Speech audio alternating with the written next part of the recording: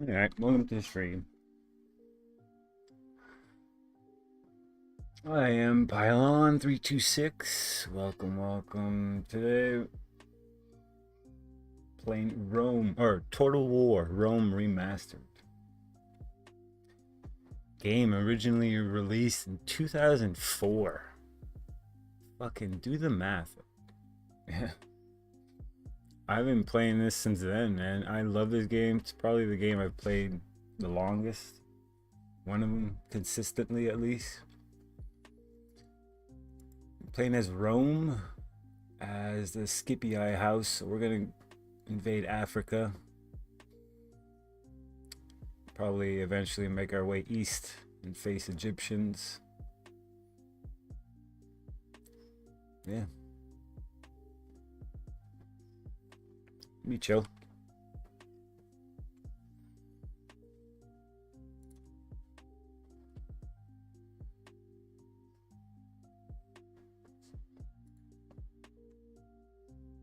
Usually when I play this game, I'm like in a ancient history vibe, so I'll probably play some videos too. I'm looking at one right now from Kings and Generals.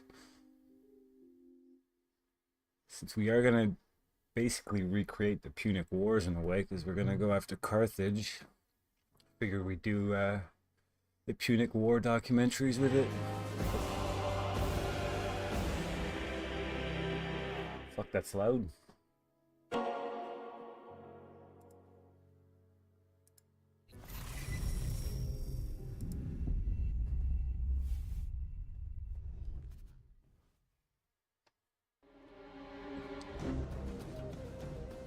Oh, hold on, got a phone call.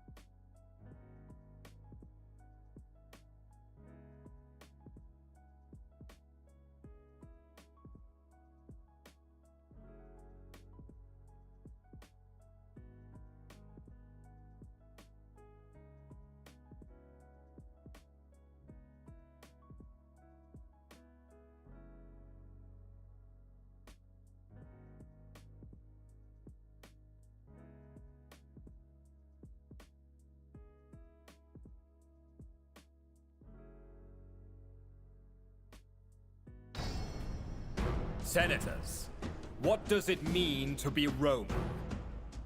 What makes us stand above all other peoples? Is it our bravery in the heat of battle? I say not. For the barbarian dares to attack us, knowing he will lose. Is it our piety, that we worship the true gods and earn their favor by our offerings? I say not. The Greeks too make great offerings to their gods, who are not so different to our own. Perhaps it is our worldliness, that we turn a profit in foreign lands. Again, I say not. Phoenician merchants are to be found in every port across the known world, and bring great wealth to Carthage. To be Roman is to exhibit all these qualities. Yet above all, it requires another: obedience. To submit to just laws is the supreme Roman virtue, through which each man's selfish actions are combined into a perfect, unmatchable whole. Senators, I, Cornelius Scipio, ask you today to support a war that will bring Roman rule to new lands, that their peoples might understand true virtue, and the wealth of our citizens increase. The Roman way, above all others, is supreme. It is our duty and our destiny to bring it to the world.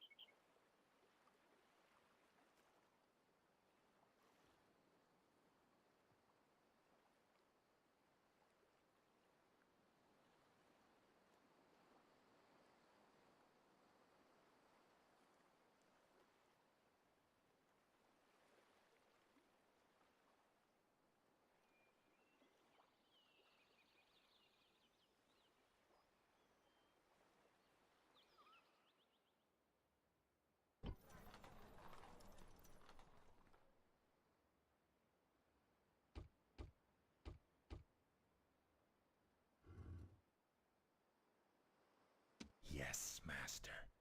Can I be of service?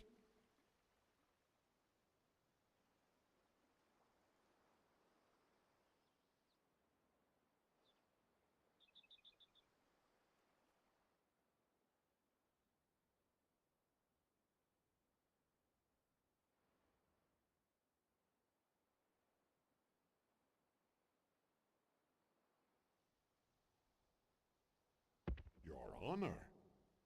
Your honor. Moves depleted, sir. Orders!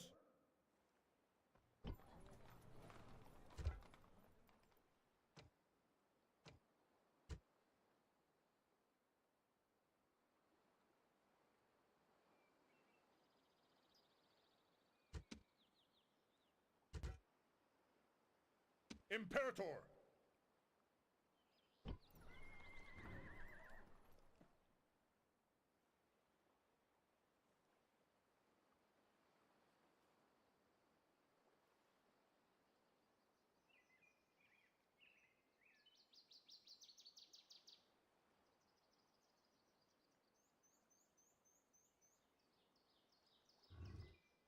General!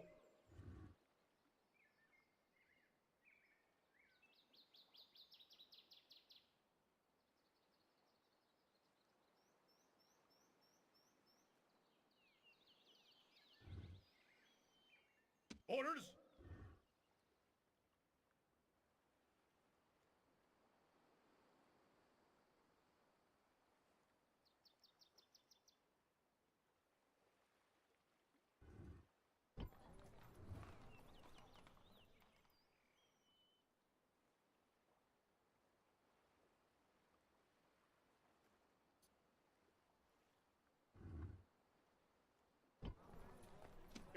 General! Splitting the troops! Sir!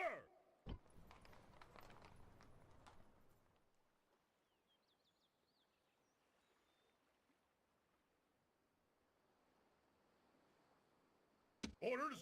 Sir! General! Set sail! Orders? Aye, Captain. Ready to fleet. Aye, Captain. Set sail! Orders? Orders? Sir! Splitting the troops. Imperator. March! Merging armies. Orders?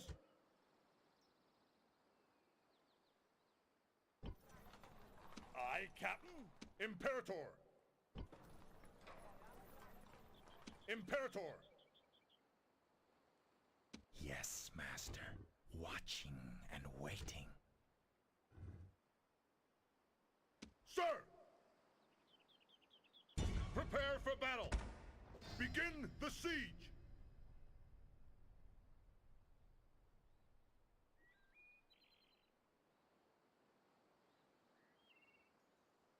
Settlement under siege, Aye, sir! Captain.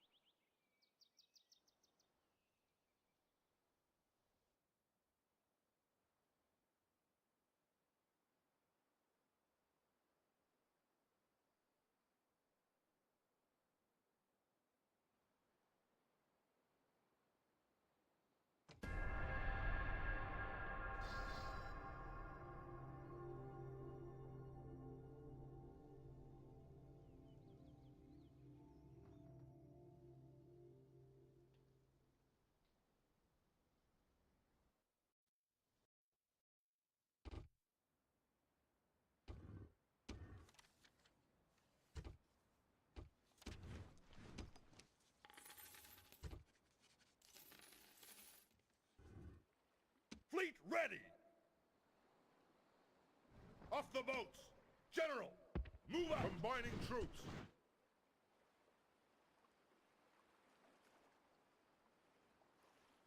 General! Imperator!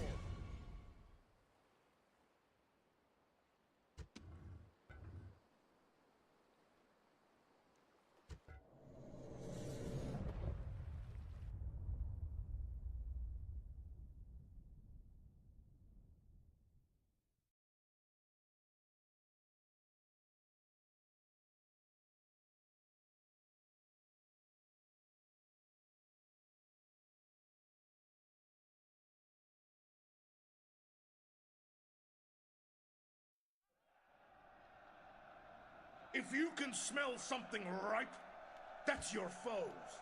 They're scared, and it shows. But it's not a very dignified way to spend a night before a battle, is it? Still, that's what fear does to weaklings. Do not fear these over-nice Greeks. They have come to fight, it is true, but they will only stay to die. And draw strength from this fact. The enemy are so loathed that no ally can be found to support them. This army includes fully half of all our warriors. It is a mighty host, and little can stand against it. Our foes certainly have rumbling guts at the very thought that you are marching against them. Remember that as you cut them down. Our task today is a noble one, to preserve the town and its people. We slightly outnumber the enemy, but take nothing for granted. Victory must still be earned. Those people have never met us on a field of battle. After today, they will flee at the sound of our approach. When I stand before you and say, "This is my kind of fight, warrior to warrior," you know I speak the truth, that I will lead you to a great victory and greater glory.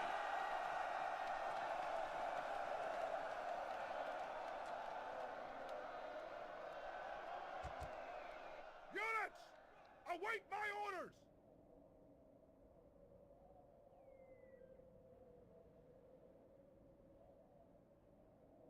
Siege tower!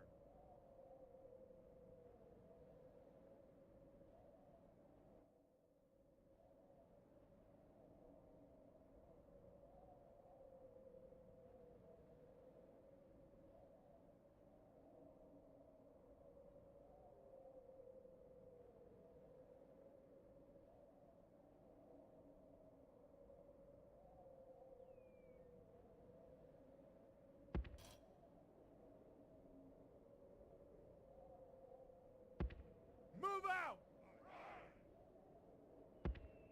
March! Forward! Letters!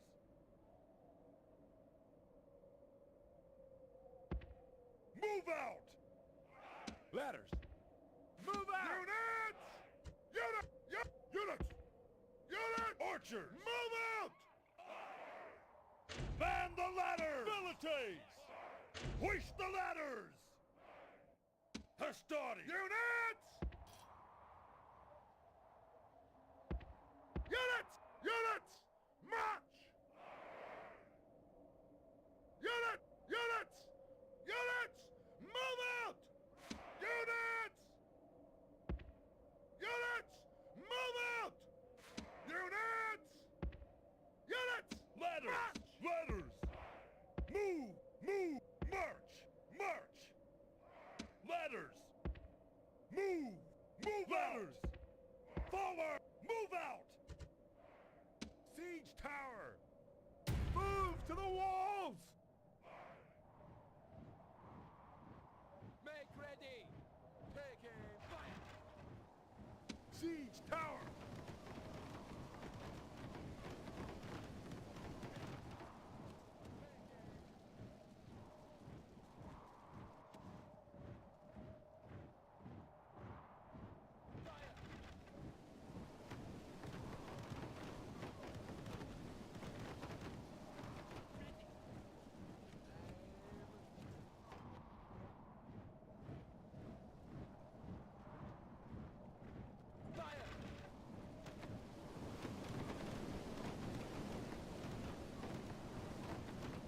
Ready! Aim!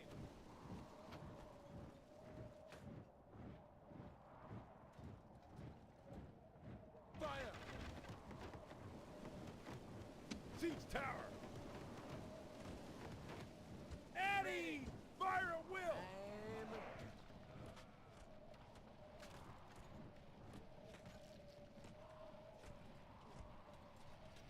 Move up the tower! Our siege towers have reached the walls. Now there will be hard fighting to break the defenses.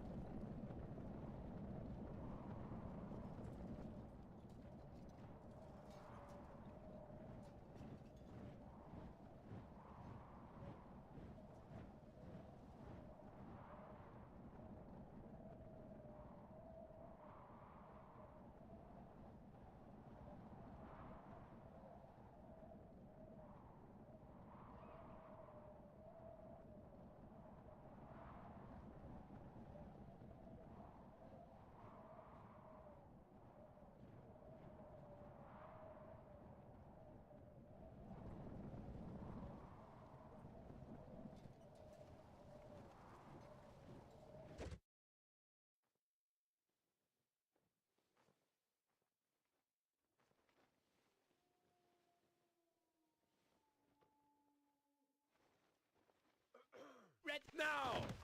Red fire!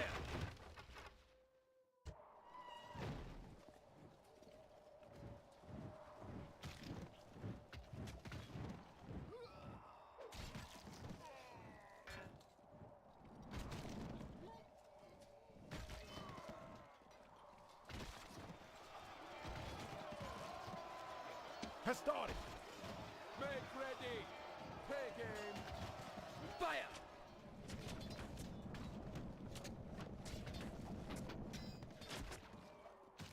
Ready. Take aim. Now!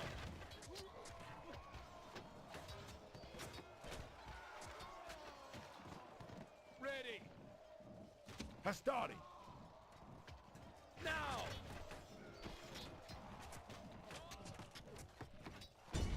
Attack! Ready. Aim.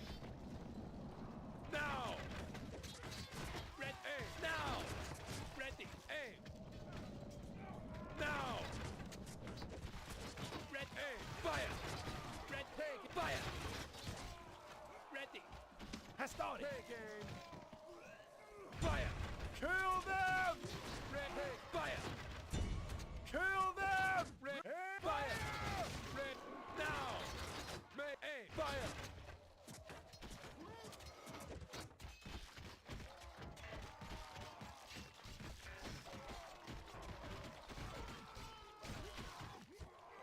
Waiting for orders.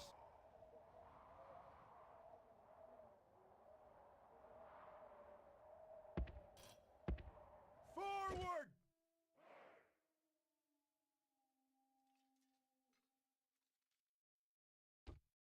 Great gods! Our soldiers have done well this day. The walls are taken.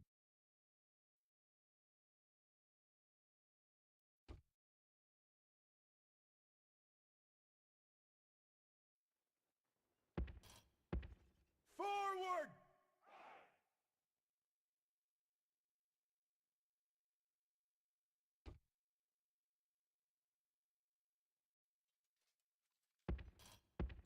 Forward!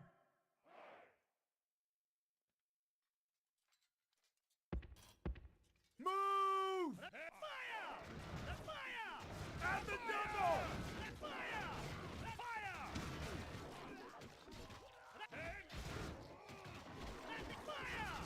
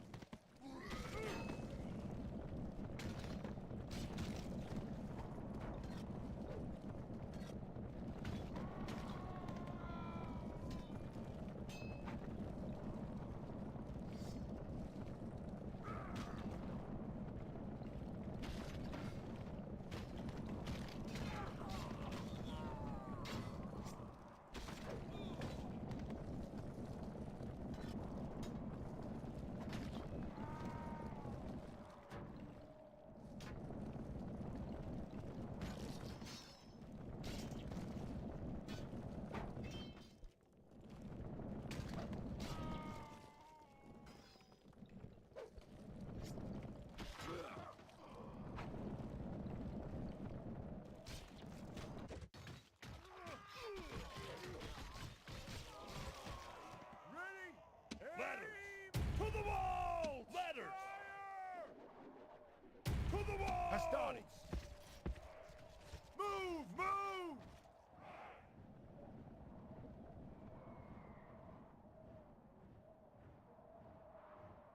Study! Units! Units! Forward! General! Units! Units! Move out!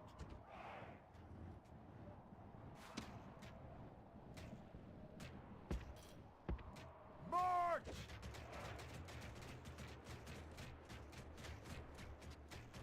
Order! Fire! Fire! Raise the ladders! Our soldiers have reached the walls with ladders. The bravest will soon be over the defenses. Raise the ladders!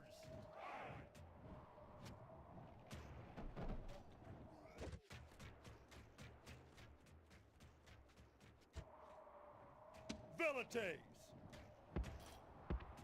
Forward! Archers! Forward!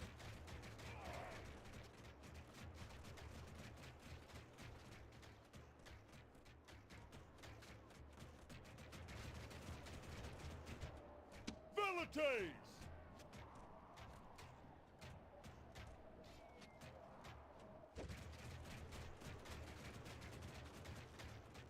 Ready! Ready! Aim! Fire! Ready! Aim! Fire! Ready! Fire! Fire! Fire! Ready! Fire! Hostati!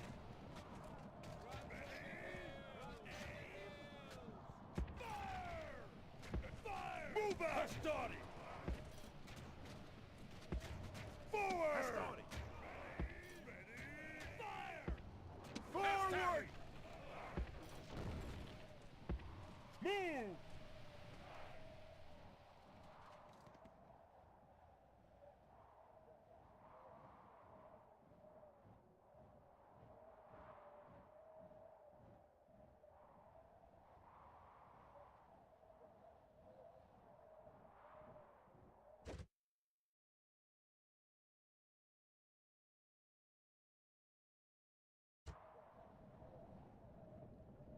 Hastati! Units! Units! Fire at will! Ready! Units! Cease fire!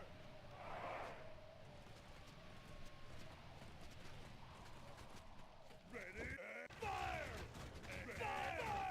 Fire! Fire! Hastati! Ready? Aim! Fire! Ready?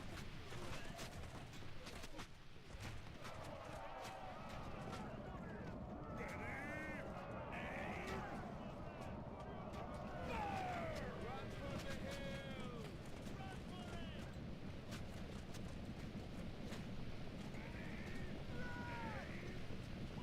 Fire! They're attacking us!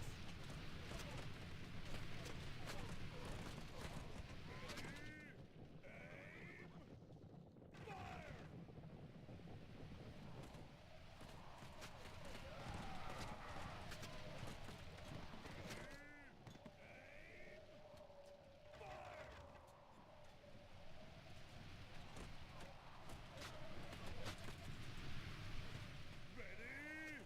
Aim! Fire!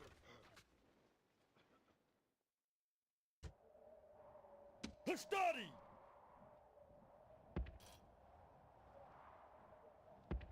Forward!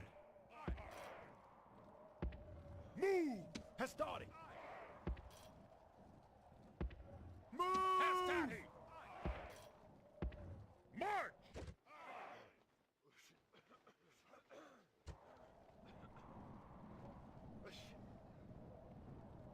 Archers!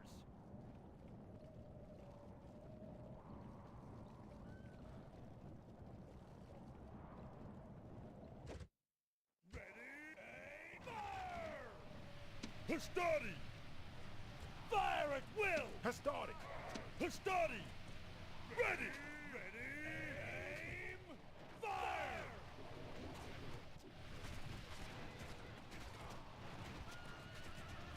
Ready! Aim! Aim! Fire!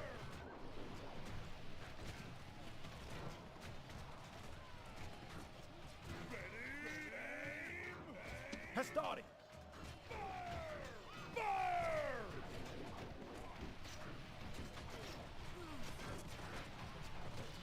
Ready? Aim! Fire! Hastati! Ready? Fire! Ready? Aim! Fire! Ready? Fire! Hastati! Hastati! Ready? Ready? Fire!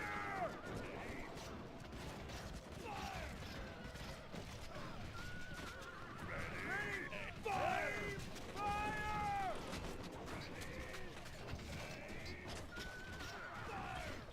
Ready?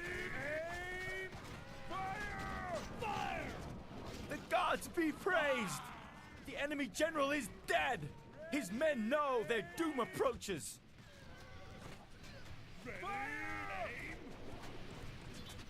Start it! Fire! Fire! Fire! Fire!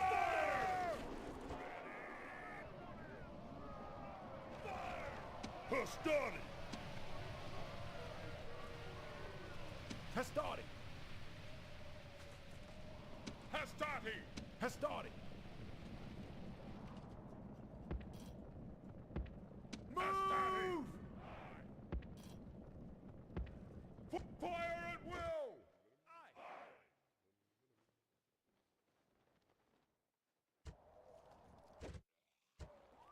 Archers! Wait for my orders! Has started! Hastati!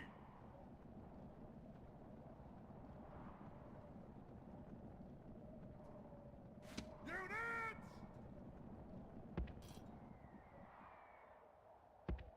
Units! Units! Move! Move!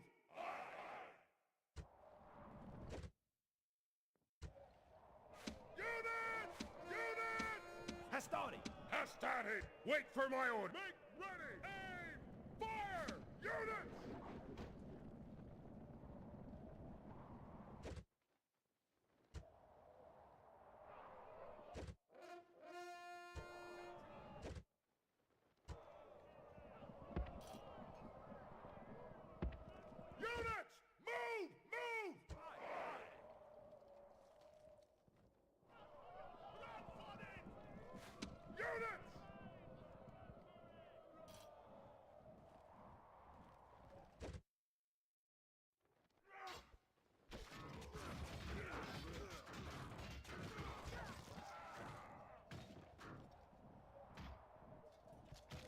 Move!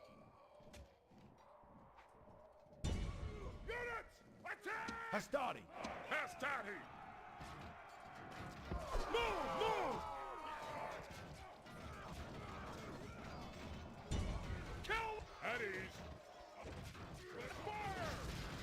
Ready! Hastati!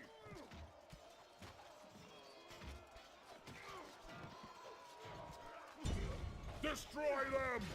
Aim! Fire!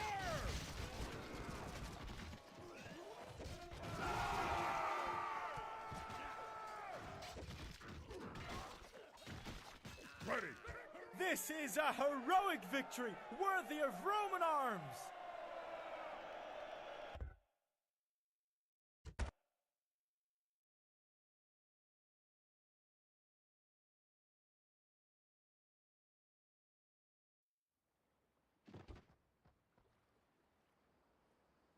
Victory and glory!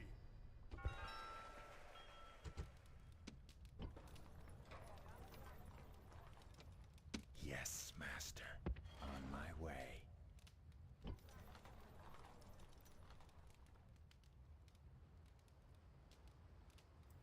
Oh my god, have I been fucking muted this whole time?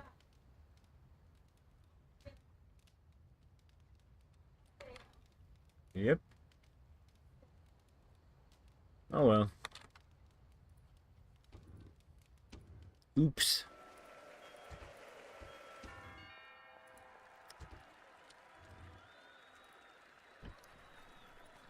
Okay. Already got port. What should I do here? It's gotta be barracks. From here, let's get at least one town watch. Because I'm going to be sending this army out. Imperator!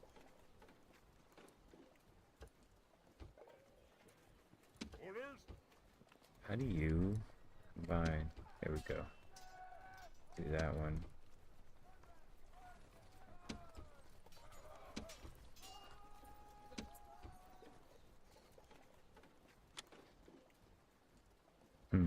Okay.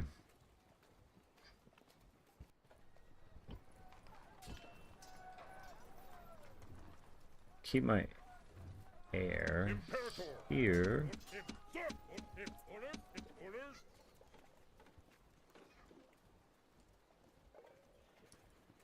Onward! General!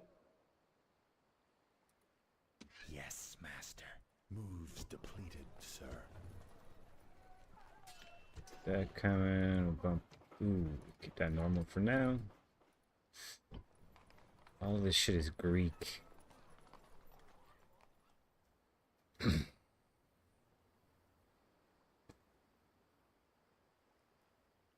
I'm gonna be upgrading pretty quickly anyways, so let's leave it at that. That, good, good. Move my diplomat. Sir! Try to make a deal with Gaul. They won't have a port though, so it's like useless.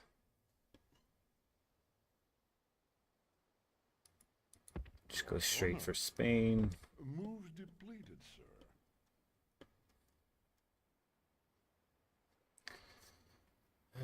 This is spy? It is.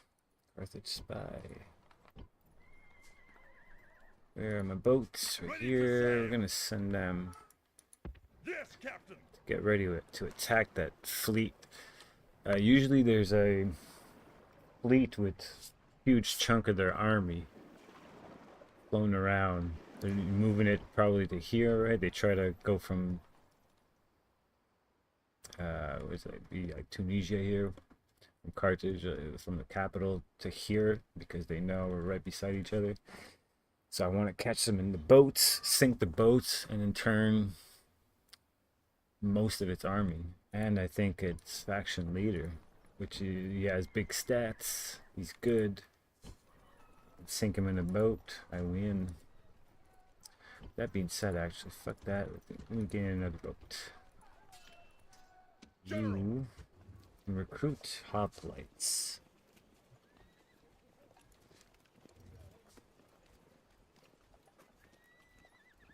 Costs 170. Expensive, dog. Upkeep.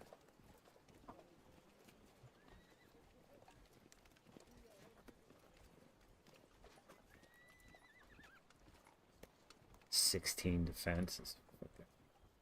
Oh, just one more than me. Shield defense skills.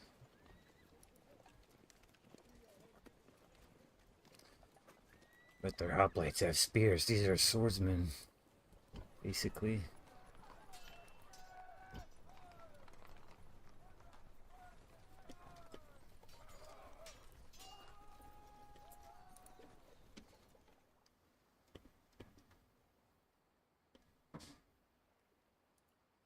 Ready to sail!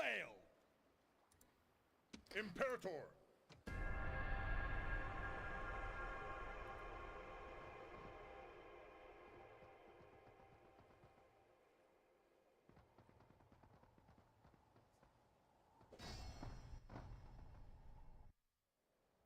We are starting strong too.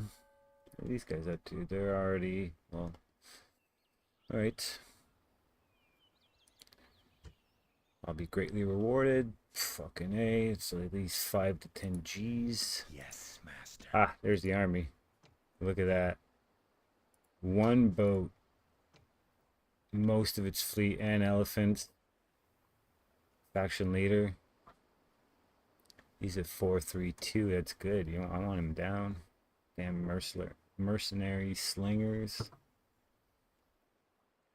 Yeah, that ship has to go down. What's that? Ooh. Whoa, this is bad timing for this, man. A rebel fleet of 100. Fuck. Ready to sail! Your Honor, searching for clues. Carthage and Spain are allies. That's not good. I'm the richest faction. For now. I'm gonna get more money too, so I'm gonna be even more stacked. Okay, so. Aye, Captain! Aye, Captain! Oh man. Alright, attack these guys. Attack!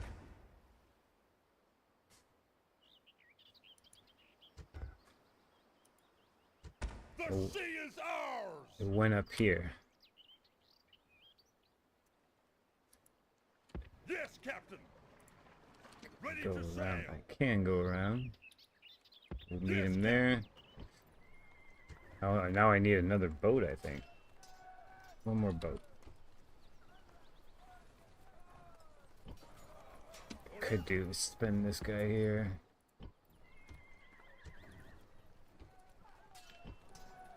That's gonna be done.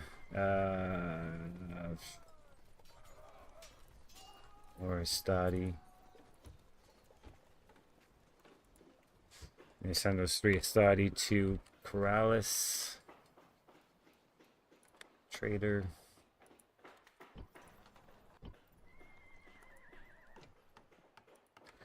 Imperator! Forward!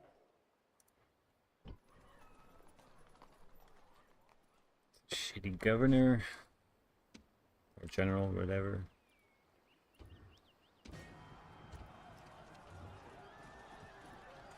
Yes. Your honor. Out of move, sir.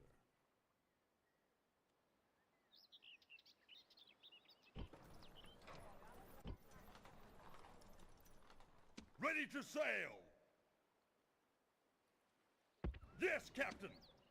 Aye, Captain! I took 0 casualties here, or damage, what do you want to call it? They did, though. Almost half. Okay.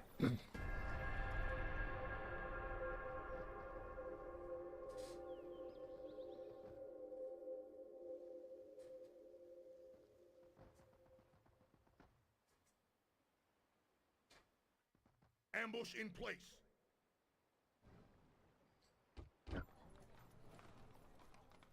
Damn rebels. Fleet ready!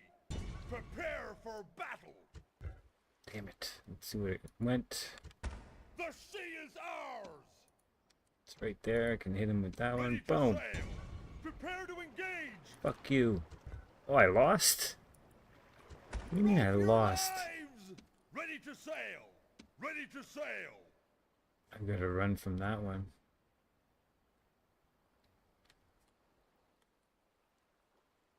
Or do I? Ooh, shit. Ready to sail!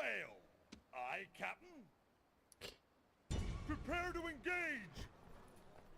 Ready to sail! I'm gonna run Ready away. to sail! Set sail! I'll have 3 now. If they're still around, I can hit them. Boom, they're gone. This boat needs to go down. Ready to sail! Imperator!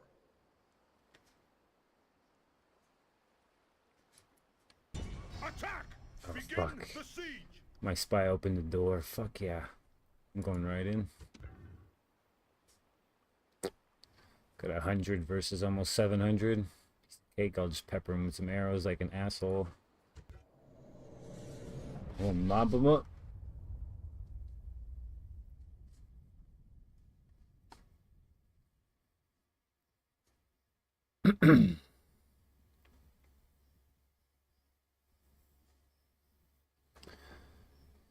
Start this dock. From Kings and Generals. Carthage's army stands in the field. They are not worth fearing. Units! Await my orders! Yeah, Kings and Generals, check them out. I love the. It's very like.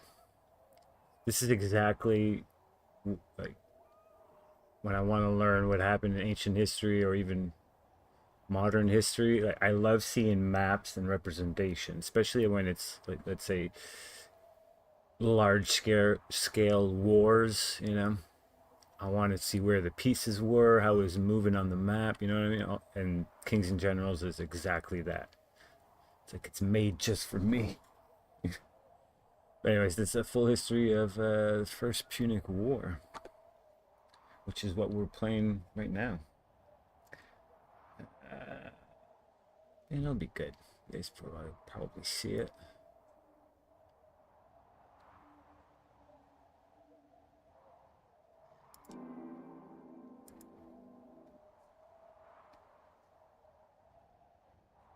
Yeah.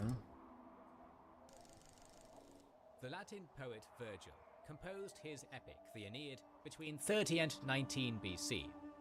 In the poem, the hero Aeneas escapes the destruction of Troy and eventually lands in Italy, where his descendants are destined to found the city of Rome.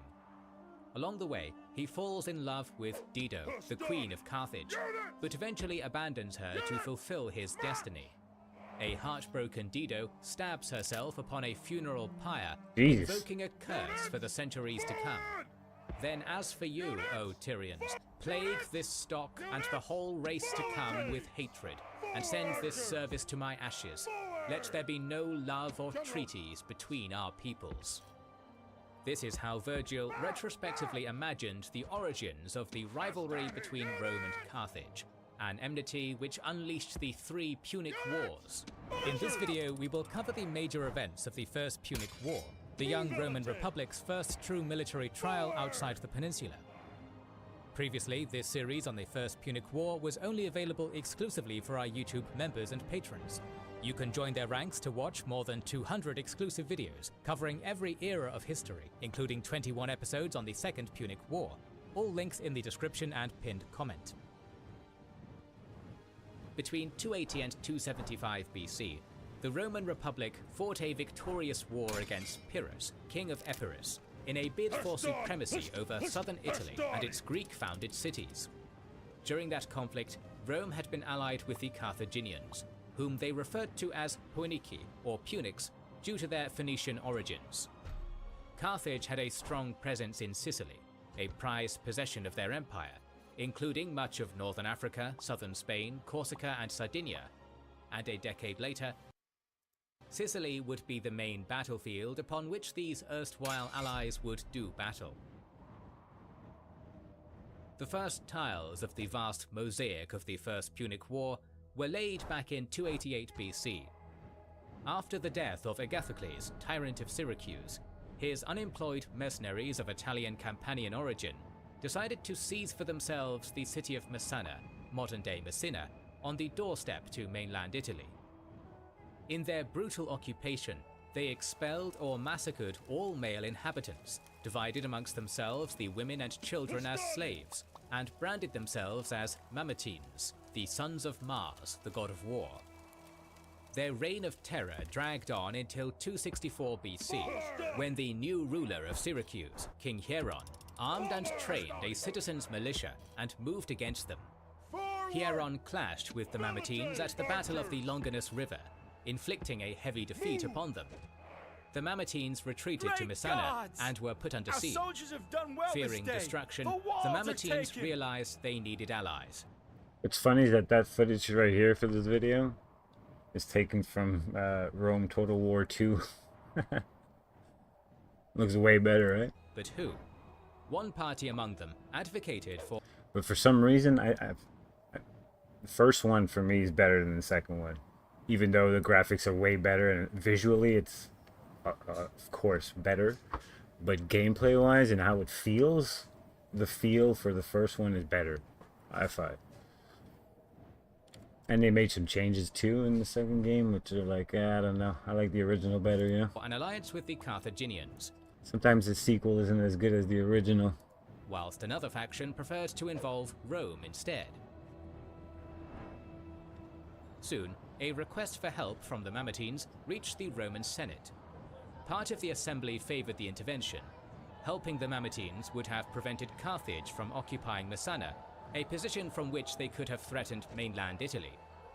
The debate was inconclusive, but the popular vote tipped the balance in favor of the alliance. Archers! Following this, a 20,000-strong army under Consul Appius Claudius was dispatched to Sicily. The main expedition was preceded by an army legate, also called Claudius, who was shocked to discover that Messana was teeming with Carthaginian troops and ships.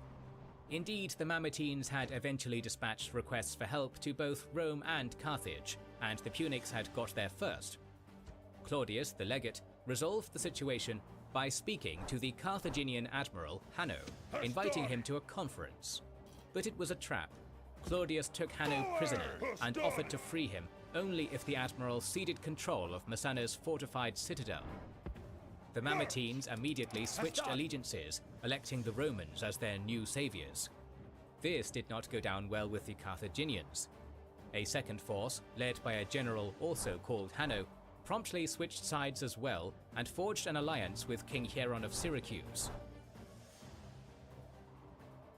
To recap, Legate Claudius held Admiral Hanno hostage in the citadel, while the Mamertines in Messana now braced themselves for a double-pronged attack, with General Hanno laying siege from the north and Hieron from the south. Armies of that age sure knew how to pull off a Mexican standoff, or whatever this mess of a siege was. The situation was saved by the arrival of Consul Claudius with the bulk of the Roman army. What they lacked in fantasy when picking names, the Romans more than compensated for in heavy infantry tactics. After a failed mediation attempt, the Romans quickly defeated the Syracusans, then turned north to face Hanno.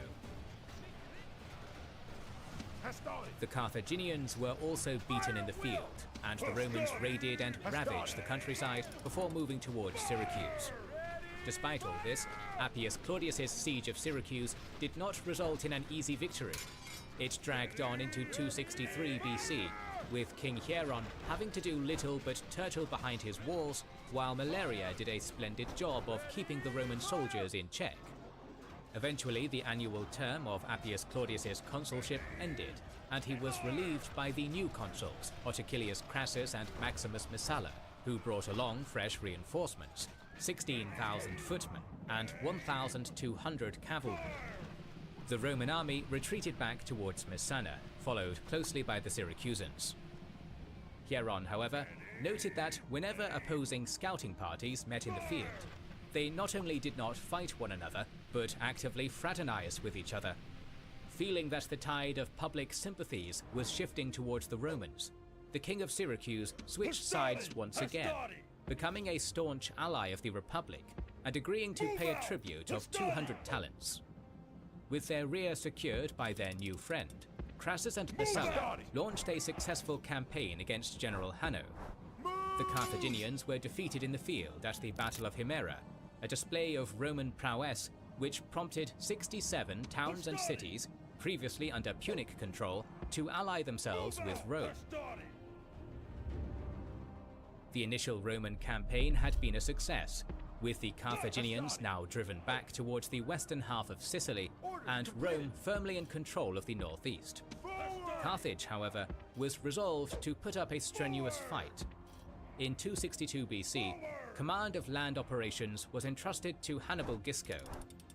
Unlike the Romans, the Carthaginian army relied heavily on mercenaries and allied troops, rather than conscripted or volunteer citizens. Hence, following the defeat at Himera, Gisco needed time to raise a new army, recruiting mercenaries from northern Africa, Spain, Gaul, and Liguria. A force of 50,000 troops was assembled in the city of Agrigentum, near Sicily's southern coast, and Gisco stocked up on weapons, supplies, and provisions. His tactic was to draw the Roman army into a set-piece battle, which he could wage with the advantage of an easily defensible position and overwhelming forces.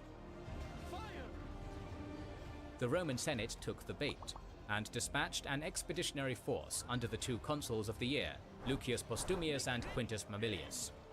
Expecting an easy victory, the consuls only brought 2 legions under their command. After setting camp, they thinned out their already scant forces by sending out large foraging parties. Gisco immediately realized his tactical advantage and ordered a sortie to wipe out the Roman encampment. His hopes were dashed by the remaining sentinels, who offered fierce resistance and died to the last man. The bitter fight allowed for the foragers to return to camp and fight back the Carthaginian sortie. In the following days, Gisco displayed more caution, limiting his actions to harassing the Romans with missile bombardment. Meanwhile, the legionnaires expanded their quarters by building 2 separate camps, connected by a double line of parallel trenches and ramparts. One line, closer to Agrigentum, protected the camp from Carthaginian sorties. The other guarded the Romans against any attack from the rear. Consuls Postumius and Mamilius also set up an efficient logistics system by ensuring constant resupply from the nearby town of Abessus, north of Agrigentum. 5 months passed without decisive breakthroughs on either side. The supplies of the besieged party, however, were dwindling, and Gisco sent a request for help. The Carthaginian Senate dispatched General Hanno with a new army, which included 6,000 Numidian cavalrymen and 50 elephants. Hanno set up his headquarters in Heraclea, from which he proceeded to take Bessus by surprise. The Romans now had been cut off from their supply lines and were squashed between Hanno's hammer and Gisco's anvil. The besiegers were now besieged, and soon famine and diseases started to take their toll. Postumius and Mamilius realized that their position was untenable and ordered their soldiers to prepare for battle. They would attempt a breakthrough against Hanno's forces. General Hanno laid out his soldiers over 2 lines, the heavy infantry at the front and the reserves and elephants in the second line. The formidable Numidian cavalry guarded the wings. Contemporary sources do not provide details on the Roman order of battle, but presumably the consuls in charge adopted the 3-line formation typical of the Manipular legions. Also, the cavalry protected the Roman flanks, which were the first units to engage the enemy. This is when the Romans realized the superiority of the Numidian light cavalry. Fast, agile, and skilled at javelin throwing, the Numidians were able to pick off the Roman horsemen from a distance before charging and driving them off the battlefield. The Carthaginian infantry, on the other hand, was no match for the Romans. Postumius and Mamilius's maniples clashed head-on with Hanno's first line, pushing them back towards the second line. At this point, a second, smaller Roman force managed to surprise the Punic formation from the rear, sowing panic amongst the elephants, who trampled Hanno's own troops. 30 pachyderms died in the carnage, but the Romans managed to capture 11 of them. As per Hanno, he was forced to order a hasty retreat back to Heraclea to save what remained of his army. The consuls now turned to face the second Carthaginian force, Gisco's garrison within Agrigentum. But the crafty commander was a skilled escape artist, it seems. Taking advantage of a dark and cold winter night, he had his soldiers file in silence out of Agrigentum. Next turn. So we've got Sicily locked up. Yes. Why do you attack me? It's dumb. Soldiers. Sunk one. He didn't drop the army off, did he? Greeks want a ceasefire? Perfect. I'll take it. As long Let as us you now talk reasonably. give me trade rights. Deal? Very well. Our fleet is under attack! Ah, fuck. Oh, I won? What? Blockade Carthage, perfect. I'm attacking it soon anyways. Coming of age. Get a new general. How is he? Gourmet of life. Trade income. One management. He's kind of weak, man. This is a town general. Governor, if you will. Leave him here. Or do I send him to Syracuse?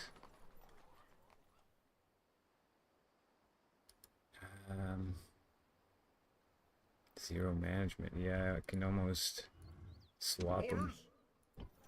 General! Wait a second. What could I do? Okay. Some more velites. Retrain this guy. Give me another one. These guys are fine. What do we have here? You. Throwing his study in. Imperator? Yes, Captain. Imperator? Oh, shit. Imperator?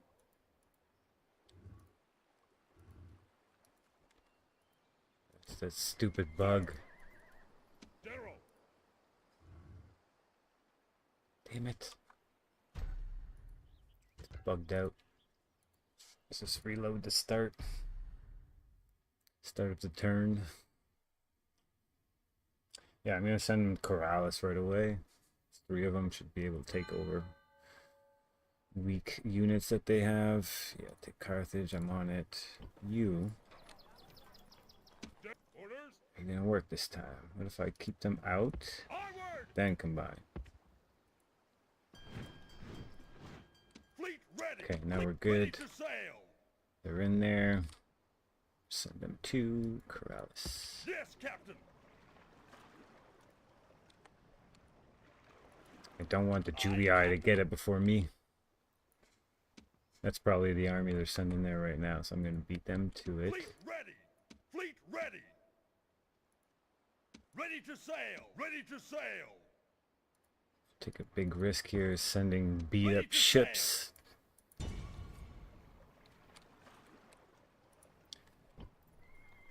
This will give me time to maybe get a couple more villa days.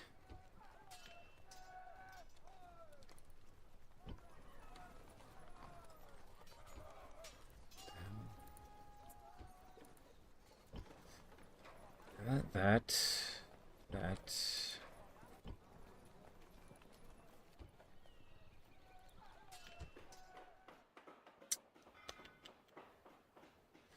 This creates better weapons. The Shrine of Vulcan. Saturn's for problem cities that they're going to get big. I need more public order and happiness. So Saturn's probably going to be for Capua. Trying to Neptune. I'm probably just going to have Syracuse here building the ships. With the Neptune Shrine. Yeah, I've already got it. Here, I'll just take you Saturn right away. These guys I'm going to have made weapons, so they're going to take Vulcan. And this I don't really care.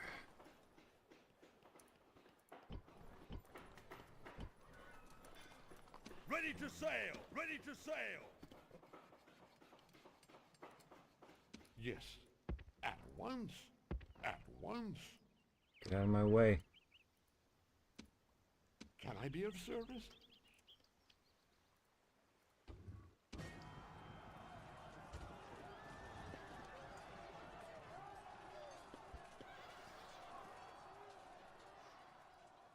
Ready to sail. Ready to sail.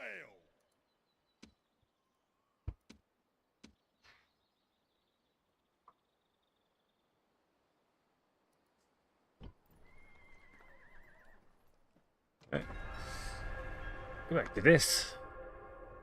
In bags stuffed with straw, the Carthaginians filled the deep trenches of the Roman siege works, scaled the ramparts, and eventually passed through the sentries unobserved. In the early hours of the morning, the Romans discovered they had been tricked and quite possibly bamboozled. Some units of legionnaires gave chase, but they were soon recalled for a more pressing matter at hand, the storming of Agrigentum. The city was effectively defenseless, and the inhabitants surrendered immediately, but they had to withstand the horrific treatment reserved to places taken by storm. Aye, Captain. The Roman soldiers plundered the riches of Agrigentum and seized 25,000 prisoners to be sold into slavery. The Battle of Agrigentum was the first major engagement of the first phase of the First Punic War, fought entirely on land. Its consequences were momentous. As both Hanno's and Gisco's armies retreated to the western end of Sicily, more and more towns and cities on the island pledged allegiance to Rome. Ready to sail. The Carthaginian fleet remained active around the island, from its bases of operations on the west coast. The threat of incursions from Carthage's navy thus prompted several coastal cities to defect back to the Carthaginians. Still, theoretically, the war aims of the Roman Republic had been achieved.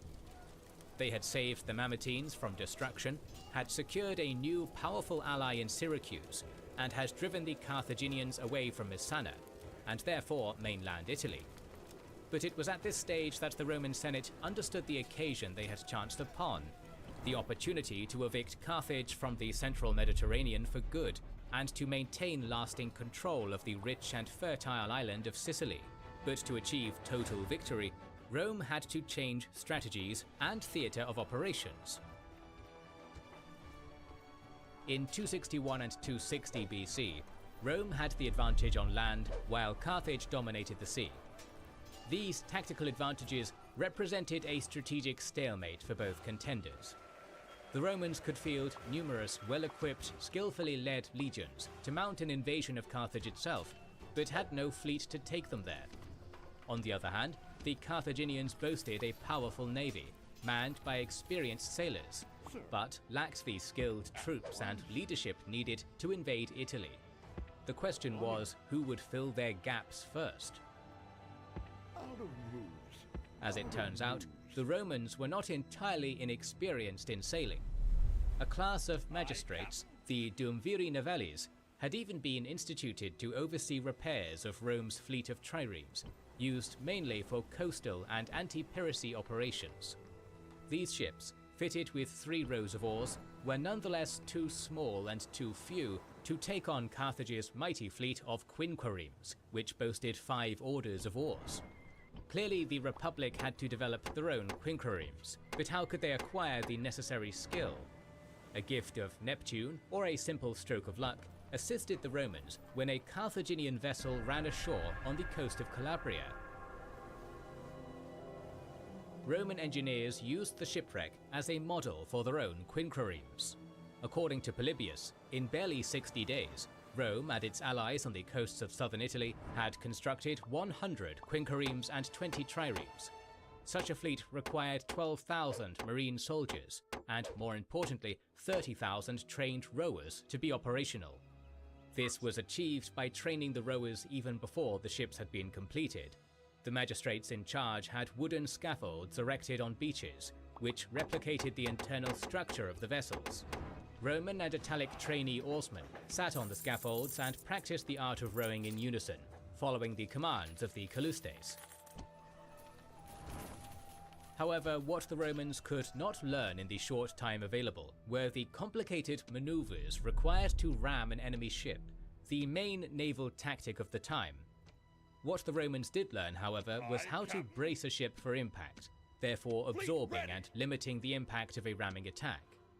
Roman engineers developed a new weapon based on this principle, the corvus, a mobile bridge fitted with a beak-shaped metal spike.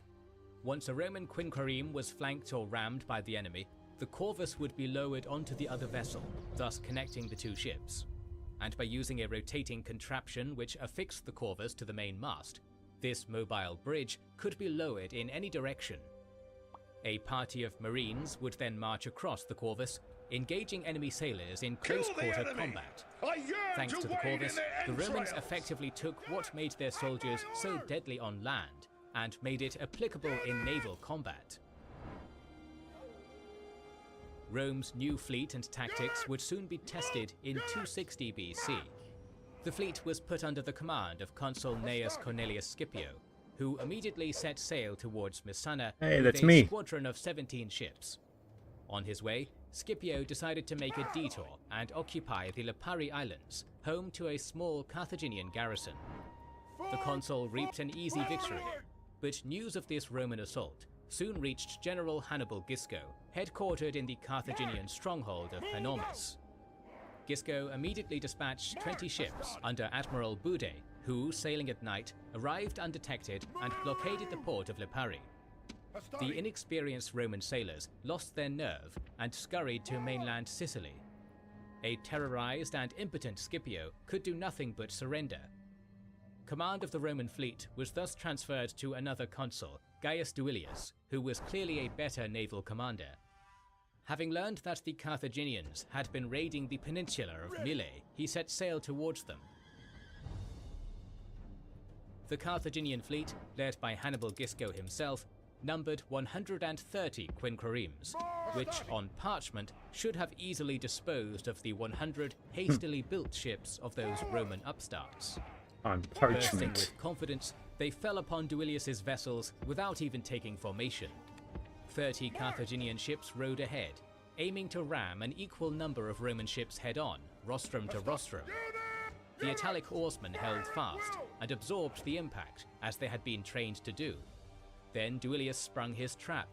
The corvée fell upon the Carthaginian timbers, grappling their bridges with 30 Iron Raven beaks.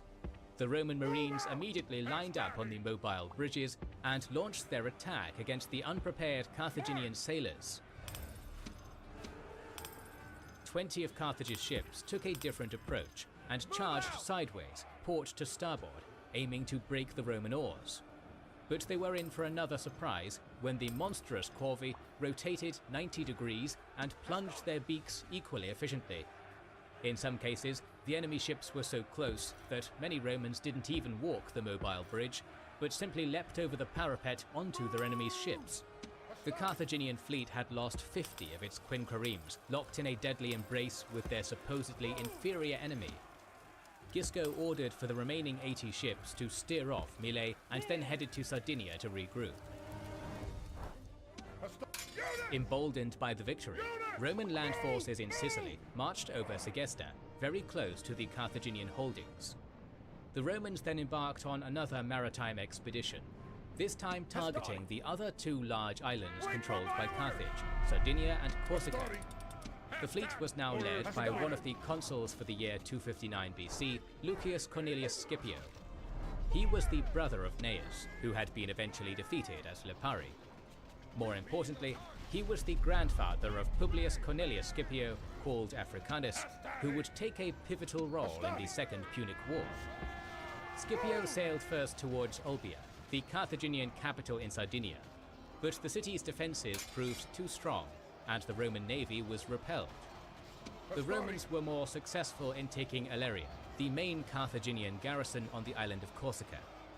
Scipio returned to Rome at the end of the year for a well-deserved triumph, and handed over admiralship to Consul Gaius Sulpicius. In 258 BC, Sulpicius chased Hannibal Gisco's fleet all the way to southern Sardinia, and their two fleets clashed near Sulcis Tyrenica. The Romans managed to surround Gisco's fleet while moored, sinking most of its vessels. It was one defeat too many for the Carthaginian general. His own men mutinied against his command, arrested him, and eventually crucified him, a frequent fate for losing Carthaginian commanders. To achieve these victories in Corsica and Sardinia, Rome had dispersed its forces, and the Carthaginian forces in Sicily would take advantage. The new commander at Panomus, Hamilcar, seized the day when the Romans partially withdrew from their recent conquest of Segesta. The enemy general He chased is dead. the departing legions His men and know ambushed their them in doom their camp at approaches. Himera, slaying 4,000 enemies. He then moved westwards, falling upon Eryx, allied to the Romans, destroying the city and imprisoning the inhabitants in the nearby fortress of Drepanum.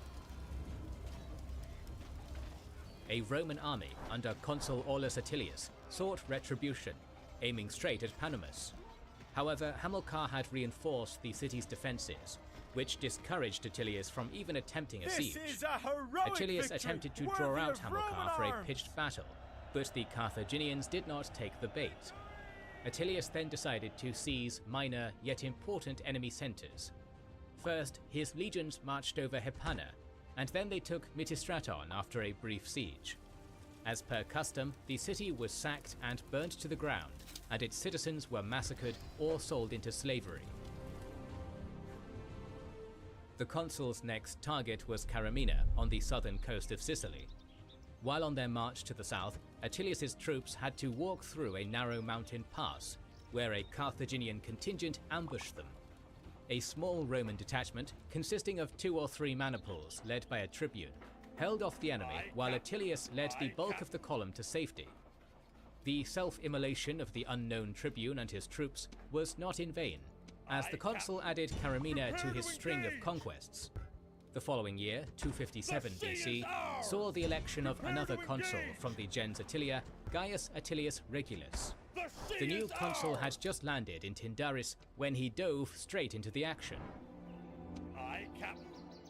From the coast of Tyndaris, Regulus observed that a Carthaginian squadron was sailing past without maintaining any specific formation, making it vulnerable prey. Attilius gave the order to attack, and before the bulk of his fleet could be readied, he set sail at the head of a squadron of 10 quinqueremes. The Carthaginian commanders realized that most Roman vessels had not left port yet and steered towards the small incoming squadron. The Carthaginians outmaneuvered the Roman ships, surrounding them and destroying them in ramming attacks. Only the consul's ship managed to escape the encirclement, its oarsmen frantically rowing towards the coast. Only at this stage did the remainder of Attilius's fleet finally leave port and come to the rescue. The Roman ships arranged themselves in a line and challenged the enemy head-on, using the well-rehearsed Corvus tactics.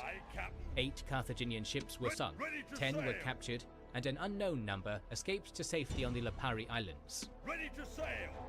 Aye, aye, Captain! Despite some teething problems, the Roman Republic had been able to adapt, evolve, and quickly master the art of naval warfare.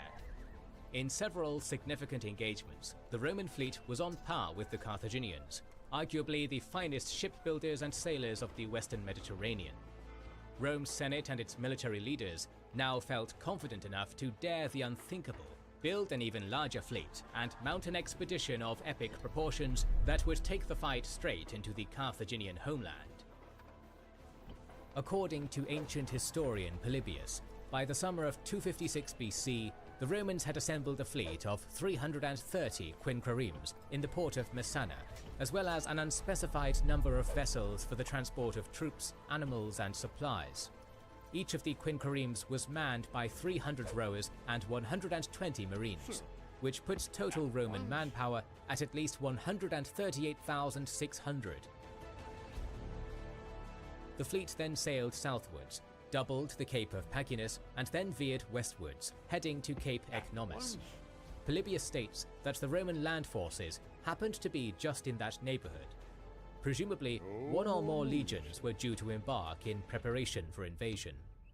Unbeknownst to the Romans, the Carthaginians headquartered at Panomus became aware of the plan and rallied an even larger fleet, numbering 350 vessels, manned by 150,000 sailors, which is roughly the entire population of modern Tallahassee, Florida.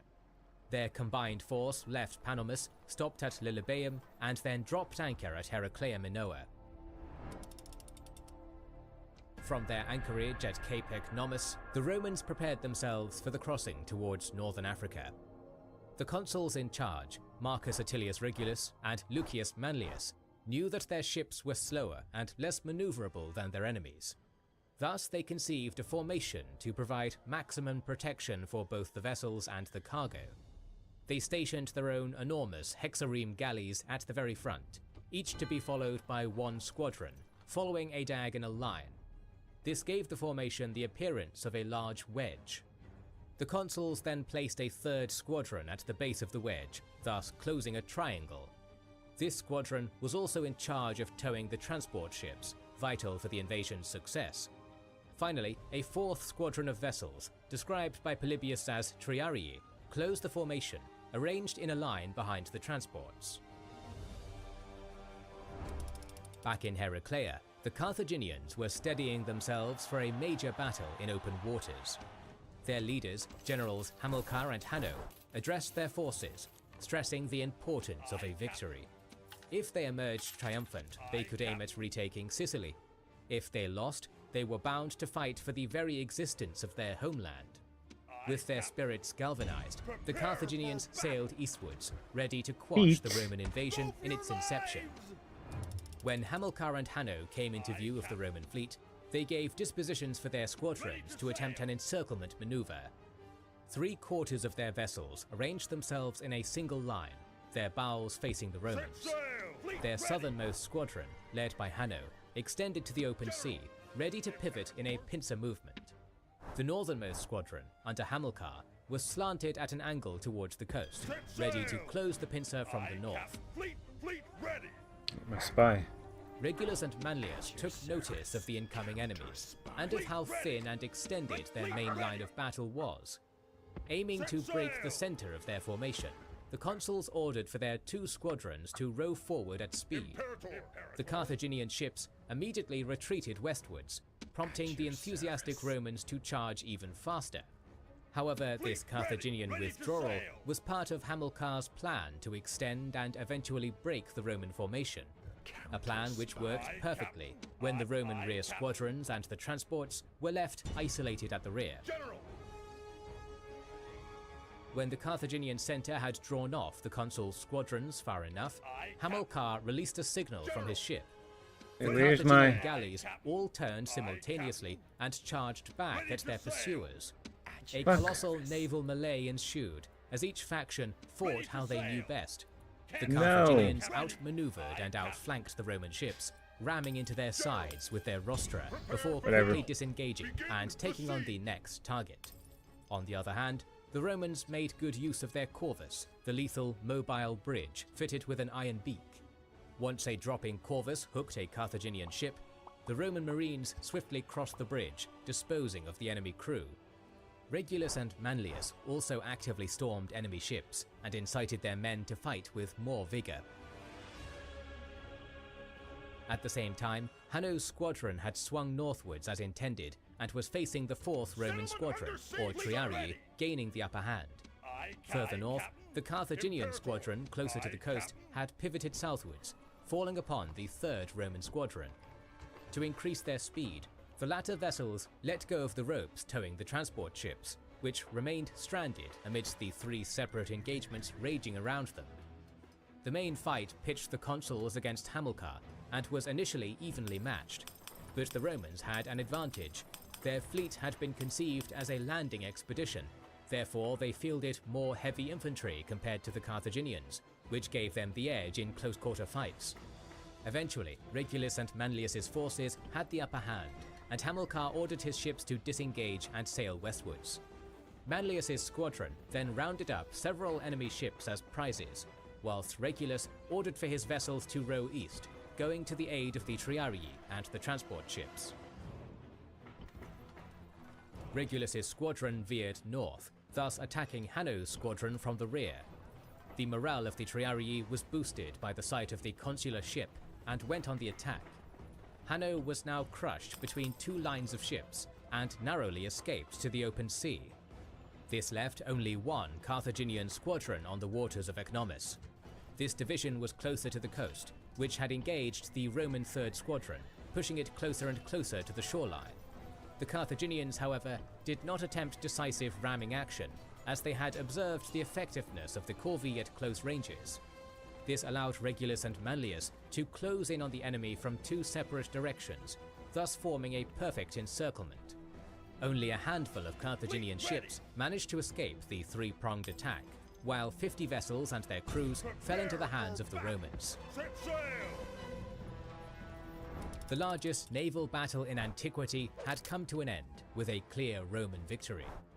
In total, 680 warships had been deployed by both sides, manned by almost 300,000 men. Rome had captured a total of 64 galleys and sunk more than 30, thus eliminating almost 1/3 of Hamilcar and Hanno's fleet. The consuls had lost 24 ships sunk and none captured. The bulk of the invasion force was intact, and there would be no obstacles from Ecnomus to North Africa. The invading force under Regulus and Manlius swiftly sailed across the Mediterranean, landing at the Hermaean promontory on the northeastern end of the Bay of Carthage. From there, the Roman legions proceeded south towards the city of Aspis, which they took after a short siege. Meanwhile, what remained of the Carthaginian fleet had returned to their home city to warn the local ruling senate. As the Romans were expected to attack immediately, the capital's defenses were strengthened. But Regulus and Manlius had other plans. In the days following the conquest of Aspis, their soldiers systematically plundered its rich and fertile lands. The Romans drove vast herds of cattle into their camp, ransacked farms and palaces before setting them on fire, and finally abducted 20,000 inhabitants of the countryside to be sold into slavery. Jesus. This wealth accumulation may have prompted the Roman Senate to issue an unexpected order. Lucius Manlius would return immediately to Rome with the war booty. Regulus would be left in charge of operations in the Carthaginian territory with 40 ships, 500 horsemen. Oh, we're going after Carthage. The jewel itself, it's mine. Got the new faction leader here. He's actually pretty good. He's better than the last one. He's gonna be big, so that'll be tough. But look, he's got some town militia, Numidian mercenaries, so javelin horsemen, and longshield cavalry, which are pretty weak actually. They're not too bad. Oh, I take that back. They're not too bad, but I'm attacking the town. I've got him. Yeah, I'm gonna fuck him up. Yeah, it's just the faction leader is gonna give me some trouble here and take some casualties, but whatever. Whatever. We'll just play that in the background because it won't be a very exciting fight. It'll be a... I'm gonna grind it out with artillery, not artillery, but you know, arrows and javelins for a while. Anyways, let's go back to and this. 15,000 soldiers. The portents are bad, Shortly my after friends, Manlius's but I departure, do not- General Hamilcar returned to his homeland with 500 cavalry and 5,000 foot. In consultation with the other two generals, Hasdrubal and Bostar, he resolved to crush the Roman threat. But Regulus maintained the initiative. From Aspis, he marched his soldiers some 100 kilometers to the east and prepared to attack the city of Addis, the antechamber to Carthage and its bay. The Romans surrounded Addis with their siege works and raided the countryside for supplies. Seeing an opportunity to target their foraging parties, the three Carthaginian generals deployed their own army near the besieged city. Numerically, their forces were roughly equal to the Romans, but the locals could boast two advantages: highly skilled light cavalry and a detachment of war elephants. Both assets would have seriously harmed the Romans if deployed on open, flat terrain. Unfortunately, Hamilcar, Hasdrubal and Bostar decided to concentrate their force on the top of a rocky hill. This tactical blunder was not lost on Regulus, who attacked the hill before the elephants and cavalry could leave their camp. In the early hours of the day, two columns left the Roman camp, approaching the Carthaginian hill from opposing sides. When the defenders took notice, the Romans were already marching up the hill, too late to unleash the horses and elephants. The camp's defense was left to mercenary infantry, who staged a gallant sortie, charging downhill at one of the Roman columns. The legionnaires were forced into a hasty retreat, and the Carthaginian mercenaries chased them all the way to the plain. But in doing so, they overstretched their lines. The second Roman column took advantage and attacked the mercenaries from the rear, routing them for good. Both Roman columns then reprised their ascent of the hill, closing in on the Carthaginian camp. Behind the palisades, the trio of generals realized that their men had suffered a breakdown in morale and that resistance would have been futile. By the time Regulus reached the top of the hills, his adversaries had already begun to disengage. The elephants and the cavalry cautiously descended onto the level ground and then retreated at speed, followed by the infantry. Regulus's legionnaires gave chase, but soon desisted, preferring to indulge in a more pleasant pursuit, plundering booty. The Romans ransacked the Carthaginian camp, dismantled their trenches, and then overran the entire region. Addis and other towns fell quickly. Amongst his conquests, Regulus chose Tunis as his base of operations. This city was a mere 4 hours march away from Carthage, and made for a perfect staging point to storm or besiege the capital. According to Polybius, the consul was anxious to achieve a quick victory. As his year in charge was ending, he feared that his successor might despoil him of his hard-earned glory. Moreover, Carthage itself was on its knees. Besides the recent military defeats, the Carthaginians had endured Numidian incursions from the west. Thousands of terrified inhabitants had left the countryside to seek refuge behind the walls of Carthage. As a result, famine and disease were widespread within the city. For reasons not specified by Polybius, however, the normally aggressive and reckless Regulus did not move on the attack, but rather tabled talks with the Carthaginians, proposing terms for an armistice. The local senate accepted to parley in the spring of 255 BC, Great gods! but the condition Our soldiers have done well this day. The walls are taken. Music's dramatic. proposed by the consul were simply too harsh. Carthage had to acknowledge Rome's supremacy, form an offensive and defensive alliance with the Republic, give up all of its navy, save for one vessel, cede Sicily, Corsica, Sardinia and Lipari, and pay an enormous tribute on top. The Carthaginian Senate rejected these terms, described by Polybius as so dishonorable and so unworthy of their past history. Carthage resolved to fight, but the willingness to give battle was not enough to secure victory. Thus far, the Carthaginian army had been let down by the poor choices of its generals. The Senate realized this and understood that a new commander was needed to set the right strategy and drive the Romans back into the sea. Unlike the Roman army, which relied mainly on citizen soldiers and Italic allies, the Carthaginian infantry was composed mainly of mercenaries. Sometime in 256 or 255 BC, a Carthaginian recruiting agent had been scouting the Mediterranean, seeking to hire the best mercenary troops in the area. During Carthage's darkest hour, with Roman consul Regulus at the gates, the agent returned with a fresh intake of Greek spears for hire. One of them was a Spartan soldier, Xanthippus, a natural commander with a wealth of experience in infantry tactics and strategy. Xanthippus took an interest in the recent defeats suffered by the Carthaginians, assessed their strengths and weaknesses, and formulated a conclusion. Compared to Rome, the Punic army had a much larger and more skilled cavalry, and they had elephants. To make the most of these advantages, Carthage had to seek to encamp and engage the enemy on flat, open terrain. It seems like Xanthippus was particularly adept in the art of stating the obvious, but according to Polybius, this simple tactical approach had been lost on the trio of Carthaginian commanders, Hamilcar, Hanno and Bosta. The Carthaginian Senate summoned Xanthippus and asked him to expand on his ideas. The Spartans' sound advice impressed the elites and uplifted the populace's morale. The generals welcomed Xanthippus into their fold and started assembling a new army, ready to take on Regulus in the field. The new force that left Carthage's walls consisted of 100 elephants, 4,000 cavalry, and 12,000 foot. The infantry was mostly mercenary, but it also included a militia of 5,000 citizens. The army kept to flat terrain during their march, and encamped on the equally level country, somewhere between the river Bagridas and Tunis, the Roman headquarters. The Romans immediately perceived a change in Carthaginian conduct, and were alarmed by the novelty.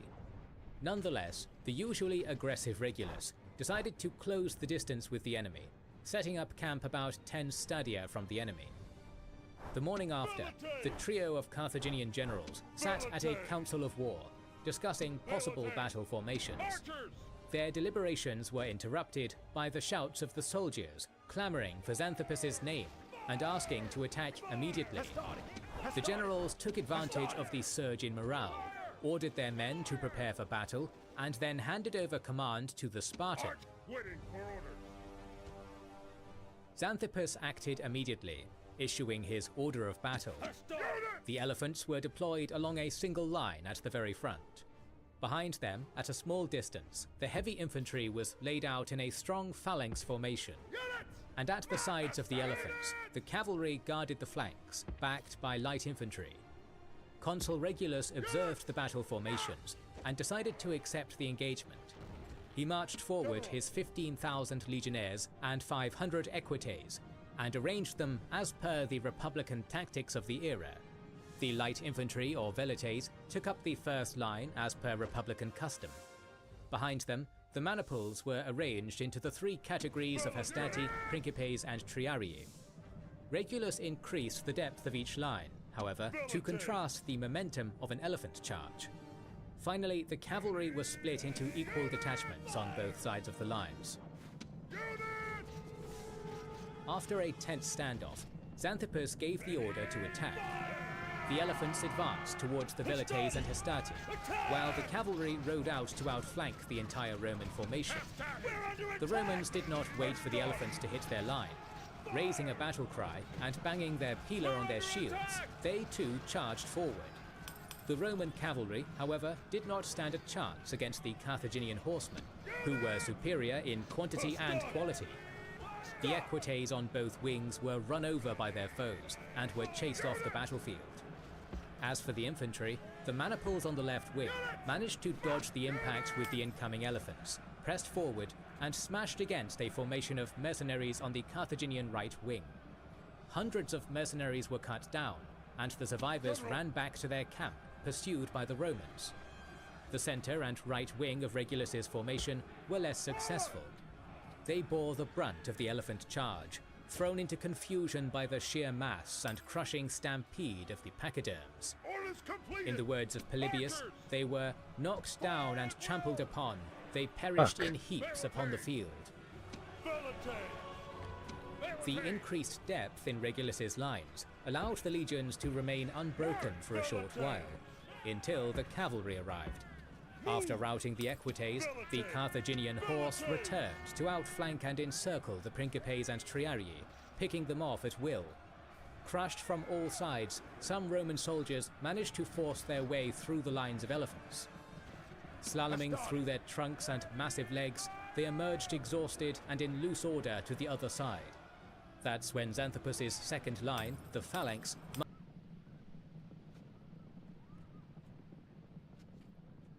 Yellow. Bonjour.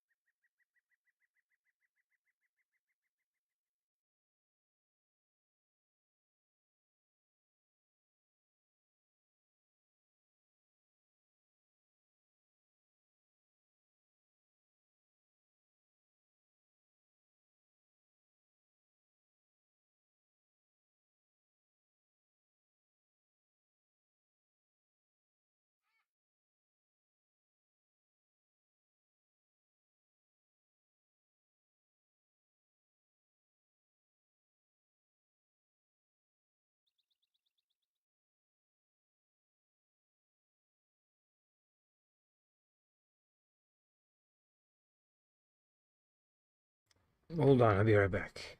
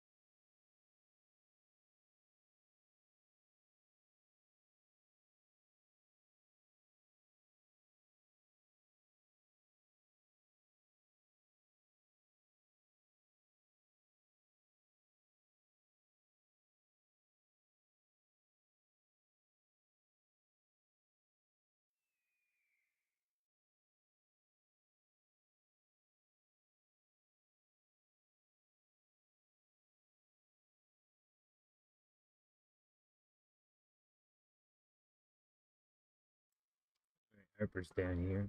So we're gonna be chilling. Look at the camera too. It's just game now.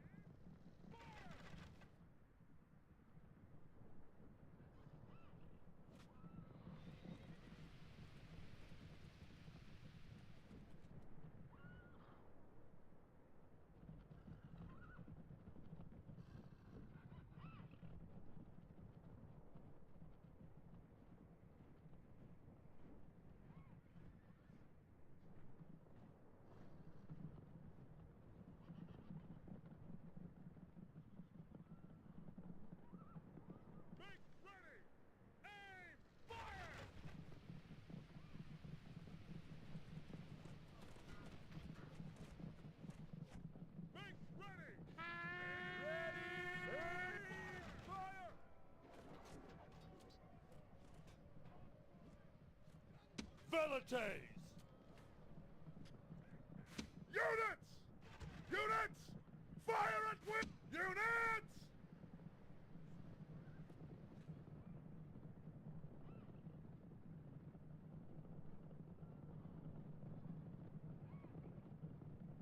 General! Units!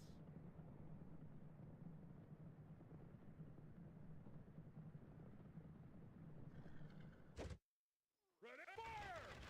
Ready?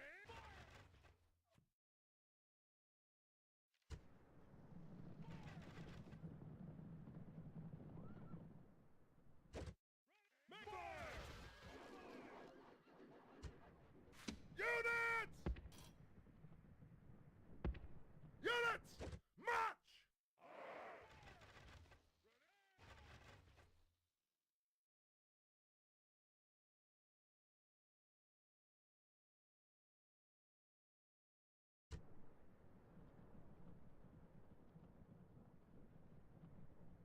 General! Move out! Units! Units! Move out!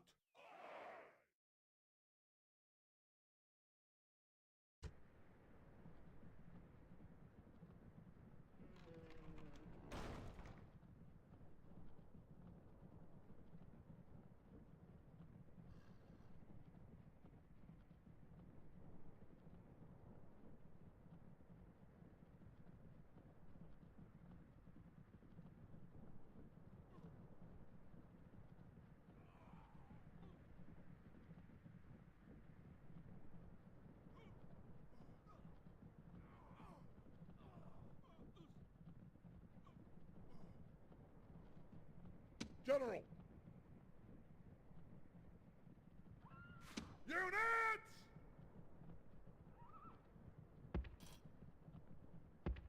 Units! Move out! General!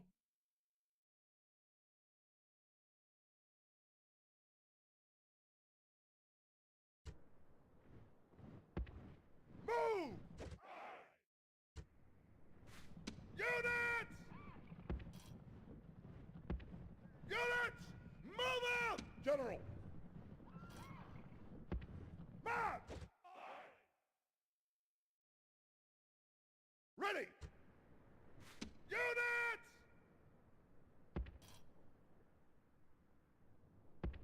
Units! Units! General! Move out! Attack quickly! Units! Units! General! Quickly! Move! Move! Run! March! Unleash! Attack!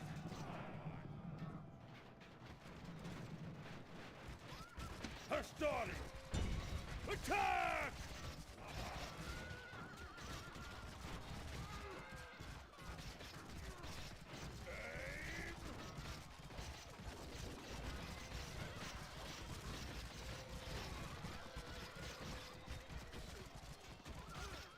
The enemy king has been slaughtered. Let us hope he does not poison the carrion birds.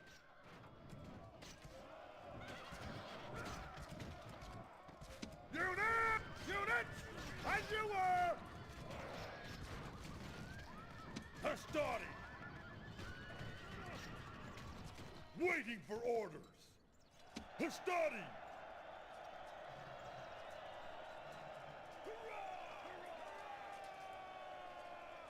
Hastati!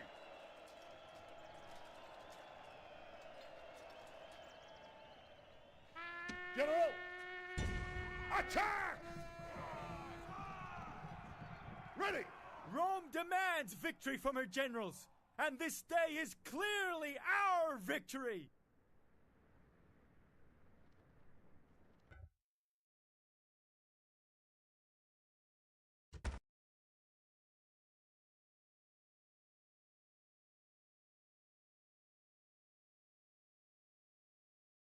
Victory and glory!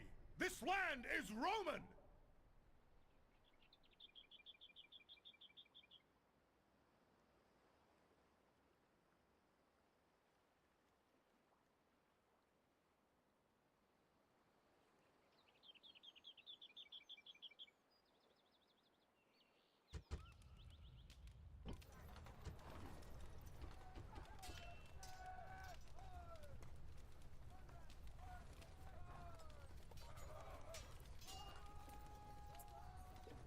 Aye, Captain.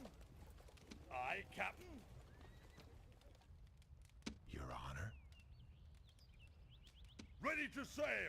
Ready to sail! Leaving the ship. Ready to sail! Yes, Captain! Aye, Captain!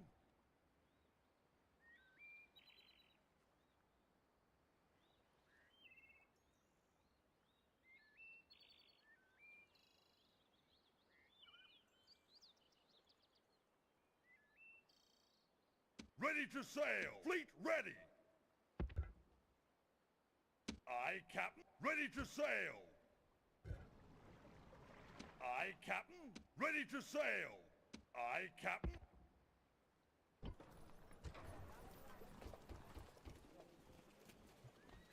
Aye, Captain! Ready to sail! Ready to sail! Aye, Captain! Aye, Captain! Aye, Captain! Fleet ready!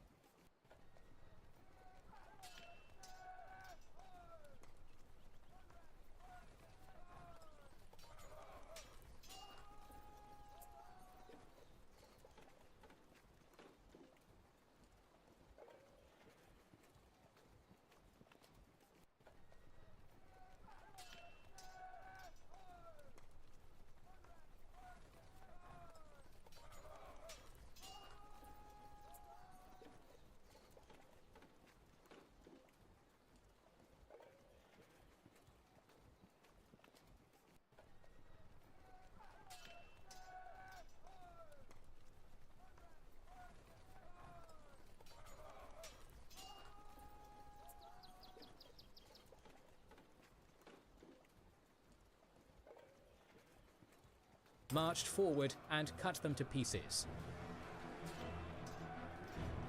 Xanthippus had achieved a tactical masterpiece, a complete encirclement of the enemy with a force of a similar size. Predictably, 13,000 out of 15,500 legionnaires were massacred on the fields of Baghrades. Consul Regulus somehow succeeded in breaking the encirclement and tried to flee towards Tunis with 500 soldiers in tow. But the enemy cavalry was soon upon them, and all of them were captured. Only 2,000 Romans had escaped death or capture, those who had smashed through the mercenary lines on the left wing. Those 2,000 eventually fled to Aspis, on the promontory east of Carthage. As per Xanthippus, he could boast of having lost only 800 men. Despite his triumph, Xanthippus did not stay at the head of Carthage's armies. Fearing the jealousy of the local generals, he soon embarked homewards. The Carthaginians resumed the fight, willing to wipe out the survivors of Tunis, now entrenched in Aspis. The Punic army besieged the city, but was frustrated by the courageous resistance of the survivors. Meanwhile, the Roman Senate received news of their plight and started building a new fleet to repatriate them. In turn, the Carthaginians learned about the Roman shipbuilding program and launched one of their own, assembling 200 ships quickly. The Carthaginian fleet patrolled the North African coast, waiting for the Romans to show up. The enemy fleet was finally sighted just off Cape Hamaeum. The Punic squadrons prepared to give battle, but to their surprise, the Roman fleet was huge. It numbered 350 quinqueremes, dispatched from Italy under the command of consuls Marcus Aemilius and Servius Fulvius. This fleet was joined by a further 40 vessels moored at Aspis, which sailed out to join the fight. The Carthaginian fleet was surrounded and gradually pushed towards the coast. The Roman vessels approached and lowered their iron-beaked corvi, mobile bridges, allowing the infantry to board and neutralize the enemy crew. With these tactics, Aemilius and Fulvius were able to sink 16 vessels and capture 114 ships, adding them to their already enormous fleet. The Roman galleys safely picked up the survivors at Aspis, as well as all their supplies and booty, and sailed off to Sicily. But it seems as though the Roman navy had run out of favor with Neptune, and perhaps also with Aeolus, ruler of the winds. A mighty storm surprised the fleet off Camarina on Sicily's southeastern coast. All but 80 of the consul's ships were drowned or driven against the rocks, littering the seaboard with wrecked timber and mangled corpses. According to Polybius, no greater catastrophe is to be found in all history as befalling a fleet at one time. The Greek historian blamed the consuls for the tragedy, as they had ignored the warning of experienced pilots, advising against sailing along the southern coast of Sicily. Moreover, they had dared to set sail when the two dangerous constellations, Orion and the Dog Star, were visible. The news of the shipwreck galvanized spirits in Carthage, and the Senate decided to resume operations in Sicily. The command was entrusted to General Hasdrubal, who rallied an unspecified number of soldiers and 140 elephants.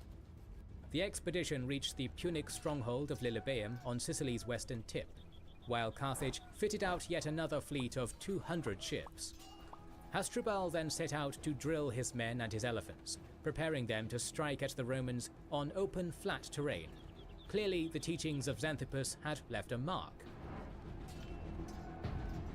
Feverish preparations were also taking place in Rome. The Senate of the Republic grieved about the loss of their fleet in the shipwreck, but in the typical Roman fashion, they failed to acknowledge the setback and ordered the construction of 220 new vessels. The new squadrons were ready in 3 months, and in 254 BC, they were entrusted to the new consuls, Gnaeus Cornelius Scipio and Aulus Attilius. The fleet sailed to Messana, picking up the survivors of the Camarina shipwreck along the way.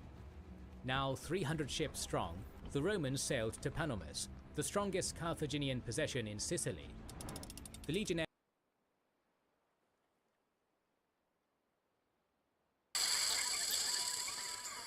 This is why I don't have my mic on right now. I got PJ mask. PJ mask. With Fuji. Yeah. Fuji, Joe. super cool high school. PJ Masks. PJ Masks. Wait, Fuji.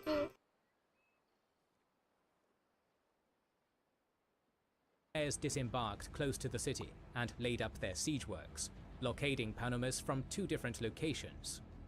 One division concentrated on the district known as the New Town and its fortifications by the sea.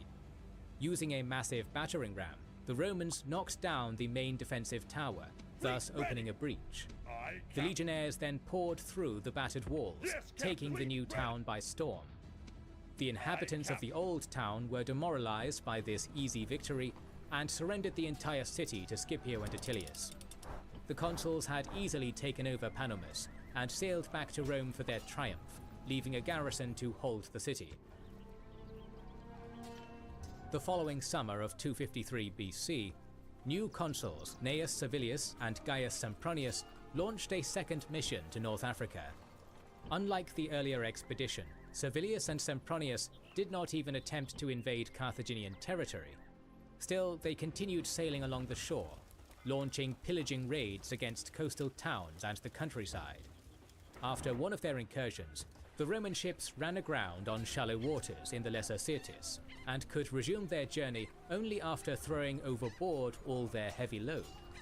Thus, the consuls had to sacrifice most of their loot and sailed back to Sicily with nothing to show for their efforts. But their spell of bad luck was not over. Upon returning towards Rome, a storm took them by surprise in the Tyrrhenian Sea, destroying more than 150 ships. It appears that nature had succeeded when Carthage couldn't. Contrary to all expectations, the Roman navy had mostly prevailed against its Punic rival in the first years of naval warfare, but in the last 2 years of operations at sea, Carthage had lost 130 ships at the Battle of Cape Hermaeum. Rome, on the other hand, had suffered the sinking of 534 vessels due to natural disasters, to say nothing of the loss of human life.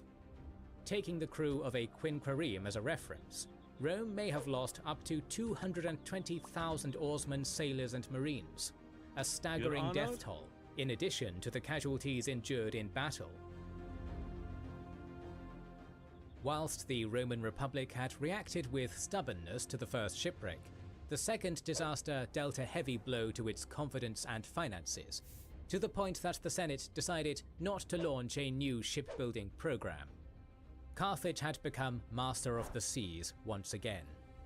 All that Rome could do was shift their theatre of operations back to Sicily, seeking a decisive land victory to dislodge their enemies from the island finally. In 251 BC, the consuls Lucius Caecilius and Gaius Furius crossed the Straits of Messana with 60 ships, the scant remnants of Rome's once mighty fleet. Their legions marched westwards towards the Carthaginian possessions, but their actions uncharacteristically lacked conviction. The defeat of Xanthippus against Regulus at Tunis left a profound impression on the Roman leadership. Knowing that a force of 140 elephants had landed on Sicily, they would think twice before attempting to challenge the forces of Carthage on an open field. The two consuls' campaign yielded some limited results, with the conquest of Himera after a short siege. But they generally kept their troops safe by moving on mountainous terrain, only sporadically braving an approach towards Lilybaeum and Selinus. Even on those occasions, they did not dare stage an attack, fearing an elephant charge.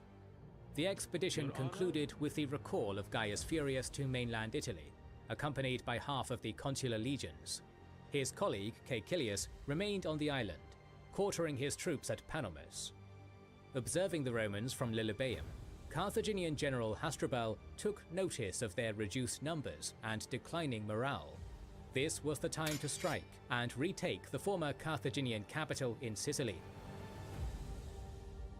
In the year 251 BC, half of the Roman army under consul Gaius Furius was recalled back to mainland Italy, leaving the other consul, Caecilius, in the city of Panormus, a city which had been wrested from Carthaginian control just 3 years earlier in 254 BC.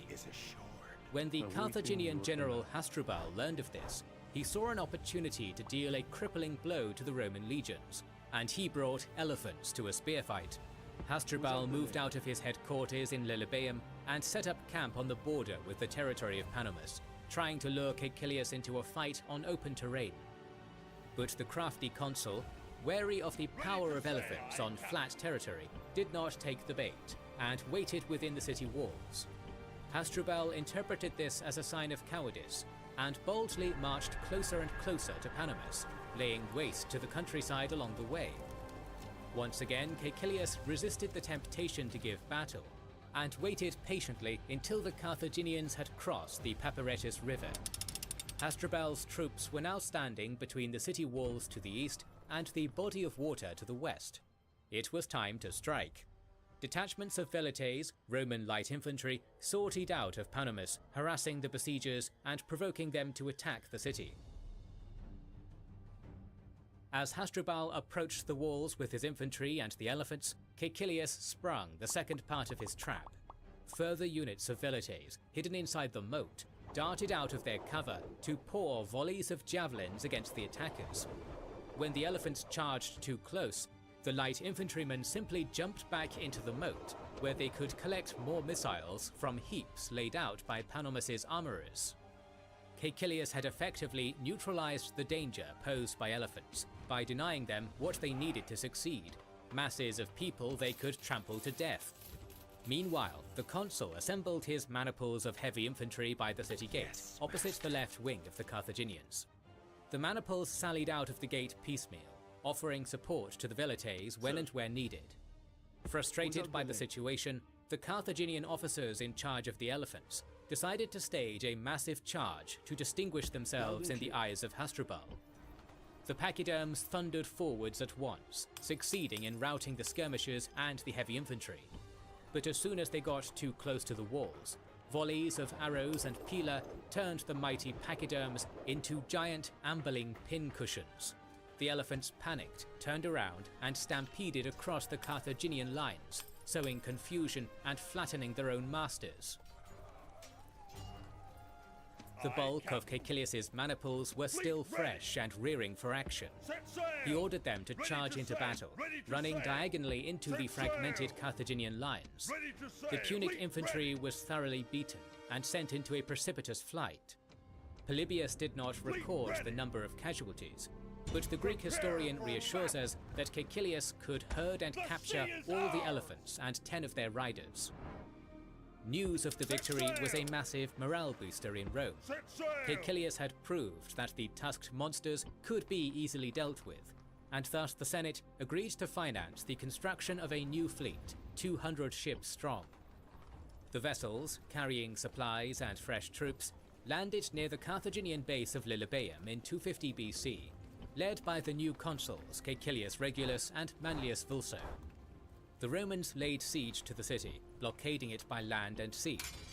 Their strategy was to evict the enemy and then bring the fight back to North Africa, which had already been invaded without success in 256 BC. The Carthaginians realized what was at stake. Eryx, Lilybaeum and Trepanum were their only possessions left in Sicily, and they were ready to defend them at all costs. Lilybaeum was very well fortified, protected by a garrison of 10,000 soldiers, and guarded by high walls and a deep ditch. Moreover, the approach from the harbour was guarded by lagoons, which rendered navigation difficult. Regulus and Vulso, nonetheless, set up 2 camps to blockade the city, connected by a ditch, stockades and a wooden wall. They then progressively advanced their siege works towards the tower closest to the shore, and proceeded to batter it with rams. The tower fell, and so did the other 6 standing nearby.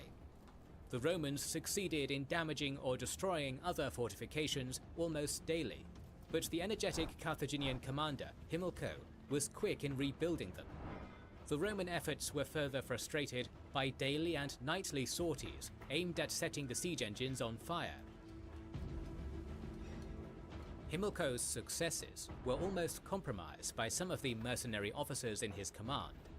They left Lilybaeum at night and entered the Roman camp, offering to surrender the city. A loyal mercenary leader, Alexon the Achaean, got wind of the plot and reported to Hamilco. The general and Alexon addressed the mercenary troops, inciting them to loyalty with promises of additional payment and favors. When the treasonous officers returned to the city, hoping to incite their troops to switch sides, they were instead met by volleys of stones and arrows. Himilco had secured the allegiance of his soldiers, but he still had to feed them. Luckily for him, Carthage had been preparing a relief convoy of 50 ships and 10,000 troops under General Hannibal. No, not that one, no relation to the Barca family. Hannibal's fleet reached the harbour of Lilybaeum, sails flying in a strong gale. Surprisingly, the Roman fleet did not even attempt to stop it, probably taken by surprise, or fearful of sailing in such a strong wind. The arrival of Hannibal boosted the morale of the citizens and garrison alike, which Hamilco put to good use by organising a massive sortie. In the early hours of the following morning, he led out his troops, targeting key points in the Roman siege works. But the legionnaires were not taken by surprise this time, and fought obstinately. Soon, fighting spread along the battlefront, degenerating into chaotic hand-to-hand combat. Blazing fires engulfed the Romans' rams and siege engines, but the consul's troops still did not yield, effectively defending their main siege works and causing heavy casualties amongst the Carthaginians. Hamilco took notice of the unsustainable losses and eventually ordered his trumpeters to sound a retreat. The siege resumed as before, but Hannibal succeeded once again in braving the naval blockade.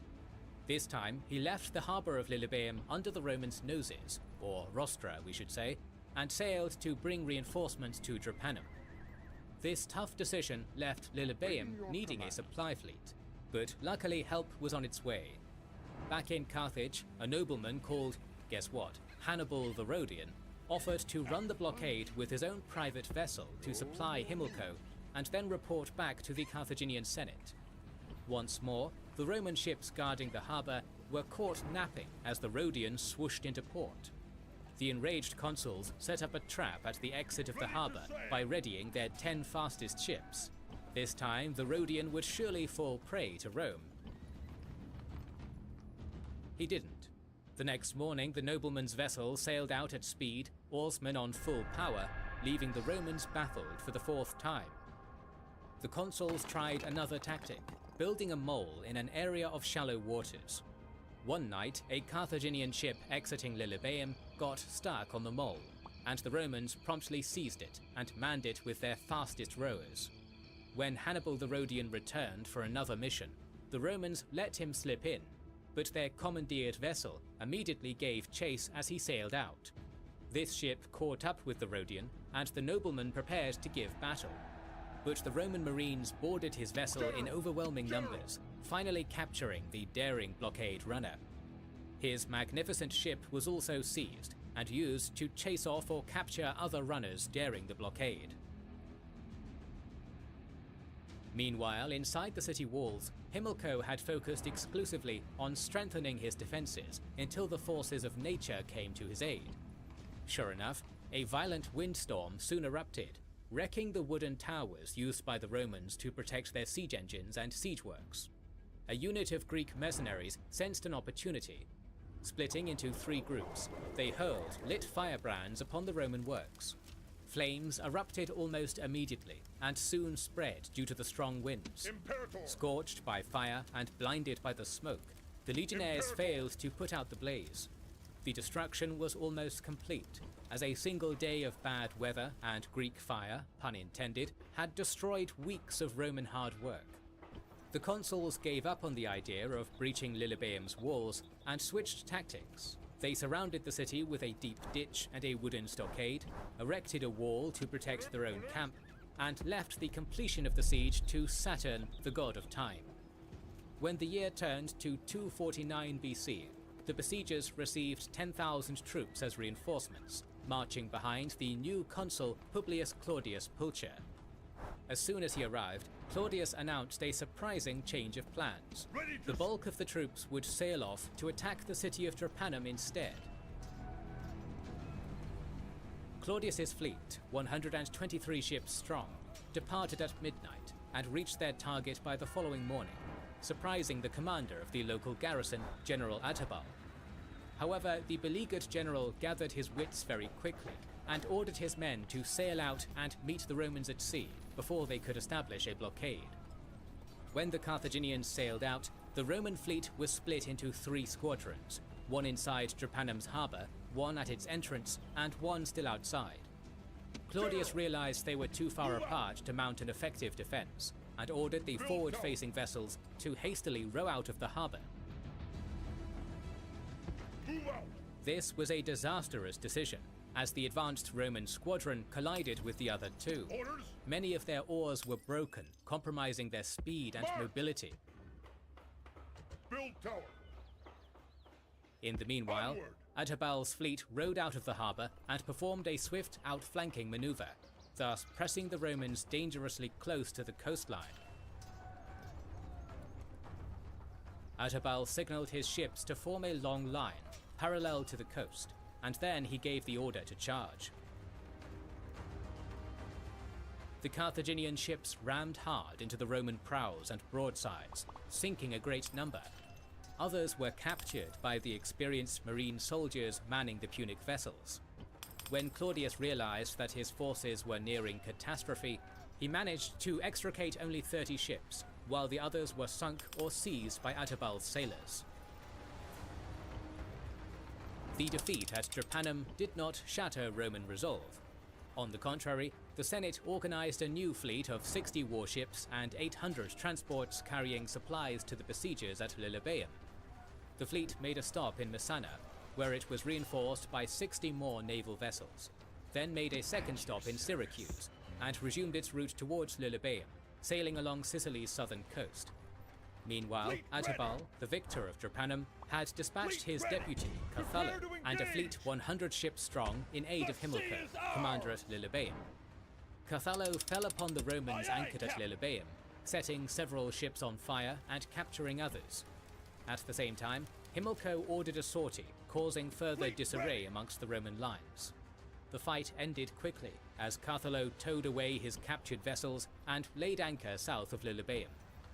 Then, by chance, his sailors sighted another Roman fleet approaching from the east, the relief convoy from Syracuse. Aye, Captain. But the Romans had taken precautions to send light boats ahead of them as scouts.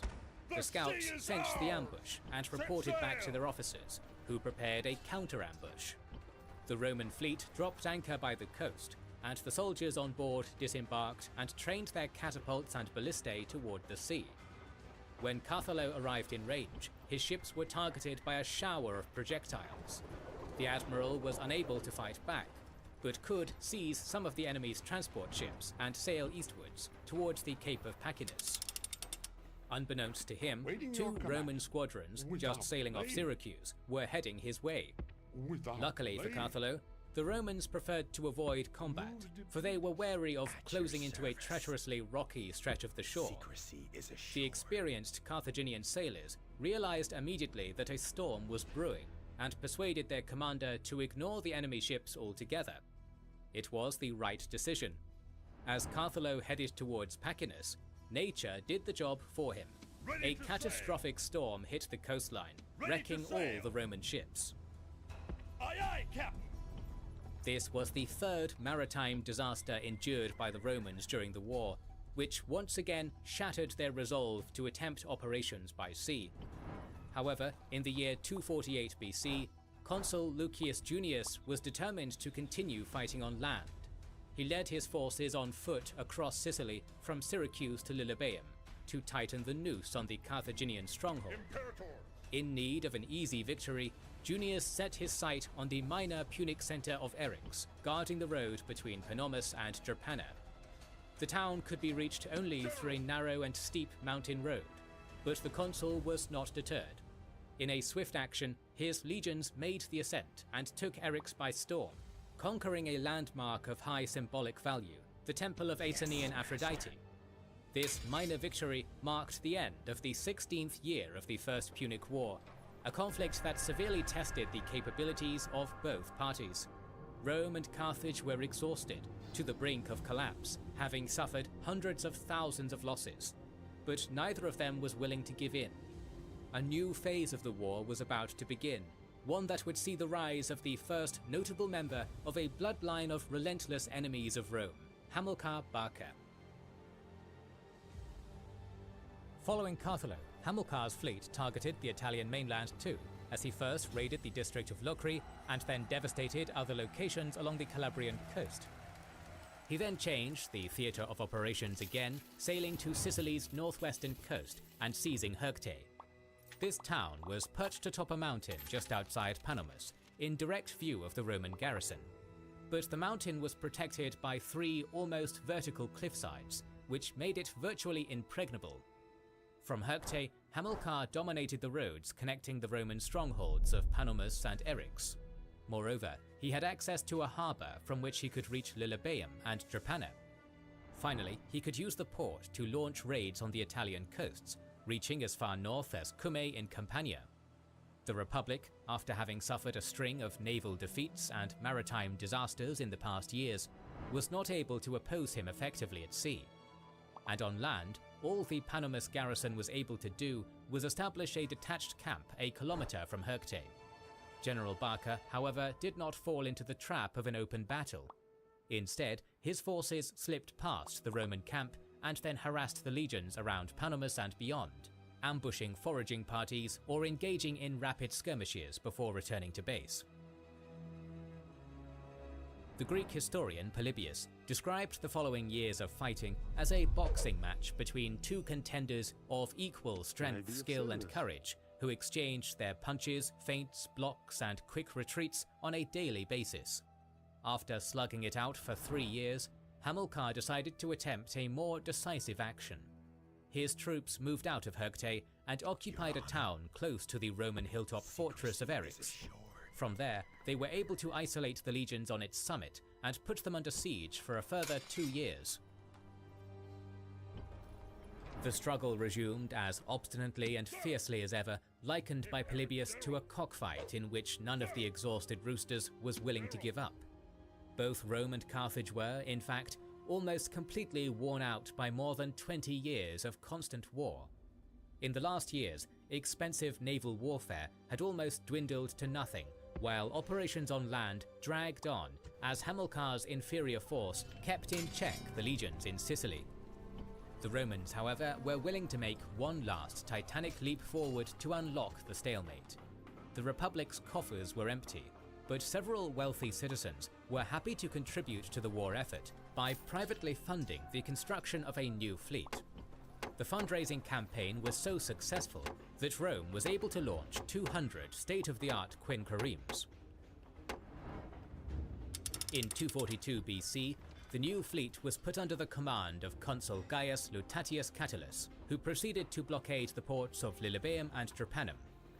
With both cities firmly under siege, he drilled his sailors, oarsmen, and marines, all of whom had been picked from among his best legionnaires. Lutatius knew that the only way to put an end to the long war was to inflict a final decisive naval defeat on Carthage. He had laid the bait, and the catch would soon arrive. By 242 BC, the Carthaginians had greatly scaled back their fleet, and appeared unable to pick up the consul's gauntlet. But news of the reborn Roman squadrons greatly impressed Carthage. After having left Hamilcar to his own devices for 4 years, the Carthaginian Senate finally decided to resume shipbuilding and resupply their brilliant general. By 241 BC, a fleet left Carthage loaded with provisions. Command of this newly minted navy was trusted to General Hanno, who formulated a simple plan: evacuate the Roman fleet, drop anchor near Eryx, and resupply Hamilcar's troops. Once his ships were lighter, he planned to take aboard Hamilcar and his best soldiers. Only then did he aim to attack the Roman navy. In preparation for this action, Hanno dropped anchor at the Holy Isle off the coast of Lilybaeum. Yes, Cap, ready to sail! Unbeknownst to Hanno, Gaius Lutatius was informed of the Carthaginian admiral's arrival and seized the initiative. From his anchorage at Lilybaeum, he boarded his best legionnaires and sailed his squadrons to the island of Igusa, from where he could block Hanno's path. The following morning, the 10th of March 241 BC, the Carthaginian fleet appeared on the horizon, enjoying a strong breeze from the west. Soon, the wind grew into a storm, and the sea turned rough. Lutatius was wary of subjecting his fleet to yet another maritime disaster, but he could not let Hanno slip through. At Lutatius's signal, the Roman oarsmen rowed in unison against the crashing waves, deploying their quinqueremes into a single line, their prows directed squarely at Hanno. Seeing this, the Carthaginians lowered their masts, and their oarsmen too rowed at full power towards the Romans, bracing themselves for contact. Despite their gallant effort, the Carthaginians were, on this occasion, no match for the Romans. Lutatius's ships were faster, more maneuverable, and better manned. The rostra of the Republic ploughed into the sides of the Punic quinqueremes, shattering their oars and piercing their hulls.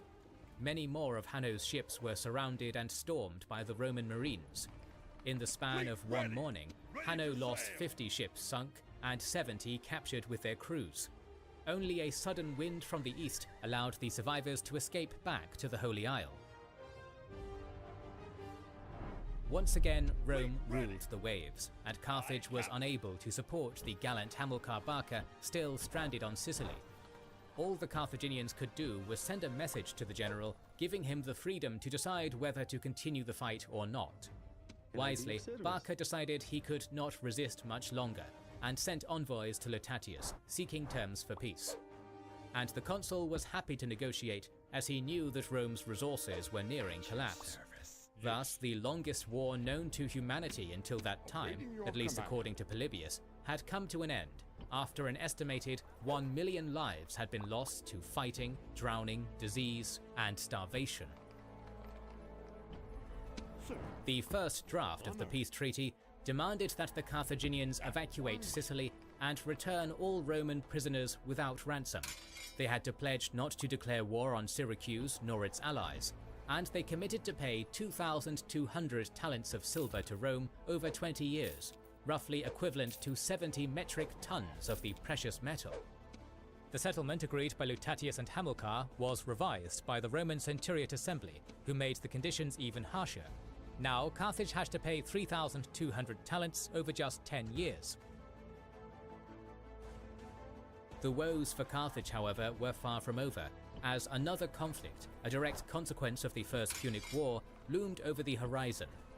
After the signing of the peace treaty, Hamilcar gave orders to all Carthaginian troops, most of whom were mercenaries, to return to North Africa.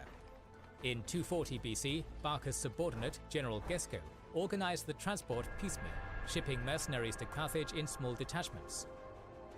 His instructions were for the Senate back home to pay each unit on their arrival and then dismiss them, so as to avoid a large concentration of mercenary troops within the city walls. But the Senate ignored Gesco's advice, knowing that they could afford only a reduced pay to the hired swords, and thought that by entertaining them in Carthage for some days, they could soften the pill. Until next time. This was a terrible idea, of course, and the mercenaries launched into a destructive bender. The government convinced the mercenary officers to relocate their troops to the nearby city of Sica, where the lawless spree continued, exacerbated by the delayed pay of wages. After fruitless negotiations with General Hanno, the mercenaries elected leaders, the Libyan Mathos and the Campanian Spendius, and decided to take the matter of payment into their own hands.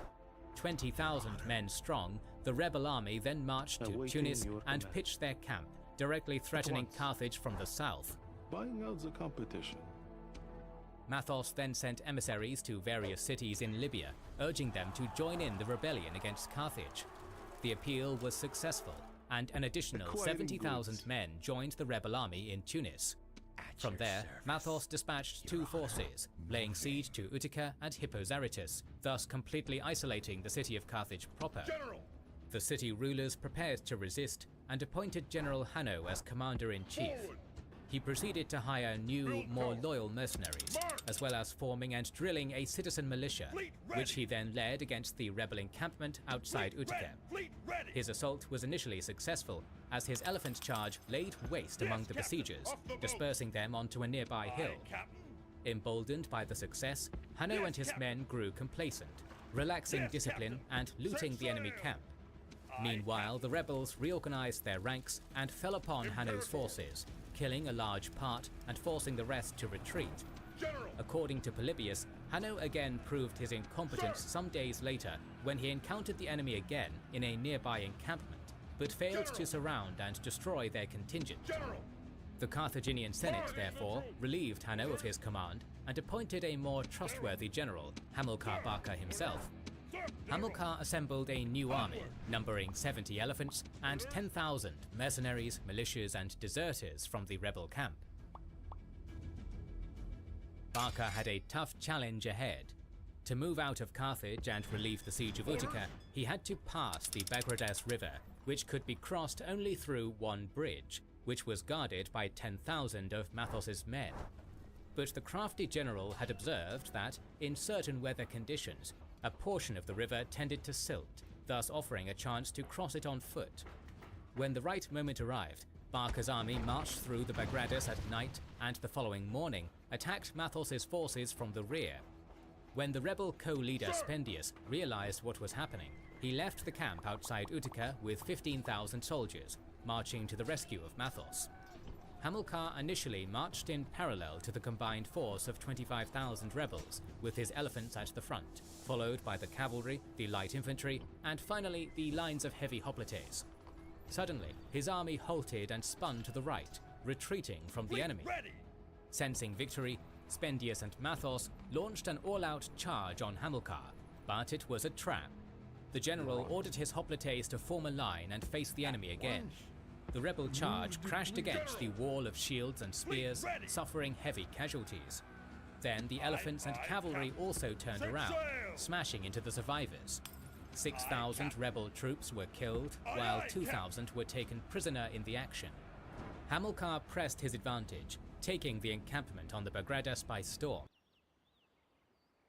Dinner's ready. We'll be right back. Okay. I don't know what he did, boss. No, you don't want now? We're going to go eat. Alright. Pause it. Yes, Pause it is pause. Pause. It'll be fine. Okay, we'll leave this at least.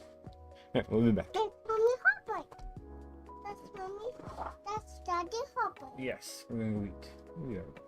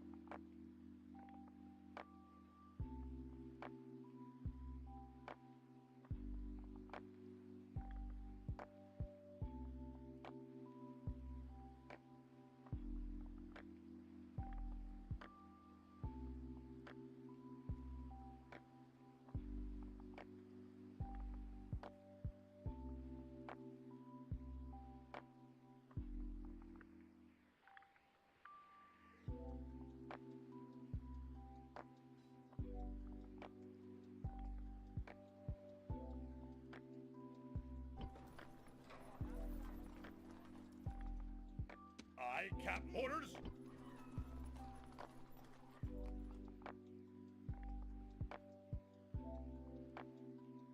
Sir!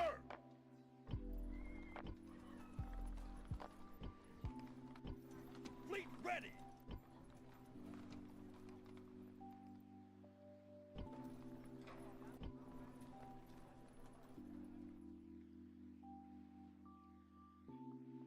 Your Honor. Moving.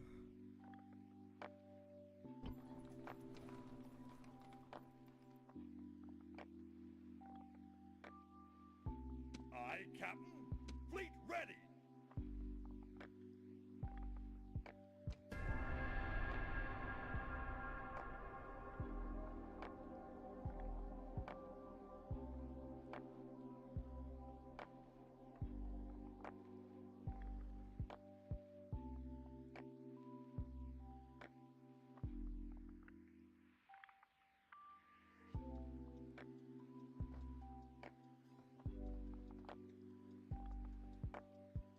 Let us now talk reasonably. Until next time.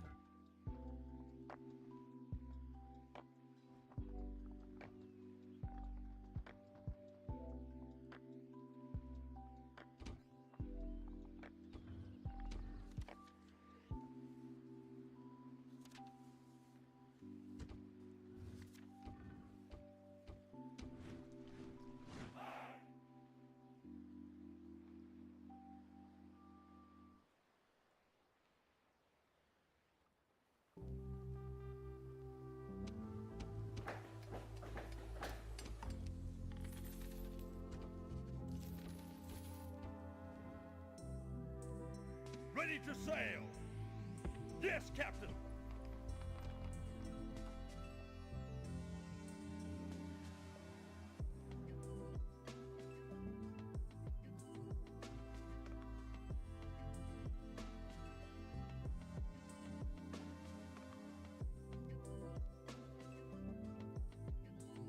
Aye, Captain.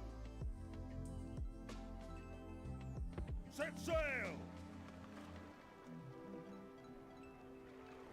Sir, orders. Ready to sail. Fleet ready to sail. Set sail. Orders. Fleet ready. Leaving the army. Ready to sail. Imperator. Fleet ready.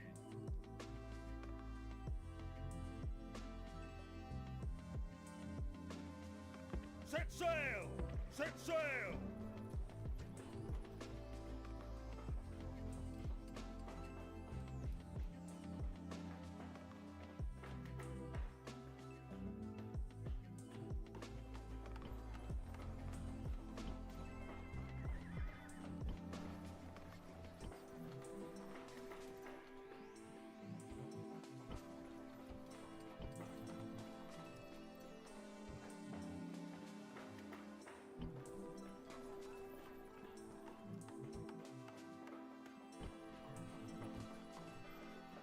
Sir! Sir! Sir! Engage the enemy! Begin the siege! Settlement under siege, sir!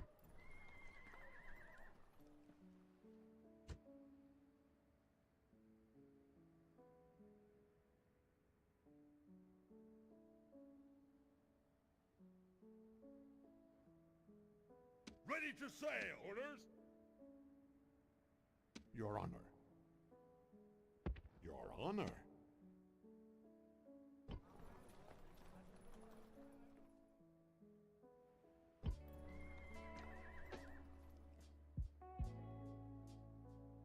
Sir!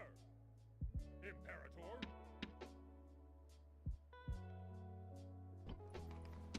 Sir! Sir! Move out! General!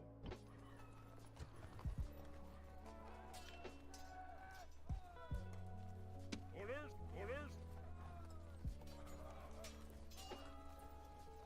March! Orders! Sir! Orders!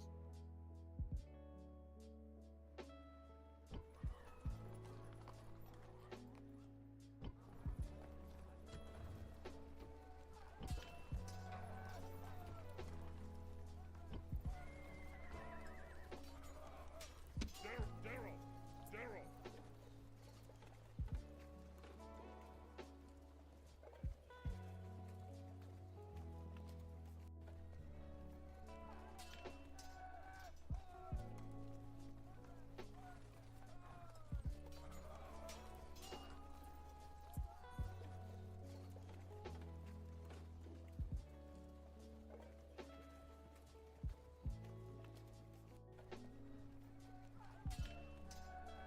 Can I be of service?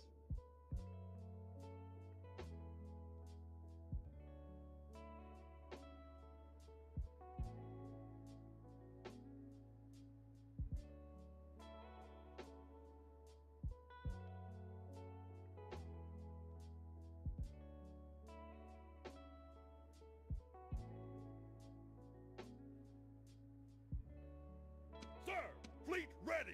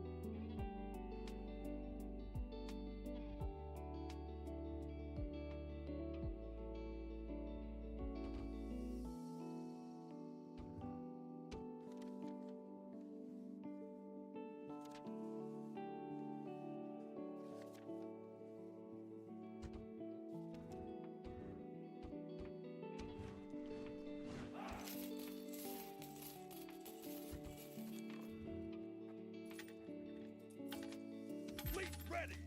Aye, aye, Captain! Aye, aye, Captain!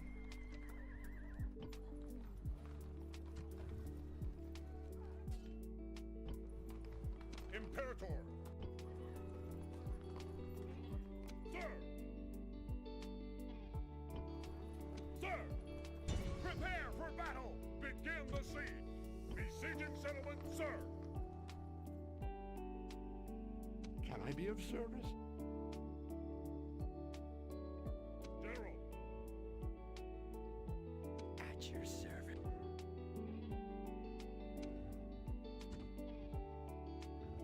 General! Onward! Engage the enemy!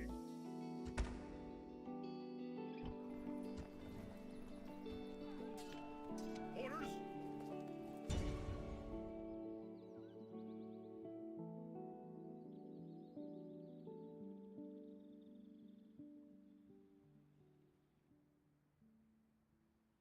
Settlement under siege, sir! Move out!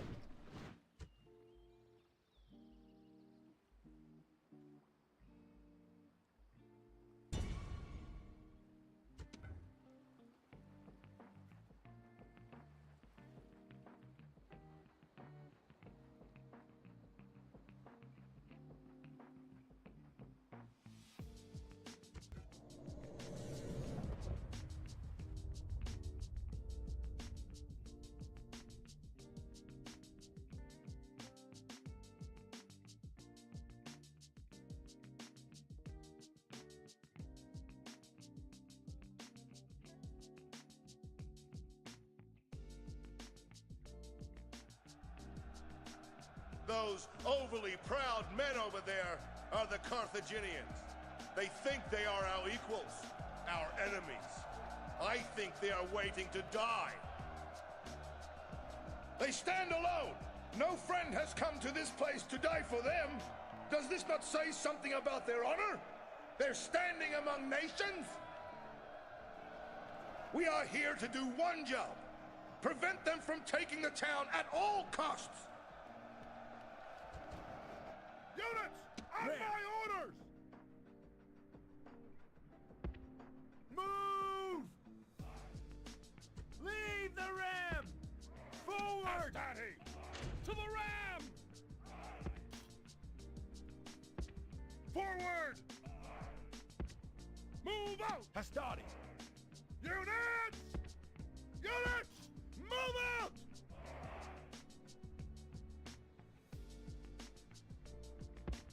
Units! Move out! Units! March! Units! Units! Forward! Velite! Units! Units! Archers! Forward! Move out! Move out! General! March! Ram! Move to the gate! Units!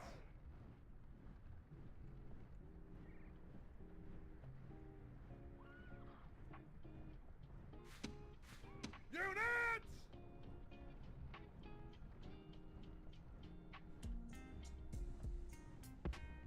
Units! Velite! Units!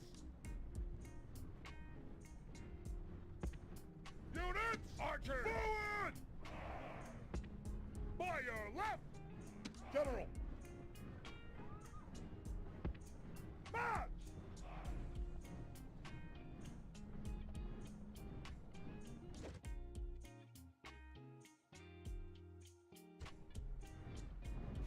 Units!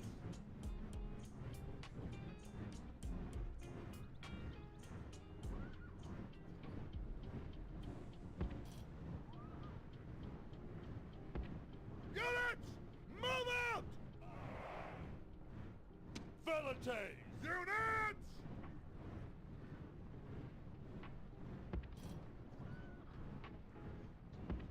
Units! Move out!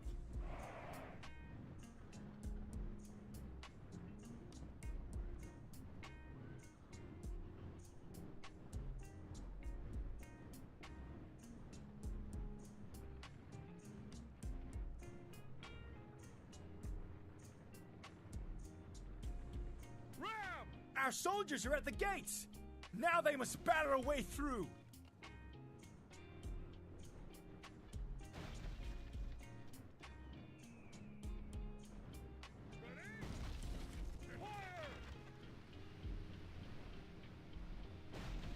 Archers!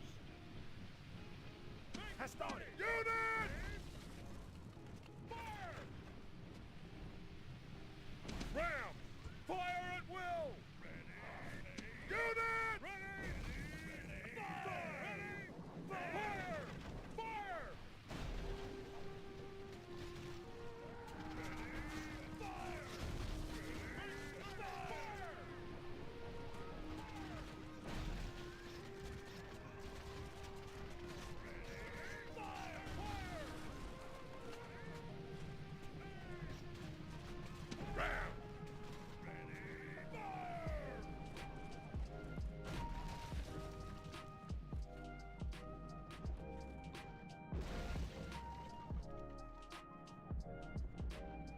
Archers! The enemy gate is down! Our battering ram has done its work!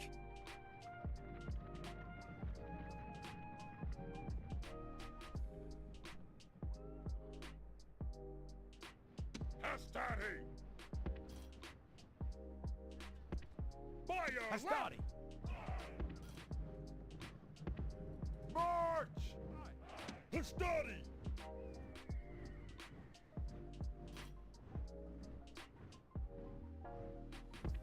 Forward!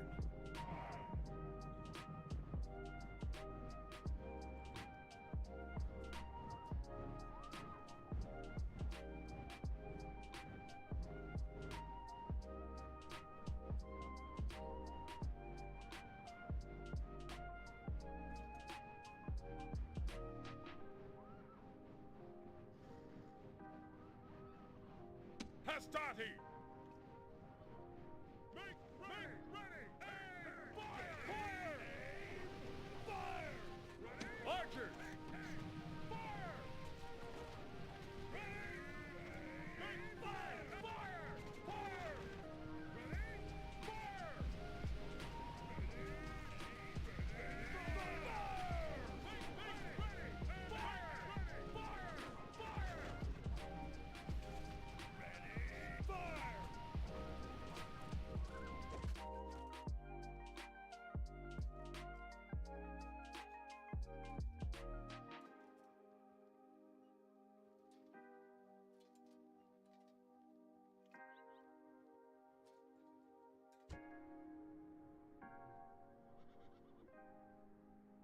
Hastati! March! Great gods! Our soldiers have done well this day. The walls are taken. March!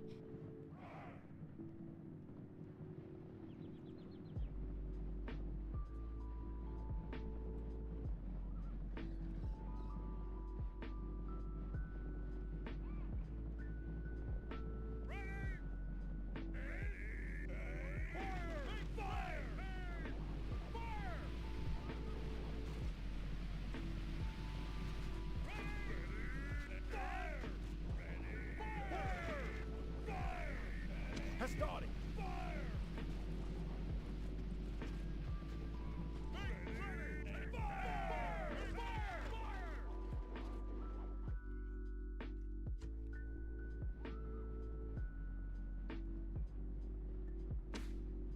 Hastati! Units!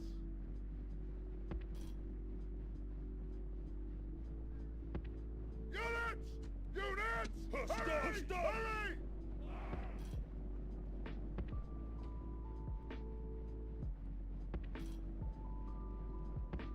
Units! Units! Double time!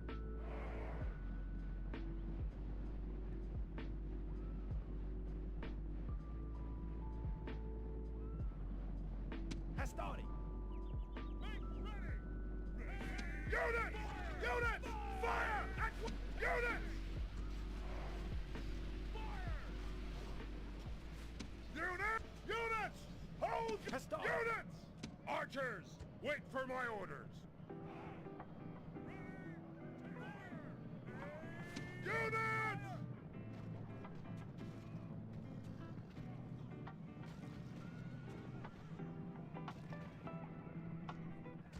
Units!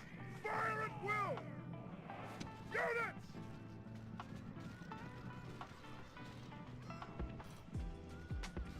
Units! Hurry! Hurry! Archers! Fire at will!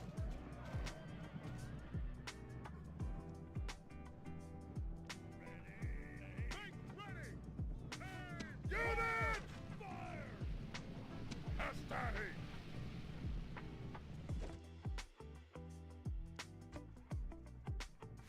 Units!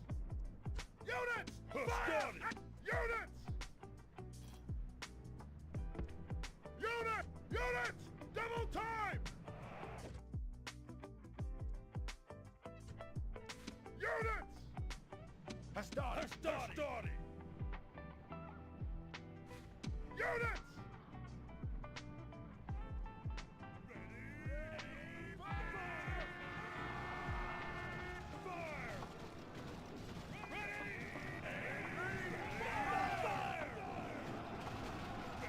Fire! Ready! Fire! Aim! Fire!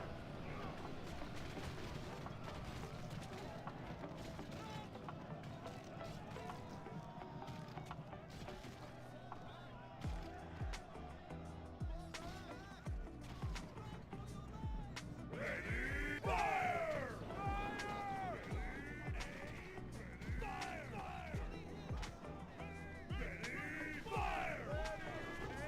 Aim! Fire!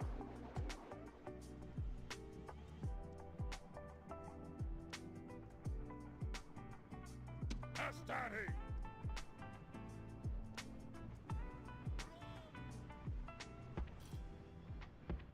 Forward! Astati! Forward! Astati! Forward! Astati! Move out!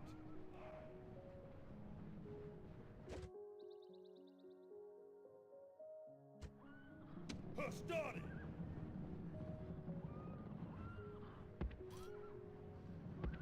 Move! Astati!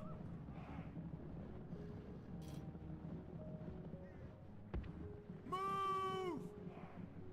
Units! Units! Halt!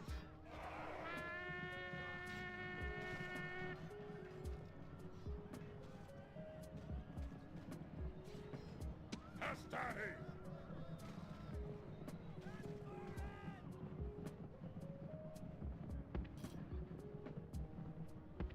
Move out!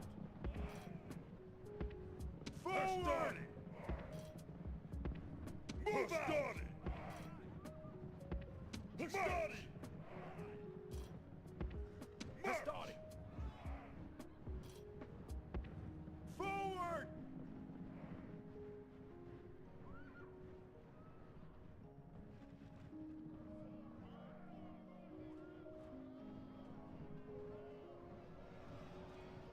Astati!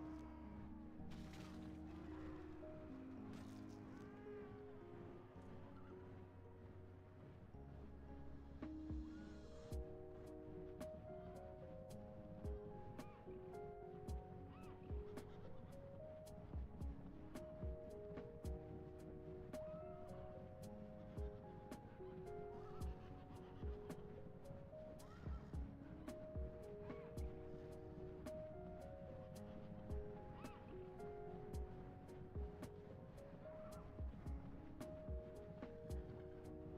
Astati!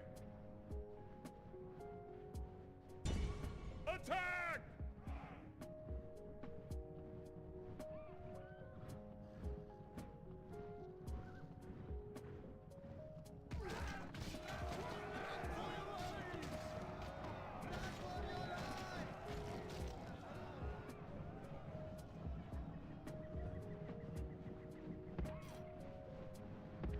By your left!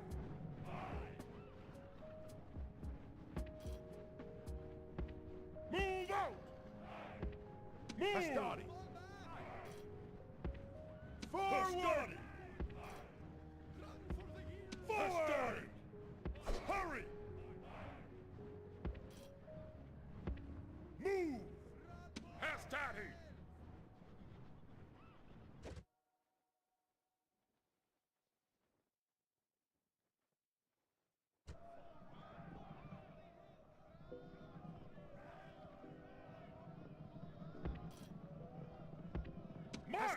Waiting for orders! March!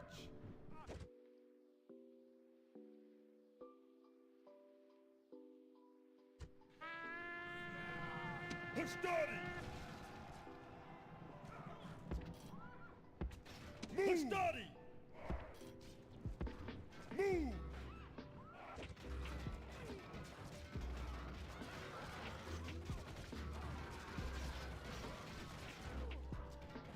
Hastati!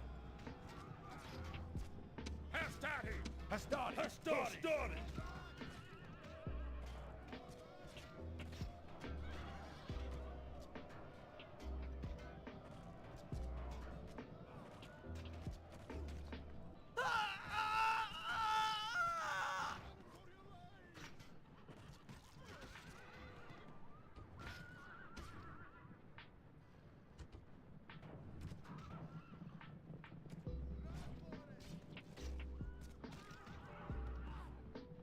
Hastati!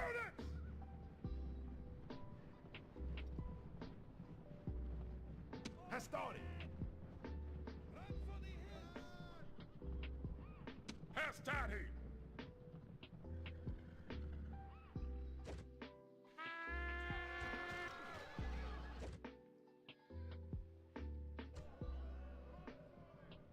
Hastati! Hastati! Hastati! Hastati! Forward! Hastati! March!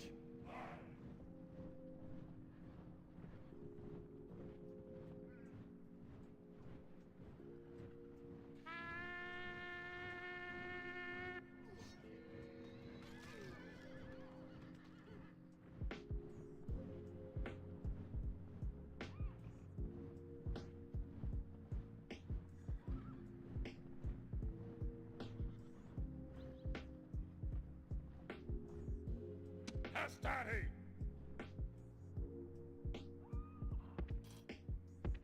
Hastati! Hastati! Forward! Move!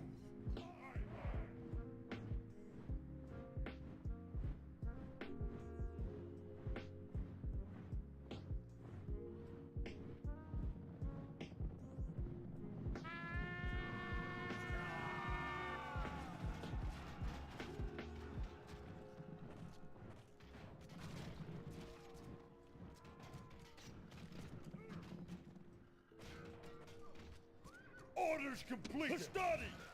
Ready!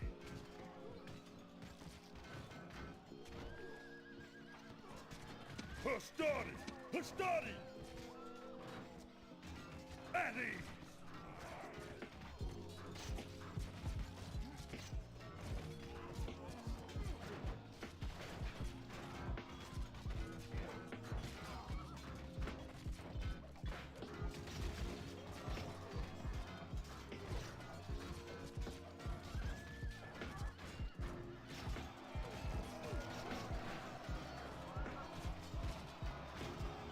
Hastati! At ease!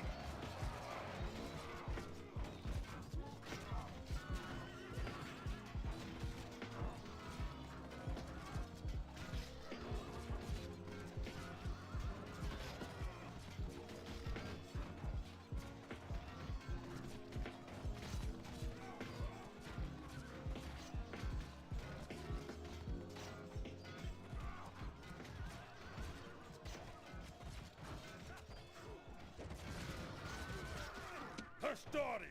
The enemy king runs from the battle! Will his men follow? Or had they more backbone?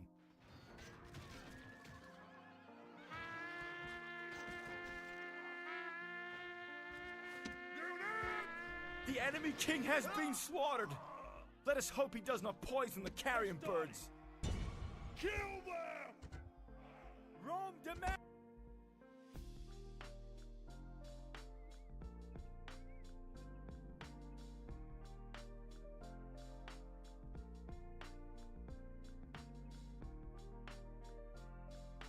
Victory!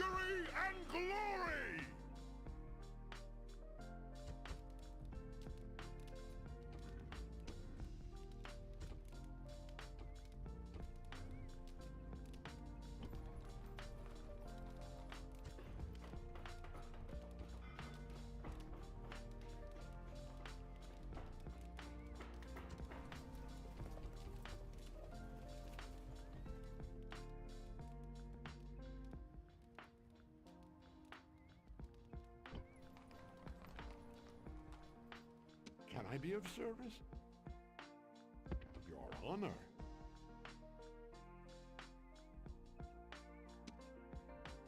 Noble master?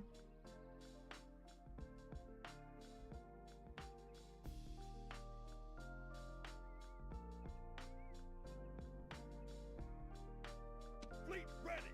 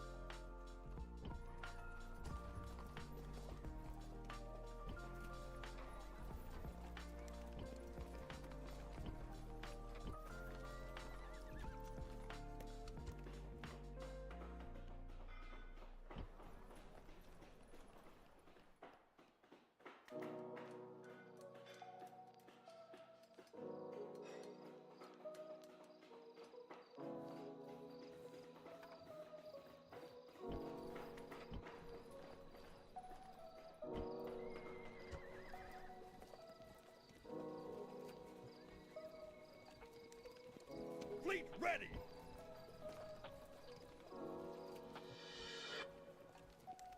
General! Orders?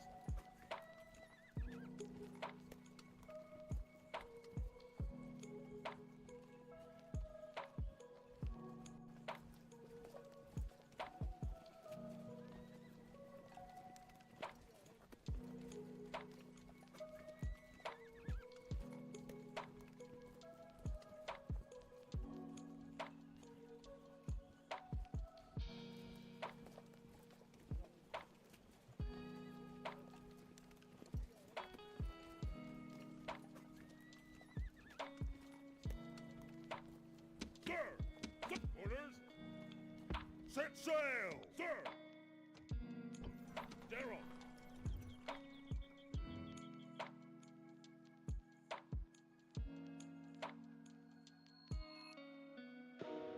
Sir! Orders? Imperator?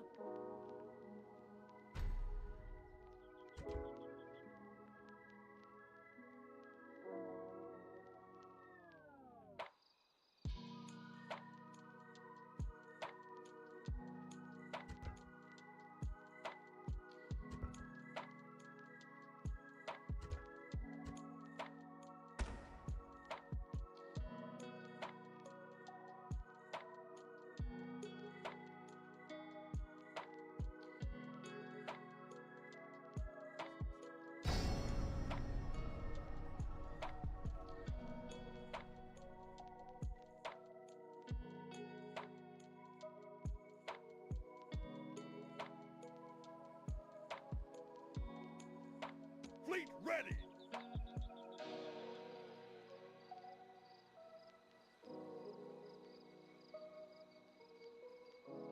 Aye, Captain!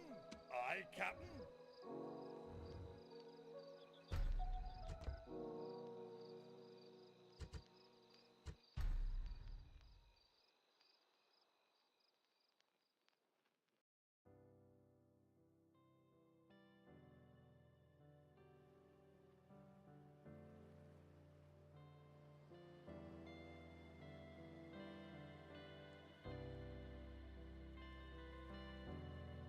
Aye, Captain. Fleet ready. Fleet ready. Aye, Captain. Fleet ready. Aye, Captain. General. Imperator. Move out. Fleet ready. Fleet ready. Aye, Captain. Ready to sail.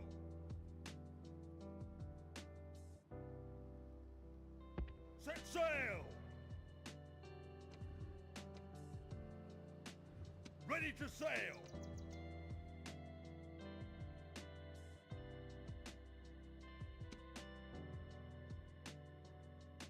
Sir!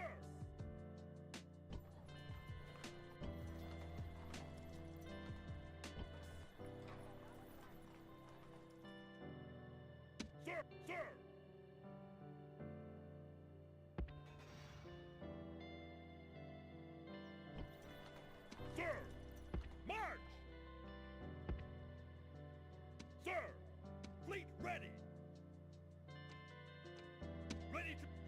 sail! Aye, Captain.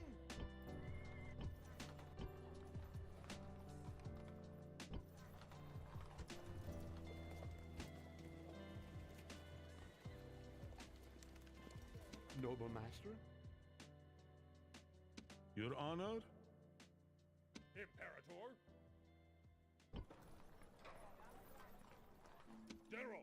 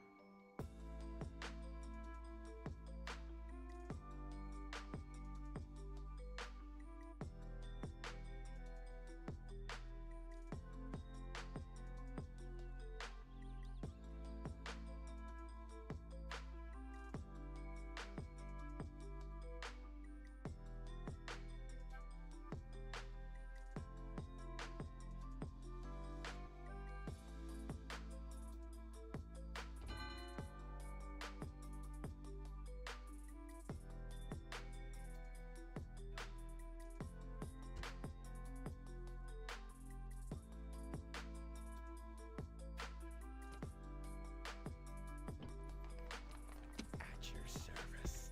Moving. Imperator? Orders? Engage the enemy! Begin the siege! Besieging settlement, sir!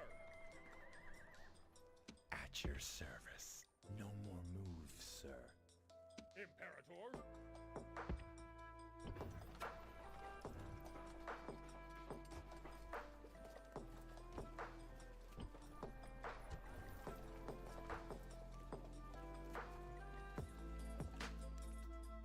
Orders? Orders?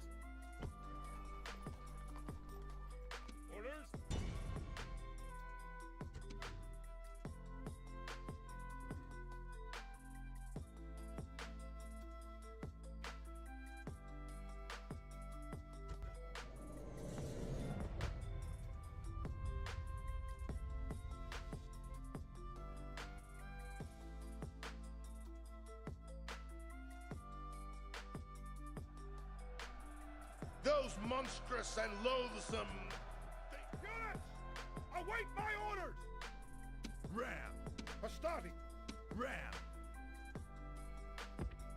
Move out! Leave the... Hastati!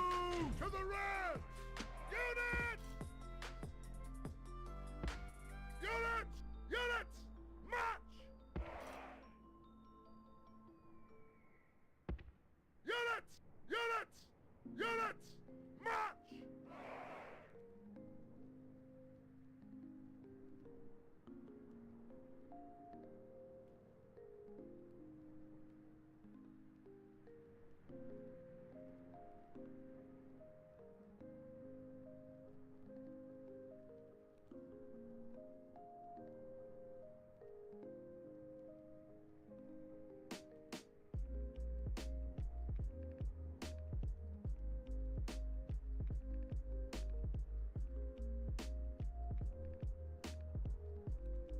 Start ram! Units! Fire at will! Ram! Attack the gate! Start! Units! Units! Forward!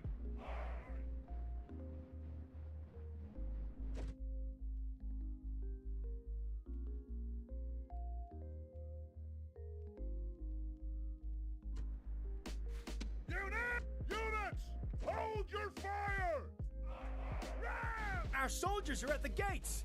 Now they must batter a way through!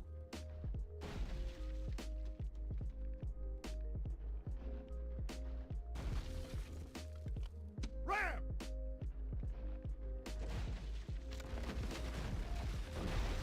The enemy gate is down! Our battering ram has done its work! Hastati!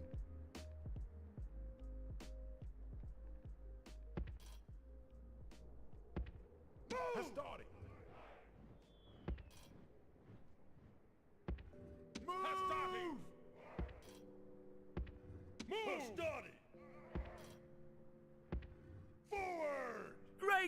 gods!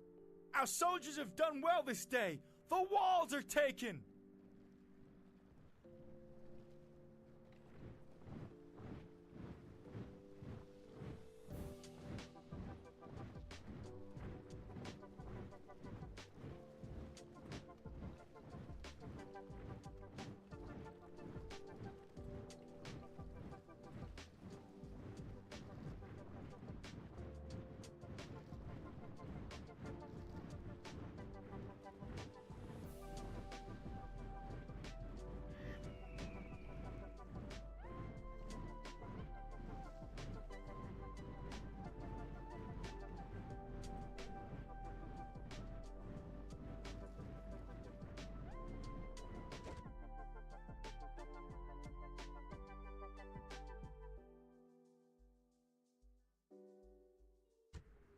Hastati! Hastati!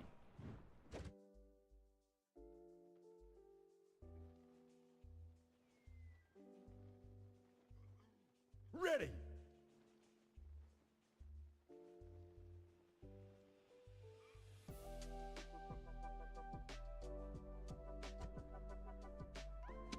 Units!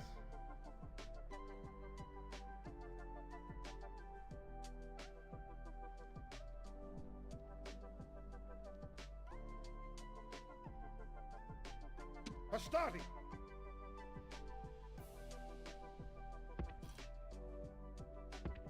Move out! Forward!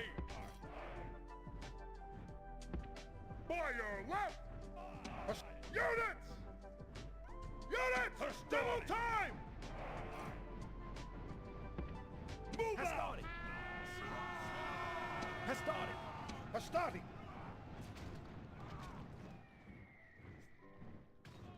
Hastati! Hastati!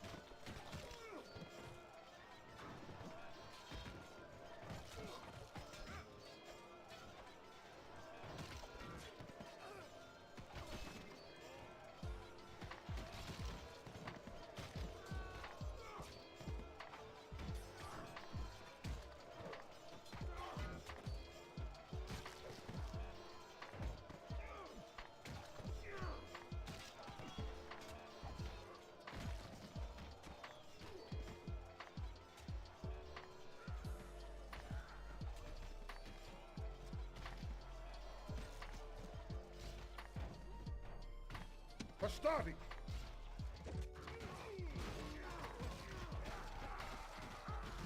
The gods have filled the heart of the enemy general with fear. Now he flees the field like a coward. Units! Double time!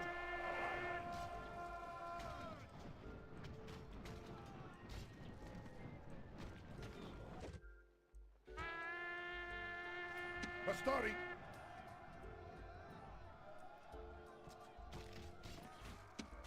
The gods have filled the heart of the enemy general with fear. Now he flees the field like a coward. We're under attack! Ready! Aim! Ready! Aim! Fire! Fire! Ready! The enemy army is in.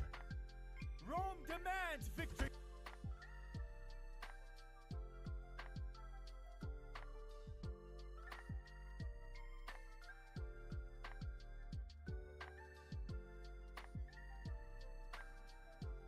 Victory!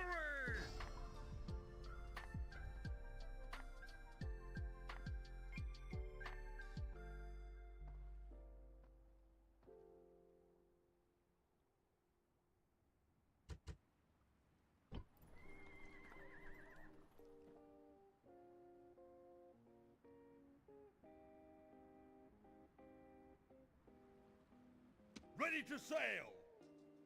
Aye, aye, Captain!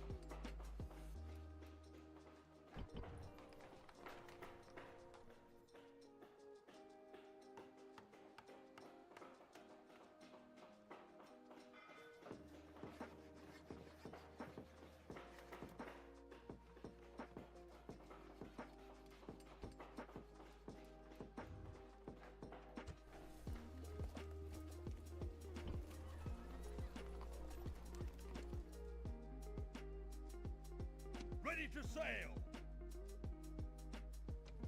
Ready, fleet ready! Aye aye, Captain! Imperator, sir! Aye, fleet ready! Ready to sail! Orders, orders! The fleet cannot go there! Move out! Sir! Besieging settlement, sir!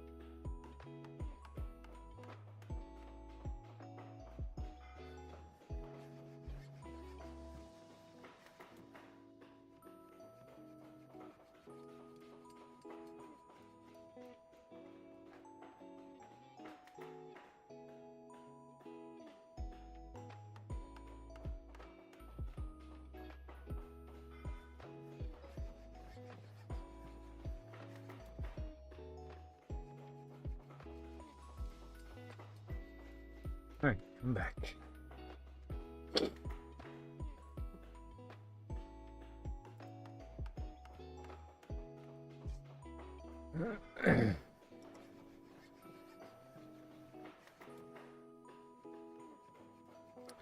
Found a dock on Scipio too.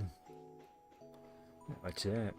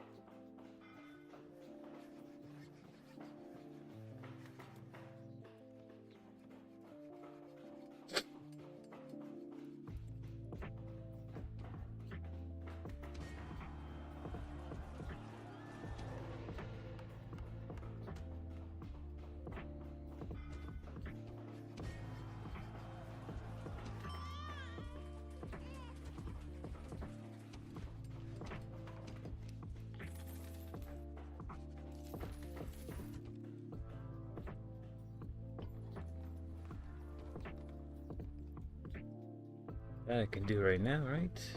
Sir! General! Next turn. Besieging settlement, sir! Where are my fleets? Ready to sail! Sir! Orders! Ready to sail!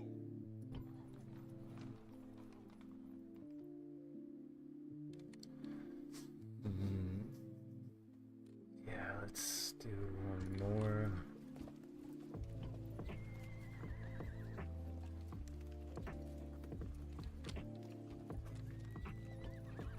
So I'm sending these guys split in two. We're gonna take these small settlements down here.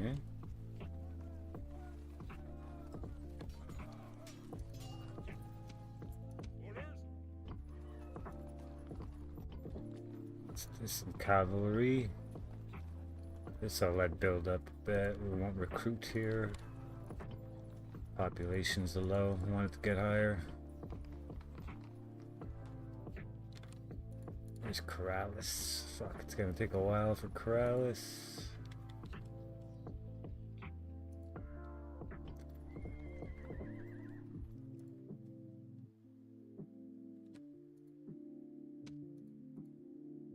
At your service. Awaiting your command. He finally moved.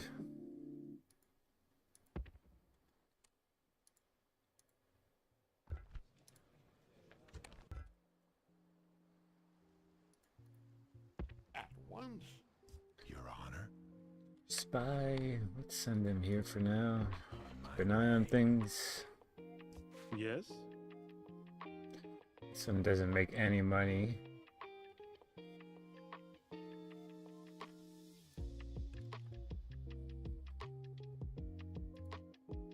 Can I be of service? I don't know how to use a merchant's well.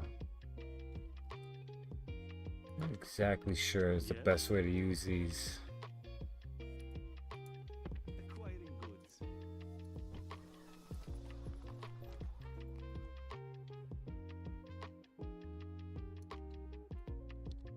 Can I be of service?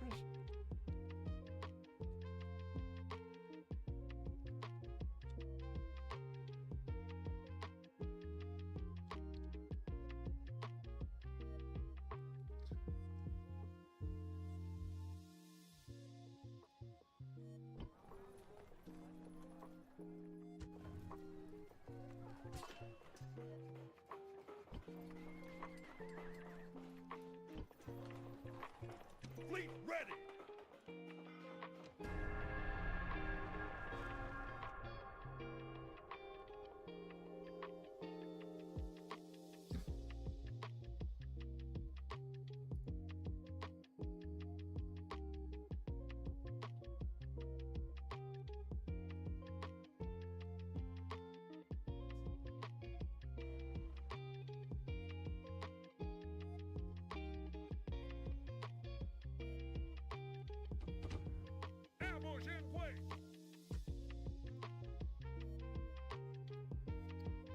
You're too late there, buddy. Taking your town.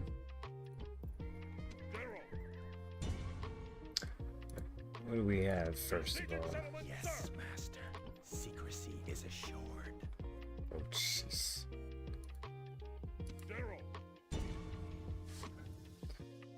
This will be easy. Let's find something to watch.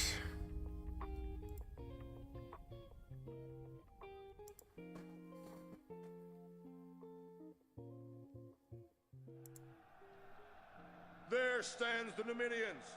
They think themselves brave. I think that they are dead and do not know it yet. Units! Await my orders! Alright. Scipio Africanus and the Punic Wars doc. Let's watch this. Why not?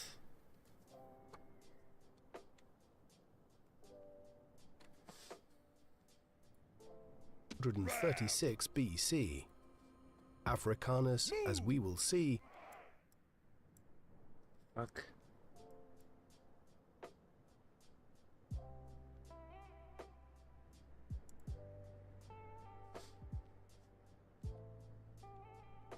Leave the ram! Mastati! To the ram! What the fuck is happening? Let's go.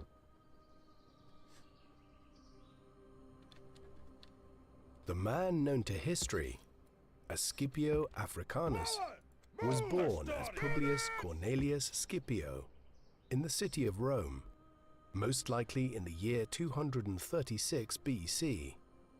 Africanus, as we will see, was an agnomen bestowed on him later in life owing to his military accomplishments. His father was also Publius Cornelius Scipio, after whom he was named. The Corneli Scipiones family, or gens, was one of the most acclaimed families in the Roman Republic.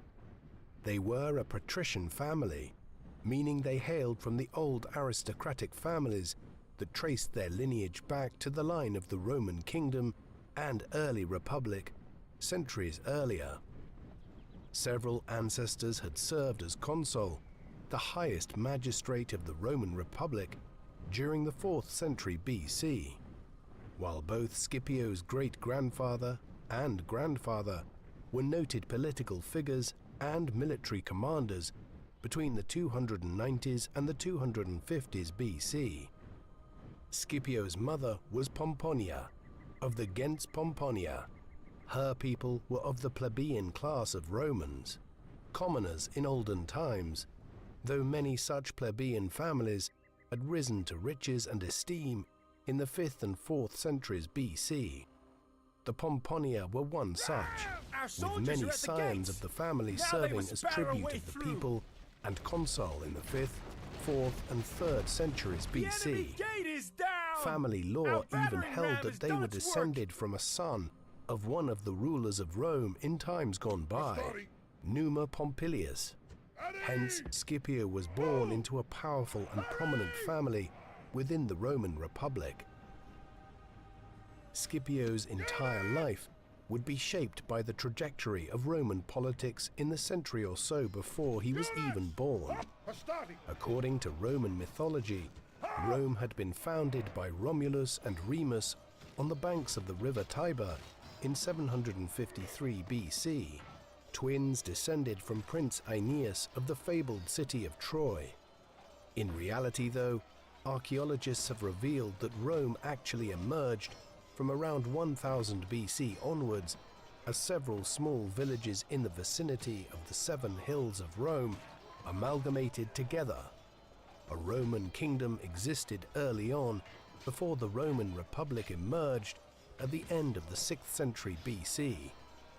For another century and a half thereafter, it had remained a small city-state, controlling little more than the countryside in the immediate hinterland of the city. Rome had even been attacked and sacked by a marauding army of Celts from the Alpine region of northern Italy in 390 BC. Perhaps it was the shock of the Celtic attack on their city-state that spurred the Romans to become a more militaristic people, for in the decades that followed, they entered into a series of wars against their neighbors in the Latium region of central Italy, and then against the Samnites. Thus, by 290 BC, at the end of the Third Samnite War, they had conquered all of central Italy and were expanding north into Tuscany, then known as Etruria, and southwards towards Calabria and the island of Sicily. This century of republican expansion brought the Romans into contact with new people. Between 280 BC and 275, they fought a war in southern Italy against King Pyrrhus of Epirus, ruler of a kingdom that encompassed parts of what are now northwestern Greece and southern Albania. He had been called upon by the Greek city-states of southern Italy to come to their aid against the growing aggression of the Romans. He won a series of victories over Rome, but with the loss of such forces that he had to eventually abandon the cause, forever ensuring that his name would be remembered through the term Pyrrhic victory, one that is so costly that it might as well have been a defeat. Rome's true enemy, though, in the decades before Scipio was born, was Carthage. The Carthaginians were a people whose city had been founded in what is now Tunis in Tunisia in North Africa centuries earlier, as a colony of the Phoenicians, the great naval and trading power that emerged out of the Levant in the early Iron Age. While Rome was still a minor city-state in central Italy, the Carthaginians were a major power across the western Mediterranean, with influence and lands in North Africa, Sicily, Sardinia, Corsica, and on the southern coast of Hispania. A Carthaginian explorer, Hanno the Navigator, had even sailed around the western coast of Africa in the 5th century BC. In 264 BC, Rome and Carthage went to war in a clash known as the First Punic War, so named after the Roman term for the Carthaginians. Scipio's grandfather was prominent in the fighting, leading an expedition to Corsica and Sardinia in the early 250s BC. When the clash ended 23 years later, just a half a decade before Scipio was born, Carthage had been defeated and was forced to cede control over Sicily, Sardinia, and Corsica to Rome. In the process, the Roman Republic had become a naval power and the preeminent state in the western Mediterranean. Can I be of service? Carthage was not entirely crushed by its defeat in the First Punic War, though it had suffered a major setback.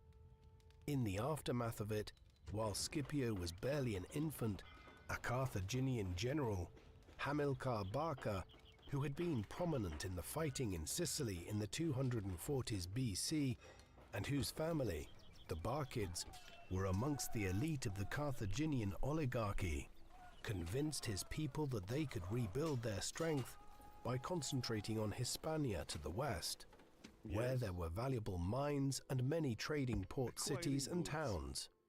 Then, when it was strong enough again, Carthage could exact revenge on Rome. Thus, over the course of the 230s and 220s BC, Hamilcar and later his sons, Hasdrubal and Hannibal, campaigned extensively in southern and western Hispania, preparing their armies and navies for a fresh war to come with Rome. At Rome, members of the Senate, like Scipio's father, looked on and prepared for the inevitable Second Punic War. We have a number of very useful sources for the history of the Second Punic War and Scipio's role in it. The two foremost are the histories of Polybius, a Greek historian who lived in the 2nd century BC and was a near contemporary of the events he described in his History of the Roman Republic, and Livy, whose Ab Urbe Condita, meaning from the foundation of the city, written in the late 1st century BC, is the most monumental history of the Roman Republic produced in ancient times. These provide detailed accounts of the Punic Wars and Scipio's role in the second of the conflicts. Unfortunately, several sources which were biographical accounts of Scipio himself have not survived. The most regrettable such loss is the Life of Scipio, written by the 2nd century AD Greco-Roman historical biographer Plutarch. While Scipio himself is believed to have written a now lost memoir, other sources are more fragmentary, yet useful in their own way. The great Roman orator Cicero discussed Scipio's life in his De Republica. The 1st century AD historian Valerius Maximus provided some curious maxims and anecdotes concerning Scipio, though he was somewhat hostile to him as a figure. Finally, the Punica, a Latin epic poem about the Punic Wars, composed in the 1st century AD by Silius Italicus, features Scipio as a central character, albeit this is a literary work and needs to be handled carefully to extract any historical value from it. The surviving sources do not provide much by way of information on Scipio's early life, something which makes the loss of Plutarch's Life of Scipio, which would have given biographical details like this, especially regrettable. Still, we can infer some things about his youth. Within the Scipio household, the family lived under Scipio's father, the pater familias, as Roman society was strongly patriarchal. Formal systems of education were only just beginning to emerge in Rome, and for the most part it was still the responsibility of the father to teach his sons in the ways of subjects such as rhetoric, oratory, the religion and mythology of Rome, and Latin grammar. Scipio probably also benefited from the first flushes of the introduction of Greek educational methods to Rome, which are typically believed to have been introduced around the middle of the 3rd century BC by captured Greek slaves, such as Livius Andronicus. This would have seen a growing emphasis on Greek prose and poetry, and science, and the translation into Latin of many of the classic works of Greek literature, particularly the Iliad and Odyssey, typically ascribed to the poet Homer. Scipio would also have grown up aware of his family's privileged position, as his grandfather was responsible for building a temple to Tempestates, a goddess of storms and weather. Similarly, his father was progressing in the 230s and 220s BC. As Scipio was growing up, through the Cursus Honorum, the series of promotions through the different political offices of the Republic.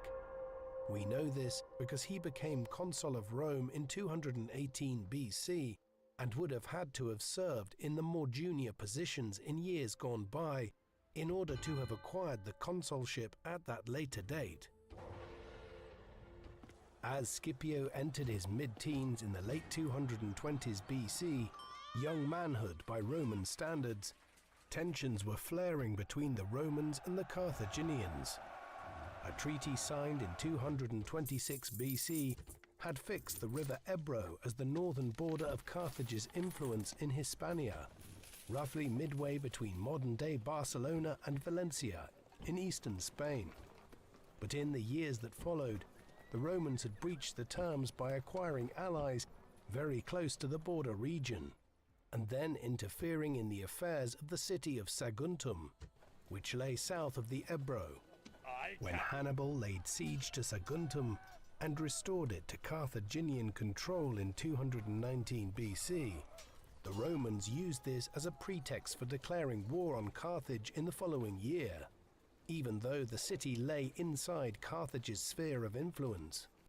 So began the Second Punic War. Despite being the aggressor, the Romans had badly miscalculated. Hannibal and his brother Hasdrubal had long been planning for this, and Hannibal now headed north, where the Carthaginians had organized several alliances with the Gallic Celts and other groups in southern France and the Alps, while Hasdrubal remained in Hispania to lead the war effort there. In the winter of 218 BC, as the Romans moved their armies to the south of Italy and the coast in preparation for a naval invasion, they suddenly began receiving word that Hannibal had descended on northern Italy with tens of thousands of men and even some war elephants from Africa, having marched over the Alps. Your Honor. Scipio was not of an age to play a prominent role in the war when it broke out in 218 BC. He was, at most, around 19 years of age. This meant he had been considered an adult for 4 or 5 years, as the Romans had nothing comparable to the modern concept of being a teenager.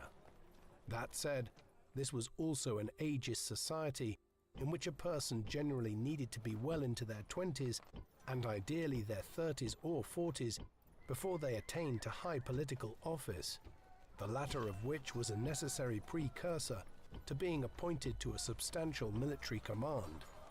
Therefore, Scipio would not rise to a major military position for several years. He did, though, serve as a soldier in the Roman army, which was still a part-time army made up of Roman citizens in the 3rd century BC. All hands were needed to play their part. After his arrival in Italy, Hannibal won a series of major victories across the peninsula, culminating in the Battle of Cannae on the 2nd of August 216 BC. Here, the Romans suffered one of the greatest military defeats in their history. In the aftermath of it, Rome's allies and many of the cities and towns under its control in Italy and Sicily began abandoning their overlord and allying with the Carthaginians. For a time it seemed that Hannibal would strike next at Rome itself, but he never felt he had sufficient resources to take the city. A most generous proposal. He would consequently spend several years to come campaigning around Italy, waiting for the opportune moment. Throughout all of this, Scipio served his initial military apprenticeship. Your Honor. His father had been consul in 218 BC and led an army which headed into northern Italy, where news of Hannibal's arrival reached Rome. Yes. According to Polybius, he may have saved his father's life during a clash of Roman and Carthaginian cavalry near modern-day Pavia, though the veracity of this is debated.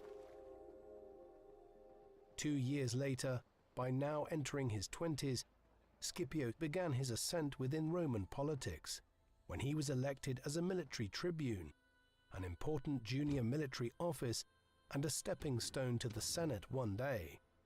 He would continue to perform middling roles like this in Rome in the years to come, as the city weathered the storm after the disaster at Cannae in the late summer of 216 BC. Meanwhile, his father and several other members of his extended family were engaging in a campaign which would catapult Scipio himself to great heights within the Republic before long. Even as Hannibal was arriving in Italy, Scipio's uncle was leading a military expedition to Hispania. Over the next several years, he, Scipio's father, and several other family members oversaw this military campaign, which was the direct equivalent of Hannibal's campaign within Italy. Their work in Hispania concentrated on securing a base of operations in the Catalonia region, and then pressing southwestwards towards Murcia and Cordoba. As they did so, the Scipios became the de facto leaders of the Roman war effort in the course of the 210s BC. March! In Italy, and in the absence of his father and uncle in Hispania, Scipio emerged as a representative for his family in the capital. In 213 BC, he was elected as an aedile, a prominent magistracy responsible for the civic management of Rome, including ensuring that the city was supplied with all the resources it needed, a task which had become especially important in the context of the war and Hannibal's rampaging around Italy. By then, he was married to Aemilia Tertia. She was the daughter of Lucius Aemilius Paulus, a figure who had been consul in 216 BC and died commanding at the Battle of Cannae. The marriage was a political one, and there may have been some significance to Scipio marrying her after Cannae, and thus staking a claim to being the political successor to his deceased father-in-law. They would have 5 children together, 3 sons, Gnaeus, Lucius, and Publius, and 2 daughters, Cornelia the elder and Cornelia the younger. His sons would go on to have modest political and military careers, though his foremost descendants would actually be his grandsons from Cornelia the Younger's marriage. Tiberius and Gaius Gracchus would emerge as the preeminent social reformers within the politics of Rome in the 130s and 120s BC. Despite their many children, Scipio was not faithful to his wife, a not unusual occurrence within a society where promiscuity, infidelity, and divorce were common. Several ancient sources attest to his numerous affairs, both as a young man and later in his life, with Aemilia generally turning a blind eye to those which occurred at home in Rome itself. We know some little bit about the man who was about to emerge as one of Rome's greatest generals. Scipio was clearly possessed of a great intellect, somebody who was perceived as both cultured and skillful as a politician and commander. In time, he would also reveal himself to be a ruthless character, one who was able to undermine his rivals towards his own ends. Conversely, he would almost paradoxically be merciful and accommodating of Rome's enemies when he felt displaying some sympathy towards the defeated was a judicious policy in the long run. Clearly, he had a common touch as well, or at least some charm, which won him the respect and admiration of his troops. It is difficult to say with certainty what he looked like. A bronze bust of a bold, clean-shaven man in middle age, with noticeably piercing eyes, one which dates to the 1st century BC and was discovered at the town of Herculaneum, which was buried along with Pompeii during the eruption of Mount Vesuvius in 79 BC, was previously believed to be of Scipio, but this view has been revised, and many now think this to be a portrait of an Egyptian priest of the goddess Isis. Conversely, a marble bust found near the Scipio family tomb in Rome may be of Africanus. The nose is broken off, and the eyes, following a Roman sculptural tradition, are nondescript, but we get the impression of a strong man with a serious demeanor, his face clean-shaven in line with Roman fashion and with short curly hair. Your Honor. This was the figure that in 211 BC was suddenly catapulted into a very prominent position within the Roman military. Both his father and uncle were killed that year while campaigning in Hispania at twin battles fought at the Baitis River during a successful Carthaginian counteroffensive in the wider Andalusia region. Initially a more senior Roman political figure, Gaius Claudius Nero, was sent to Hispania to deal with the emergency created by the defeat at the Battle of the Baitis River. But just a few months later, a decision was made in Rome to appoint Scipio to oversee the campaign in Hispania. This was a highly unusual move. Scipio was still only 25 or 26 years of age, far too young under normal circumstances to acquire such a command, and certainly so for a figure who had never served as a consul or seemingly been a member of the Senate. The exception was most... Alright, this thing's fucking boring me, man.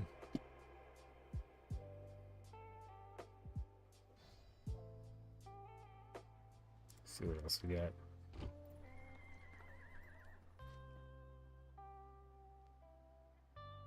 Crusades.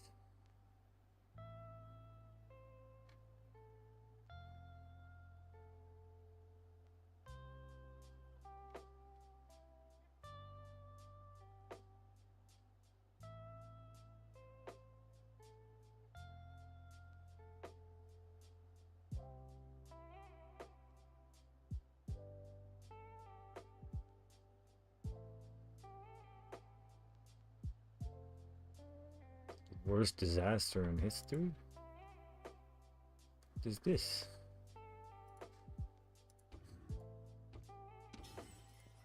Hello everyone, and welcome back to Scary Interesting and to some of the worst disasters in history.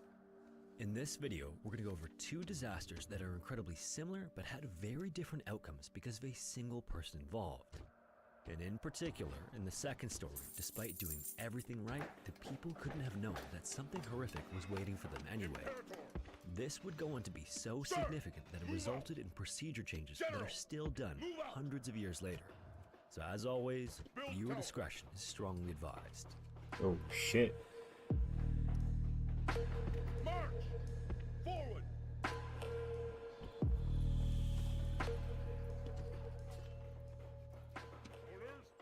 Originally built in 1793, the HMS Tribune already had quite a history by the time it joined the British Royal Navy in September of 1797. The Tribune was actually built by the French and joined the country's fleet during the French Revolutionary Wars.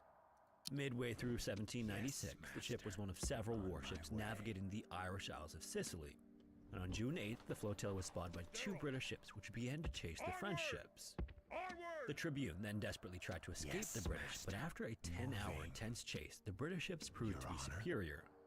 The Tribune was then hit with a barrage from the British guns, which destroyed most of its mass and essentially disabled it. This forced it to surrender, and after which it was promptly captured. 2 days after it was captured, a crew boarded the ship and sailed it to Portsmouth shipyards for refitting. It took some time, but by April 29, 1797, it was officially a functional British ship. Later that same year, the HMS running out of was money. assigned to a convoy to escort resupply ships to Quebec and Newfoundland under the command of Captain Scipii Barker. It then departed from the town of Torquay near the southern tip of England, and the HMS Tribune and the convoy began their trip westward on September 22, 1797. About 12 days out from Halifax, however, the Tribune began to lag behind and eventually lost sight of the rest of the convoy. Undeterred by this development, Scipii continued on toward Halifax, hoping to catch up with the rest of the ships. That wouldn't end up happening, but the Tribune did make it just outside of Halifax Harbor on November 16th. Can I be of service? Now, getting into Halifax Harbor at the time was a tricky prospect. It required experience, an intimate knowledge of the coastal terrain, and a strong understanding of the currents in the channel. So it was actually customary at the time to wait outside the approach for a pilot with those credentials to board the ship and take it into port. Scipii, being the seasoned captain that he was, ordered the ship to anchor briefly so that a local pilot could do this, but as this was happening, the ship's master, John Clegg, approached his captain. Clegg then assured Scipii that he had the proper experience in Halifax Harbor to navigate it himself. To prove this, he cited a 44-gun ship he successfully piloted in during a voyage in the past, and a strong familiarity with the challenges the harbor presented. Additionally, he pointed out that the winds at the time were favorable and that another officer, John Cosey, could assist since he had once lived in the area. Against his better judgment, the captain was convinced by the argument that Clegg presented and came to believe that he could handle docking the Tribune. So, leaving Clegg to his duties, Scipii left the wheel and went below deck to gather up some paperwork he planned to take ashore. Clegg then grabbed the wheel under the watchful eye of Cosey and began giving orders to crewmen as the captain made his way to his quarters. Already around noon, though, things began to get out of hand as the ship made its way toward the southern tip of McNabb's Island and a rocky outcropping known as Thrumcap Shoals. In sudden need of help on deck, Clegg ordered the master's mate, a man history knows only by the name Mr. Galvin, topside to assist. Galvin was battling an illness at the time, but he rushed to the deck as fast as his weakened state would allow and immediately noticed the frantic work of the crew to turn change the capital here. As Clegg steered the ship away from the wind, Galvin climbed one of the large guns to get a better view of what lay ahead. And unfortunately, it was immediately clear that despite their best efforts, the ship wasn't turning fast enough and a collision with the rocks was imminent. By then, there was nothing anyone could do but wait for impact and pray. A moment later, the Tribune struck Thrumcap Shoals with force, immediately tearing a hole in the hull. The violent jolt sent Scipii running to the deck, and he began shouting at Clegg that he had lost the ship. But obviously, arguments and finger-pointing weren't going to save them from the predicament they were in. The captain then ordered that distress signals be flown, and they were quickly spotted by military posts in the area. Simultaneously, below deck, the Tribune was taking on water fast, and in hopes of prolonging the sinking process, Scipii ordered that everything that wasn't bolted down be tossed into the North Atlantic. So quickly, the crew rushed to push as much heavy cargo and equipment overboard, including all of the guns, with the exception of one that could be used as a signal flare. Military vessels then rushed to coordinate a rescue and began making their way out to the sinking Tribune, but at the same time, the wind began to pick up, causing many of them to abort the mission. For the next 9 hours, the Tribune was stuck on the rocks of Thrumcap Shoals, but the lightening of the load by throwing as much as they could into the ocean caused the ship to begin swaying in the rough waves. Around 9 p.m., this resulted in the Tribune finally dislodging from the rocks, setting adrift off the coast of McNabb's Island. As all of this was going on, and from the moment the Tribune slammed into the shoals, the crew below deck worked tirelessly to pump the incoming water back out of the ship, and the effort was actually starting to pay off. Unfortunately, in just a little while, this would all be for nothing. Just about the time the HMS Tribune broke free from the rocks, a stronger gale force wind blew in and forcefully pushed the ship to the western shore of the harbor and slammed it into the coastal rocks. This second impact would be a costly one.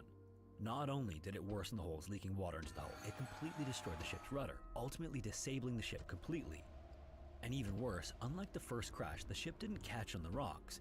If it had, the passengers and crew aboard could have made it to the shore safely, but instead the ship bounced off the rocks and began drifting aimlessly near the entrance to Halifax Harbor.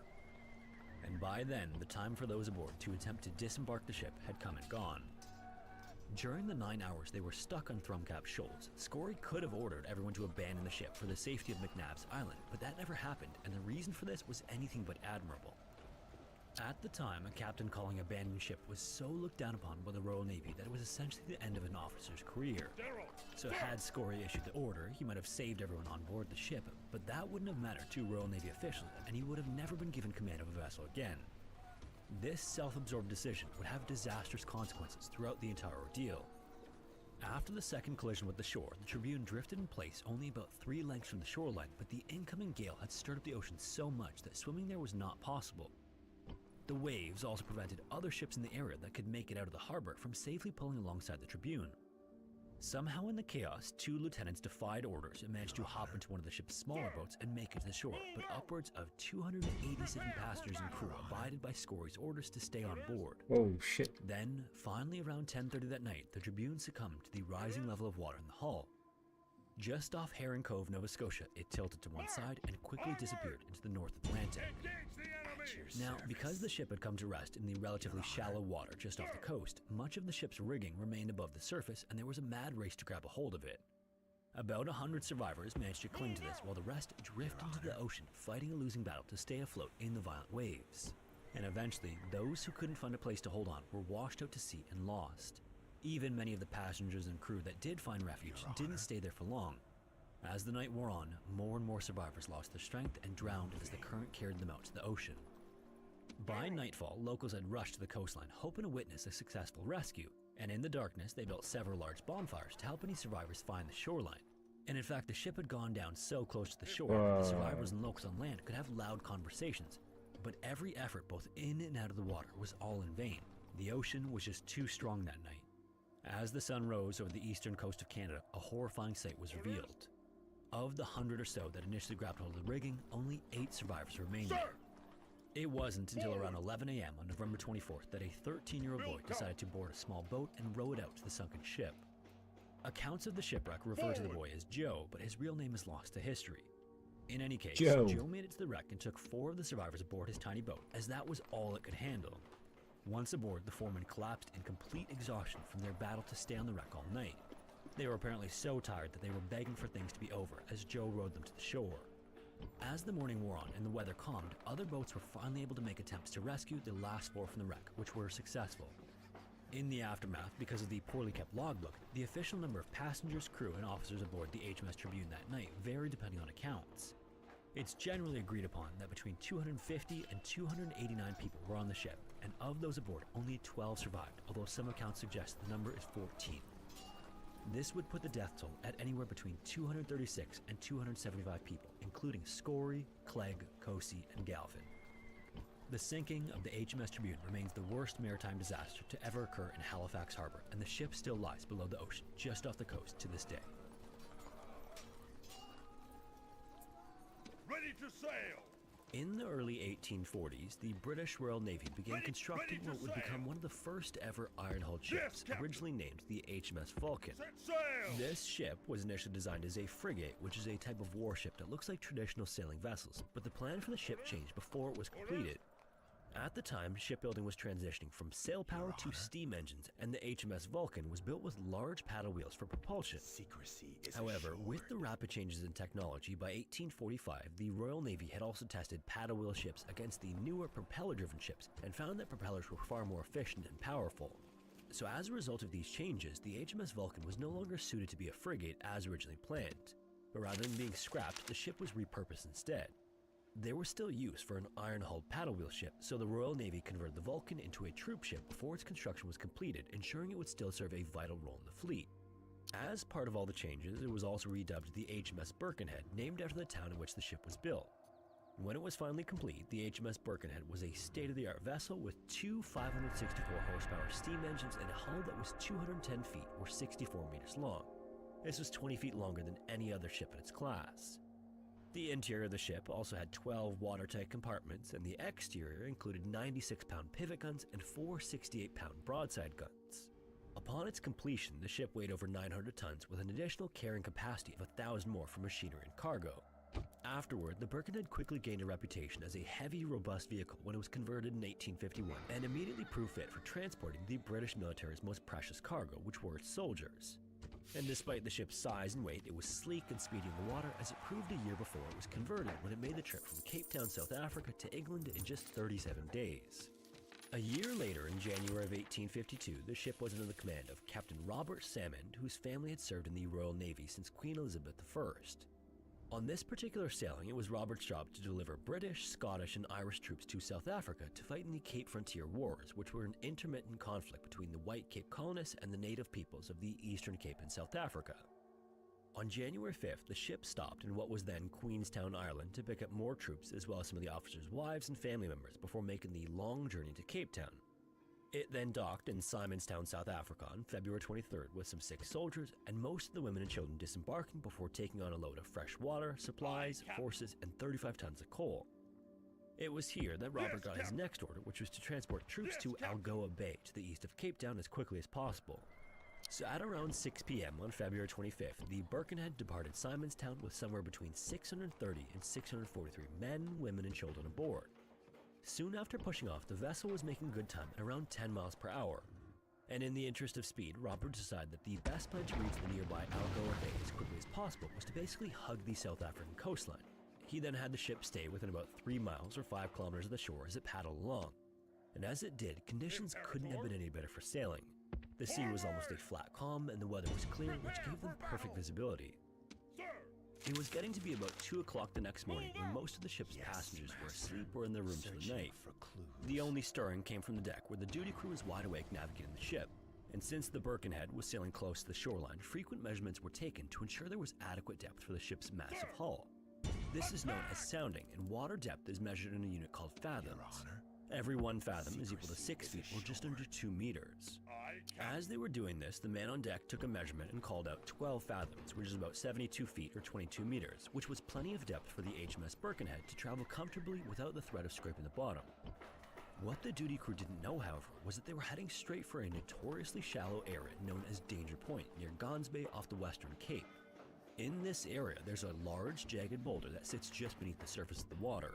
Ironically, if the seas that night had been even the slightest bit choppy, the men in the crow's nest would have spotted it and the ship could have easily navigated around it. With the ocean water as still as glass that night, though, there was nothing to indicate that it was there. So just as the lead man was about to take another measurement, the bow struck the rock at Danger Point, which shredded the hull like a can opener.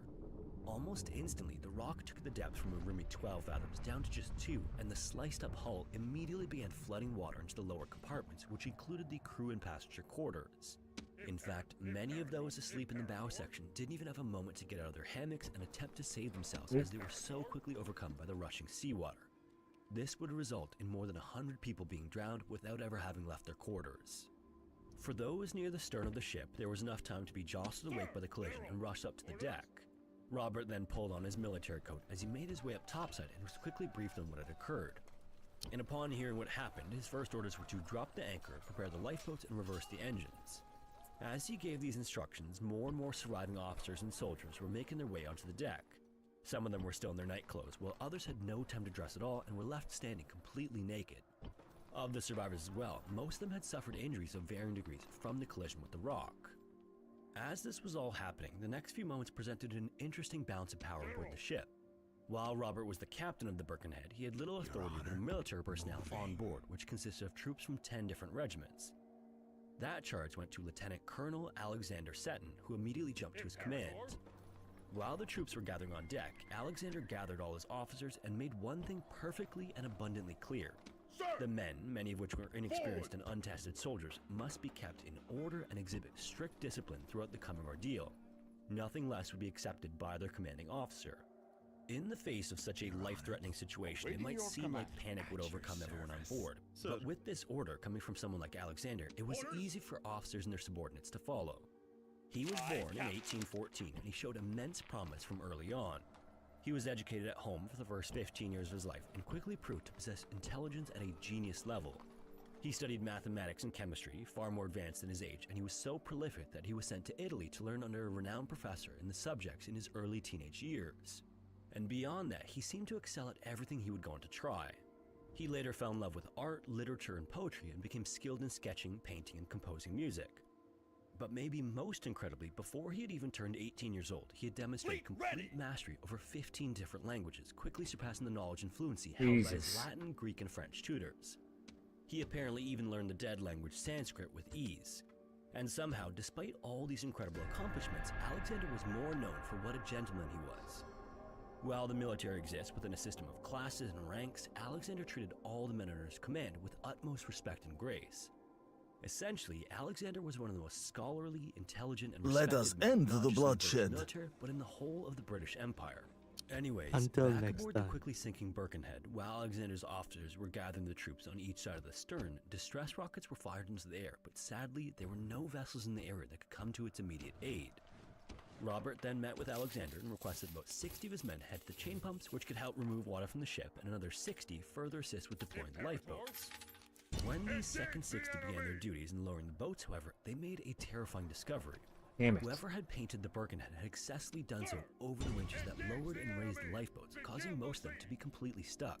So of all of the lifeboats on board, the crew and military personnel could only manage to get 4 of them in immediate working order. Then, even worse, as soon as one of them touched the water, it was overcome and quickly sank, leaving more than 630 people with just 3 boats, with a maximum capacity of just 150 people. Also on deck with the troops were the officers' families that were aboard, which included frightened women and children. Upon seeing this, Alexander drew his sword and cleared the way for all of the women and children to make their way onto a small clipper lifeboat.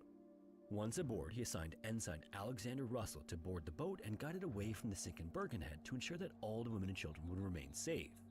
And unfortunately, although he couldn't know it at the time, the decision by Robert to throw the engines into reverse only caused the ship's hull to split even more, and quickly, the engine rooms had completely flooded. So suddenly, the ship lurched forward once again, striking the same rock again.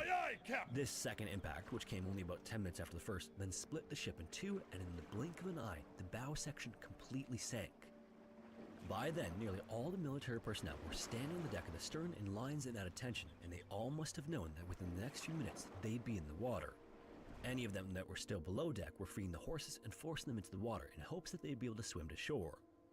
Once they were also back on deck too, Robert shouted command that all the men abandon ship and make their way to the 3 lifeboats. Upon hearing this though, Alexander drew his sword once again and screamed an order to his men to stand fast. After he gave this order, only 3 of the more than 400 men disobeyed his command and leapt from the ship. The rest did as they were told, and the sinking stern continued to go down. As this was happening, one of the young and inexperienced military men approached Alexander and shook his hand, telling them that he looks forward to seeing him on the shore. Alexander then eagerly took his hand, looked him in his eye, and told him that he was afraid that wouldn't be possible because he didn't know how to swim. This would be the final exchange the exceptional military officer would have. Just minutes later, the only signs of the HMS Birkenhead that remained above the water were parts of the topmast and a portion of the sailcloth. Upon the sinking of the stern, the women in the small clipper lifeboat shouted in terror as their husbands were now left at the mercy of the sea. About 50 of the men clung to the topmast, while the others did their best to tread water. But many of them, like their commanding officer, didn't know how to swim and quickly drowned. And horrifyingly, others were seen being pulled under instantly by the great white sharks that had come into the area to feed.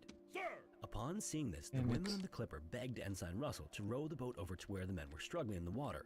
And despite his orders to remain far away from the ship to prevent any of the men from swamping the boat, he began turning it back toward the wreck. As this was going on, one of the children spotted their father in the water and shouted for him to swim to the boat, but the officer refused because of the orders he received from his commanding officer. Ensign Russell then had a decision to make, and he wasted no time determining what to do next. He then stood up in the boat and leapt over the side, becoming submerged the moment he hit the water. When he breached the surface, he started to swim toward the child's father to help him toward the boat, but after only about 20 strokes, he disappeared below the water and was never seen again as the sharks dragged him under. Whoa. The lifeboat was at capacity, so had Ensign Russell been successful in getting the officer on board, he would have been trading places with him. But tragically, the 19-year-old ensign's sacrifice was for nothing. In the immediate aftermath of the disaster and in all of the chaos, some of the men did actually manage to swim the 3 miles or 5 kilometers to the safety of shore.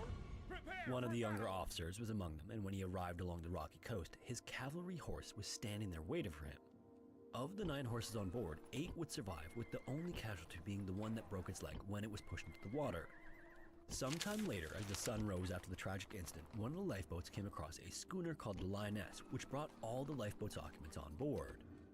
Afterward, it sailed in the direction of the wreck site, where it arrived that afternoon and saved another 40 men clinging to the topmast of the HMS Birkenhead. When the survivors were all accounted for on land, only 193 of more than 630 lived to tell the disaster. Of them were the 113 soldiers, 6 Royal Marines, 54 crewmen, 7 women, 13 children, and at least 1 male civilian. Some of these figures, however, are unconfirmed, as the muster rolls and logbook went down with the ship. In the aftermath as well, word of the sinking got out quickly and captured the attention of the British public. On May 8, 1852, many of the military personnel aboard were called before a court-martial aboard the HMS Victory in Portsmouth, England. Initially, it was believed that there was going to be plenty of blame to go around, but as witnesses among the military officers and troops testified, a story of unwavering bravery began to take form. A military captain told the judges that he had never seen a better display of discipline, particularly from the soldiers of such little service experience. He would go on to say that there wasn't so much as a, quote, murmur or cry among them until the ship made her final plunge.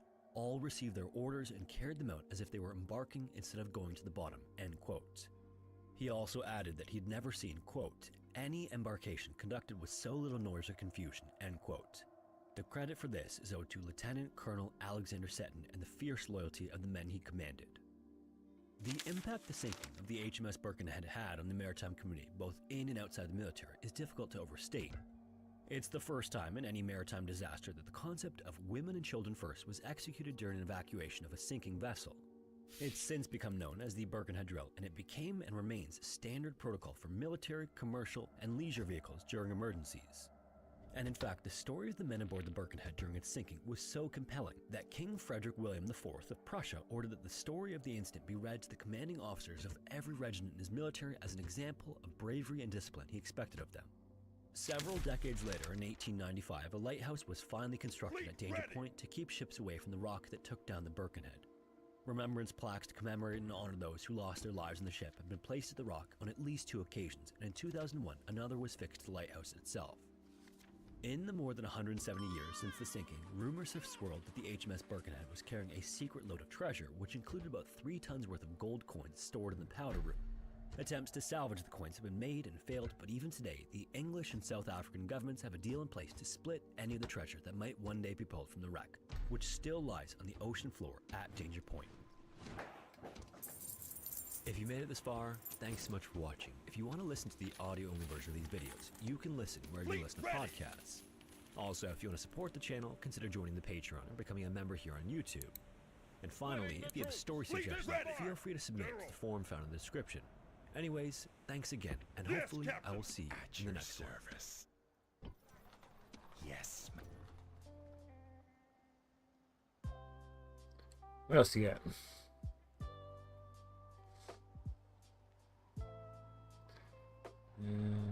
Hello everyone, and welcome back to Scary Interesting. In this video, we're going to examine 3 of the worst disasters in human history. Frustratingly, 2 of these seem to have been entirely preventable, if not for a series of mistakes made by the people involved. Bunch of Then, fuck-ups. in contrast, the 3rd story required a There's always a once-in-a-lifetime fuck-up. natural event to occur for what eventually transpired. But either way, in each of them, the effects were beyond devastating. As always, viewer discretion is advised.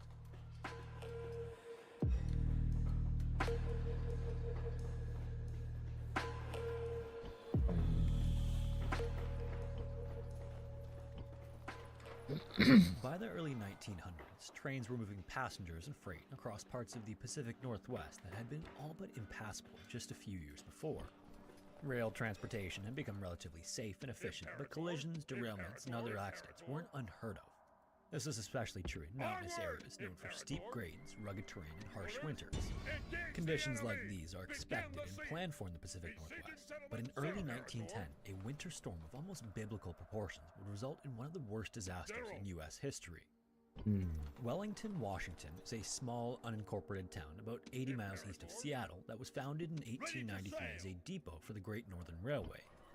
Despite its small size, Wellington had a hotel, a general store, a post office, a small power plant, and a modest hospital. Wellington also sits at about 4,000 feet above sea level and is regularly hit by some of the region's harshest weather. But despite this, it is actually one of the only passable routes through that area of the Cascade Mountains. In the mid-1890s, the Great Northern Railway hired well-known engineer John Frank Stevens to determine if it would make a suitable rail route. Stevens concluded that it was possible, but this meant that at least one tunnel would have to be bored through a mountain known as Windy Mountain. Construction of this first tunnel began in the summer of 1897 and was completed a few days before Christmas in the year 1900. Upon its completion, it was 8 miles long, 18 feet wide, and 25 feet high through solid rock underneath the mountain. From then on, passage through the Cascades was made drastically easier and fueled the American westward expansion. A decade later, on February 20th, 1910, the area was being hit by a massive winter storm. If you know anything about the area, you know blizzards are frequent occurrences in the Cascade Mountains, but this was unlike anything most residents had ever seen. Some witnesses claimed that almost a foot of snow fell every hour for 2 days straight, and that nearly 18 feet had accumulated in Wellington by the 23rd. And this wasn't soft, light powder. Get in the fucking it was boat. a thick, heavy mix of snow and ice that locals and railroad employees referred to as Cascade Cement. Now, even though this was a particularly bad storm, the railway crews were quite prepared for lots of snow. They had massive rotary snowplows fixed to the front of powerful locomotives. These giant plows were generally capable of clearing even the deepest banks and shooting the snow hundreds of feet away from the tracks, almost like a giant snowblower. But during the storm of 1910, the snow was filled with rocks, trees, and other debris that slid onto the tracks that even the rotaries couldn't cope with. However, the tracks east of Wellington were still open on the morning of the 23rd as 2 trains made their way from Spokane to Seattle. The first was a passenger train and the second was a fast mail train. Both trains passed through the Cascade Tunnel without incident, but then after emerging on the west side, the conductors got word that they'd have to stop in Wellington because the tracks and mountain passes ahead of them were totally impassable. The passengers weren't particularly surprised at the news, considering the weather they'd already come through, and nobody was looking forward to a long delay, but at least they were stopped in a town instead of some featureless stretch of track in the middle of nowhere. But even though they were in Wellington, because the avalanche risk was so high, dispatchers considered parking both trains in the Cascade Tunnel. This would have protected them from the weather, but the idea was eventually decided against because the train's idling, coal-fired boilers would have filled the tunnel with fumes in a matter of minutes. Instead, the trains entered Wellington and set their parking brakes between Windy Mountain on one side and Tie Creek on the other. Then, of the more than 100 passengers and crew on board, most stayed on the trains. This is because the hotel in town was already full, and the travelers generally assumed they'd be able to resume their journey in a day or two when the weather conditions improved. But then by the 26th, so 3 days later, the storm showed no sign of letting up, and all communication was lost that afternoon when telegraph lines finally went down. By then, the passengers had basically no choice but to sit and read, nap, or stare out the windows at the storm. Several days later on the 29th, the temperature began rising and the snow tapered off noticeably. Unfortunately, this reprieve was short-lived, and in just a few hours, the snow was replaced by rain, intense winds, lightning, and then thunder that shook the canyons around Wellington. By the morning of March 1st, the increasingly weary passengers had been stranded for more than a week when they heard a huge thunderclap. At that moment, one of the Great Northern employees, Charles Andrews, was walking to one of the company's bunkhouses not too far from the hotel. And like everyone else, he was startled by how loud it was. Then, when he instinctively looked up toward the mountain, he witnessed what he would later describe as White Death. A massive, continuous sheet of ice and snow more than 10 feet high, a quarter of a mile deep, half a mile long, broke free from the mountain and began sliding toward Wellington. As it accelerated, Charles said that it shook the earth and sounded like a runaway train gathering speed on a long descent. Even more horrifyingly, mixed in with the roar of the avalanche, he could hear the sounds of shearing rock, snapping trees, and eventually twisting steel as the massive snow slammed into the parked trains. Thankfully, the brunt of the avalanche missed the hotel, but the 2 trains were immediately ripped off the tracks and carried nearly 100 feet down the ravine into Tie Creek as if they were weightless. Inside, the passengers and employees were thrown through the air, and a few were even ejected through open windows on the way down. When the trains had come to a stop, and by the time the cloud of snow cleared, many of the train cars were covered by as much as 40 feet of snow. Wow. Almost immediately, people from the town and railroad employees rushed down to the creek to see if anyone had survived, but first they had to actually clear passageways through the snow to reach the partially buried trains. They would then spend the next 3 hours in direct line of secondary avalanches, rescuing as many people as they could. But in the end, only 23 passengers were still alive to be rescued. And because telegraph lines were still down, they had no way of requesting help from any other city. Eventually, a hotel guest volunteered to walk to the town of Scenic, almost 7 miles away, to deliver the message in person. Once the man got there, a spare rotary snowplow was sent to Wellington, but then its 20 crew members were also killed when it was derailed by an avalanche on the way. Then, sadly, another 63 Canadian railroad employees were killed just 3 days later during a similar incident in Rogers Pass, British Columbia, about 435 miles to the north. In the end, the avalanches resulted in the loss of 96 people, including 35 passengers and 61 railroad employees. Set sail! Once the weather had cleared, the Wellington survivors were eventually sent to nearby Wenatchee, and by then, the tragedy had become front-page news all over the US and Canada. In the days following the incident, dozens of people who didn't make it were strapped to toboggans and hauled through the narrow canyons to trains that eventually transported them to the nearby cities of Everett and Seattle. After the avalanche, no train would cross Stevens Pass until the snow was removed and the tracks were repaired more than 3 weeks later. And due to the exceptionally bad winter that year, the last few people weren't recovered until July, 5 months after the incident. The winter of 1910 was one of the worst in Washington's history, but the sheer volume of snow wasn't the sole cause of the avalanches. The conditions became even more dangerous when the temperatures rose and the snow turned to rain. This added tons of weight to the huge mass of ice and snow that had already accumulated. Another big factor was that many of the mountain slopes were nearly treeless because they'd been hit by forest fires and clear-cut by forestry companies over the previous summers. This created relatively smooth and obstruction-free surfaces in already avalanche-prone areas. When the incident occurred as well, thunder was often cited as a major contributor to the avalanche, but these days experts disagree on whether thunder alone can trigger an avalanche. But either way, from several first-hand accounts, it is clear that there was a huge thunderclap just before the avalanche began. Several months later, in October of the same year, the Great Northern Railway began a multi-year project building dozens of concrete snowsheds along particularly susceptible portions of track between Wellington and Scenic. Later that month, the company changed the town's name from Wellington to Tye in an effort to distance itself from the incident.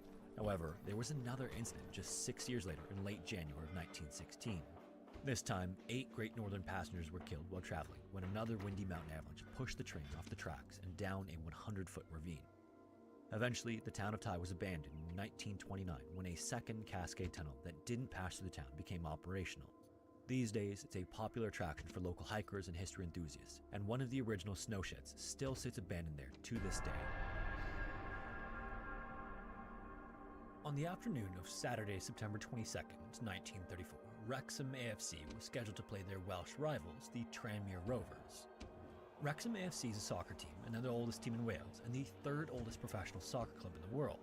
And this match against the Tranmere Rovers was an important event to the people of Wrexham. Despite them playing one of the lower leagues of the English soccer system, that didn't stop them from having a large and loyal fan base in their hometown. Watching them play at home in the racecourse ground was a near religious experience for the people of Wrexham. When they were up against another Welsh team, every man in town wanted to be watching and cheering the team on. The problem was that Wrexham was a mining town. More than a quarter of the men who lived in the town worked at the Gresford Colliery, and many more worked in other mines or in shops and businesses that relied on the coal miners. In addition, miners at the time worked in shifts, 24 hours a day, 7 days a week, and that meant many of them would be underground when the game was being played. So they came up with a workaround. If everyone who was supposed to be working on Saturday worked the night shift on Friday, they could get their hours in and not miss the game. So as the night shift started on Friday the 21st, nearly 500 men went down into the pit at once, which was many more than usual. Then, more than half headed into a part of the mine known as The Dennis. auspices have been taken, There were two main and shafts of gods the be Gresford praised! mine. One was Nothing named could be Martin, found to and the deny other us was named victory Dennis. today. The Dennis shaft was 2,264 feet, or 690 meters deep, and it was split into different areas or districts. Some of these accessed the main coal seam, and the others mined coal from separate veins and offshoots. Of the two shafts, Dennis was the least popular with the miners for several reasons, with the main one being the air quality. The coal in some parts of Dennis was very dry and produced a lot of gases. In fact, the mining company even pumped some of it out to be used as a household gas in town. In addition, the ventilation that was in place didn't quite do the job of removing all the gas, so breathing could be difficult and it could get far too hot in some areas. By 1934, measurements were supposed to be taken regularly at different points in the mine, but unfortunately, not everywhere was correctly measured, and the gas would build up in the areas the inspectors missed. And beyond just the air quality, there were some other issues too. Usually, there was only one way in and out of each district. By law, there were supposed to be two, so the workers could get out through the other if one got blocked. The support beams put in to shore up the route were also never as sturdy as they should have been. However, at the time, miners were in no place to argue, so for the most part, they simply kept their heads down and got to work. That is, until the morning before the football match. Some workers had noticed a weird smell for a couple of days before the 21st. Weirdly, it wasn't the usual smell of gas. It was more like a dead mouse, or as one of the miners described it, as if someone had their pants down. There'd also been a bit of spontaneous smoke, but that often happened when coal dust was kicked around, so they ignored it. Either way, the ferryman will be busy today. Time. The enemy have At brought 2 more a.m. men on to the September fight. 22nd, there was a sudden explosion 2 miles underground in the Dennis shaft. This blast was so big that it ripped through the main ceiling dents and literally lit the air on fire. This explosion set off detectors in the mine, which transmitted right to the local police. They then sent almost every officer they had, and shortly after that, in addition to them, firefighters, doctors, nurses, and men from neighboring mines rushed to the scene to see if they could help. The men not in the Dennis shaft got out as fast as they could, and at first, people arriving at the scene thought only 111 people had been trapped into the ground. Initially, they didn't know about the soccer match or the larger-than-average workforce. Later, when they counted how many mining lamps had been checked out, they realized in horror that at least double that amount were stuck. Before long, the road to the pit was lined with cars, and more than 150 volunteers were making their way over to do what they could. The rain was coming down hard that morning, but it didn't matter. The mine was the heart of their community. They had to help. As the men continued pouring out, the miners' wives stood around the pit entrance, asking anyone who came out if they'd seen their loved ones. Some were lucky and recognized familiar faces, but many would never see who they were looking for. Shortly after the explosion, the fire service couldn't do anything but stand by and watch. The fires were too hot and too deep for them to reach. Our soldiers Then, are at the finally, gates! 2 hours after the Now initial they must explosion, batter a a way manager through! from a nearby colliery went in as far as possible with a small team. There, they found the first bodies of 6 miners who had been killed instantly by the explosion and got them to the surface. Then, 30 minutes later, a rescue team began to fight back the flames using extinguishers. 3 hours after that, 18 miners from a nearby mine went down and descended into the heat and smoke, but horrifyingly, there was a miscommunication. An order to avoid a district was mistaken for an order to enter, and these men were only Our wearing soldiers a are at the basic breathing gates! apparatus. Now they must were, batter however, a way carrying through! a canary in a cage to check for The carbon enemy monoxide. gate is When down! this canary died, Our as soon as they battering ram entered has the done district, its the team work! leader realized there was a problem and ordered everyone to move back. Ready! As they did, and in the rush, 2 men start to panic, ripping off their nose clips and collapsing. Then a 3rd man fell, and a final man took his arms and tried to drag him. Great Before long, gods! he was also Our struggling. soldiers have done well Another this rescue day! team eventually The pulled walls all are 4 out, taken! but unfortunately, only the final man survived. Waiting for order! By then, it was clear that no one could be alive in that area of the mine, so they focused on another district. But as they continued along, they found that there were still fires actively going, making it impossible to mount a rescue. The firefighters went in again to try to extinguish the flames, but they struggled in vain for another 40 hours. No matter how hard they tried to fight the fires, they just seemed to get larger. Even worse, more explosions were triggered randomly, and even the main tunnel started to fill with carbon monoxide. So, after the rescuers had done everything they could, it was clear no one else could have survived. Your general now In the lies end, dead only because of 11 his bodies were recovered foolishness. from the mine. His Three men others will were part lose of the heart. rescue team. Because of how little progress they'd made and how dangerous the rescue would be, it was eventually decided they couldn't risk the lives of anyone else. Eddie! On Monday, the 24th of September, the mine entrance was sealed, turning it into a great tomb. By then, the hundreds who turned up had left, and the yard outside the shaft was deserted except for a few police officers. Meanwhile, the remaining workers hauled chunks of timber, sand, and cement to the tunnel entrance to seal it forever. Or at least, that's what they'd hoped. The following day at 1:45 p.m., the police watching the mine heard a sudden thud. They then ran to the entrance to find one of the workers lying on the ground badly hurt. Another explosion had ripped apart the heavy concrete and wooden ceiling they'd put in place to shore up the tunnel, essentially blowing the entrance cover apart. A chunk of this debris then flew through the air, hitting the worker. He was taken to the hospital, but unfortunately died of his injuries. That worker was the last person to lose their life at Gressford Colliery. The mine was then resealed, with the fires continuing deep in the tunnels. There was at least one more explosion in the days following, but thankfully, no one else was hurt. Several months later, the entrance was finally unsealed once again to try to recover more bodies. In the meantime, the owners of the colliery had fed a pipe into the part of the mine where the men were trapped so they could check how toxic the air was. The hope was that they could seal the area where the explosion happened, and then, a few months later, when the fires had died down and the air had cleared, they could resume mining and the rest of the coal pit after extracting the bodies. By March of 1935, a team went in and created a series of openings to let more fresh air to the Dennis shaft. Then in May of that year, another team managed to recover the body of a missing member of the rescue team. By July, they made it another 700 yards further in and made the tunnels close to the entrance safe enough for the mine to resume. For months afterward, they moved slowly through the mine, accessing more of the seam. This time, at every step, they were followed by inspectors who took air samples. In the aftermath, the tragedy had made national news and risen all the way up to a parliamentary inquiry. This meant that every step the mine operatives took was under intense scrutiny. However, eventually, the inspectors decided it was just too toxic to go any deeper. The bodies of 266 miners remain underground, and the cause of the explosion has never been determined. Located in south-central Wales, the Merthyr Vale Colliery, or coal mine, had been producing coal since 1875.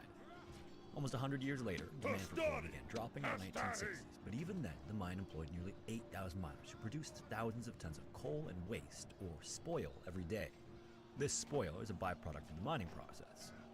As was the case with nearly all mines, this spoil was deposited in large mounds called tips. When one tip got too big, another one was simply started nearby. At the Merthyr Vale Colliery, Tip 7 began growing in 1958, and just a few years later, it contained hundreds of thousands of cubic yards of spoil that towered more than 100 feet over the ground below. No one knows exactly how much it weighed, but it may have been as much as 500,000 tons, or 1 million pounds. Now, this wasn't any larger than many tips at other Welsh mines, but crucially, the ones at Merthyr Vale were positioned on hillsides instead of flat ground. In addition, tip number 7 sat on a porous patch of earth under which there were a number of natural springs. This was prohibited by the National Coal Board's very own regulations, which was ironic considering that the NCB owned and operated the Merthyr Vale Colliery. But even more surprisingly, tip number 7 sat directly above the town of Aberfan and 2 schools with more than 300 students between them in the valley below. Eventually, the tip grew so large that concerned residents, local officials, engineers, and geologists began voicing their concerns to mine executives and NCB officials. During the first 3 weeks of October of 1966, south-central Wales was hit with nearly 7 inches of rain. This was roughly 11% of what was typically received annually in just a 3-week span. In addition, the spoil had already absorbed significant amounts of water from the springs beneath, and by then it was more than twice as heavy as the dry spoil had been. Eventually, this mass became so unstable that a large portion of tip number 7 slid approximately 10 feet down the hill it sat on toward the city between the evening of October 20th and the morning of the 21st. In addition to that, a large sinkhole had formed that swallowed much of the rail line that ferried waste from the mine to the tip. However, both the movement and sinkhole weren't discovered until approximately 7:30 on the morning of the 21st when miners began to arrive for their shifts. With an impending tragedy on their hands, one worker ran to the office and returned with his supervisor a few minutes later.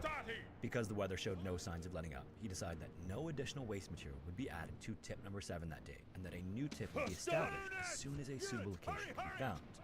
By then, the spoil was still relatively solid, and the true gravity of what was about to happen wasn't fully realized. At about 9:15 a.m., a 20-foot-high portion of the tip broke away and began flowing like molasses down the slope toward Aberfan at about 15 miles an hour. To the people in the village that morning, this wall of blackish-gray spoil sounded like the roll of distant thunder or a plane passing overhead. The spoil then continued to gather momentum, and it first slid hundreds of yards down the hill, flattening 2 farmhouses and the people inside as it went. Next, it crossed the canal that ran through the village and severed 2 water mains that were buried in the embankment beside some railroad tracks. This then exacerbated the problem by adding millions of gallons of water to the already liquid slurry, and by then, the flowing mass had picked up tons of additional debris like mud, rocks, and trees. As this was happening, hundreds of students at the school below sat quietly at their desks, waiting for their teachers to finish taking attendance. Soon enough, everyone felt the ground shaking and the rumbling above them. Then, in an instant, the slurry hit the building, breaking right through the doors, shattering windows, and in a matter of seconds, filling up the classrooms with the thick slurry. As it did, pipes burst, walls buckled, and students screamed as the school was overtaken by the mass. One cafeteria worker saved 5 students by using her own body as a shield against the rising spoil. In another selfless act, a headmaster tried to give 34 students some protection behind the classroom's portable vacuum. Sadly, everyone in that classroom didn't make it. Within 10 minutes, nearly 24 homes around the school were also leveled as panicked survivors poured into the streets. Police received the first emergency call 10 minutes later at 9:25 a.m. Shortly after, the spoil stopped flowing, and when it did, the whole town went silent. And in some parts of the village, the mounds of spoil were nearly 30 feet tall. Fucking Many crazy. streets and lanes were totally impassable, but this didn't stop villagers and rescuers from descending on the schools. About 15 minutes later, dozens of fathers who'd been working at the mine began arriving as well, and because of their experience, they directed the rescue effort early on. Even still, in the early going, everyone dug frantically with their hands and anything else they could find nearby. This digging was unfortunately painstakingly slow, and occasionally sounds could be heard from somewhere in the slurry. Later, bulldozers and excavators began arriving at the schools, but again, the precarious nature of the spoil meant that they had to be used extremely carefully. As the day continued, dozens of students and teachers were uncovered, and tragically, many of them didn't survive. The first survivors began arriving at local hospitals at 10 a.m. the day of the accident. The search continued throughout the day and into the next, but no more survivors were found after just 11 a.m. the next morning. In the end, in total, 144 lives were lost, of which 116 of those were students. In a town of only 5,000 people at the time, this was just under 3% of everyone who lived there. The enemy general is running In the away. wake of the tragedy, This the is no tribunal was way for a convened to leader figure to out what behave, exactly but happened. in and battle, the it's first beyond public meeting was belief. held on November The enemy 2nd, general is slain, 1966. and now his men For months fear us. afterward, the It site is was time to examined, press the there was attack. testimony, and a thorough investigation was performed to determine the cause of the disaster. The tribunal issued its final report in early August 1967, and it found that the NCB's indifference and inaction were largely responsible for the disaster, that it was entirely preventable, and that it had been caused by ignorance and incompetence instead of willful malice. In fact, during his testimony, the Aberfan MP even admitted he'd always had suspicions that the tip would slide, and that if it did, it might reach the village. However, he didn't say anything because he was concerned about The enemy economic general is impacts running if the away. mine was closed. This is no way In for the a end, leader to only behave, 9 but in NCB battle, employees were it's censured, beyond and belief. nobody was ever prosecuted. The enemy army is in Unsurprisingly, many flight. people thought that the Pursue tribunal's them findings and were too drive lax, them from the considering battlefield. devastating nature of the disaster. Several years later, in 1974, construction of the Aberfan Memorial Garden was completed on what were once the grounds of the school below the hillside. By then, only 600 miners remained at the Merthyr Vale Collier. Between competition and worsening economic conditions, it finally closed for good in the summer of 1989. If you made it this far, thanks so much for watching. A series The enemy focusing on general disasters flees. has been requested for Press some time, forward so so I want the to make spirit at of least his one army is compilation broken featuring too. several of the Great incidents gods which are be too short to praised. make into a full-length The enemy video. general is If killed. this series continues, the Fear goal makes a will be to home in feature our some more enemy's intricate hearts. and complex disasters in history. So let me know if this is something you'd like to see more of, or if there are some particularly fascinating disasters Rome that you think demands might fit the victory series. from her Feel free general. to submit them to the form found in the description. And hopefully, I will see you in the next one. Leap.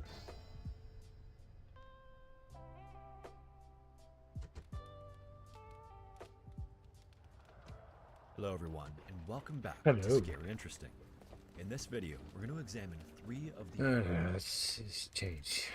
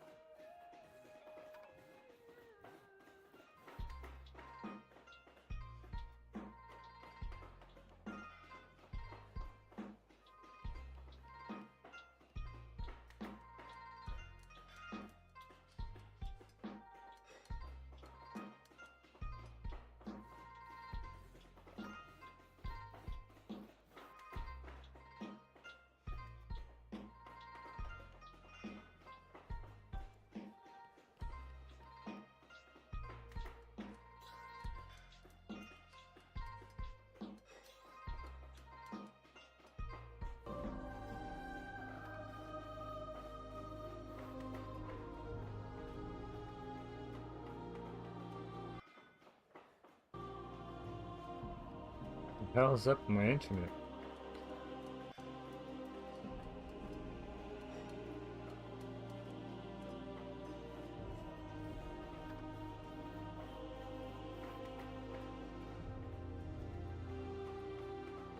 Dramatic.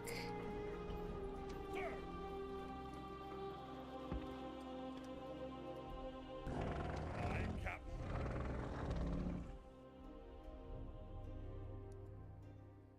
Leaving the army.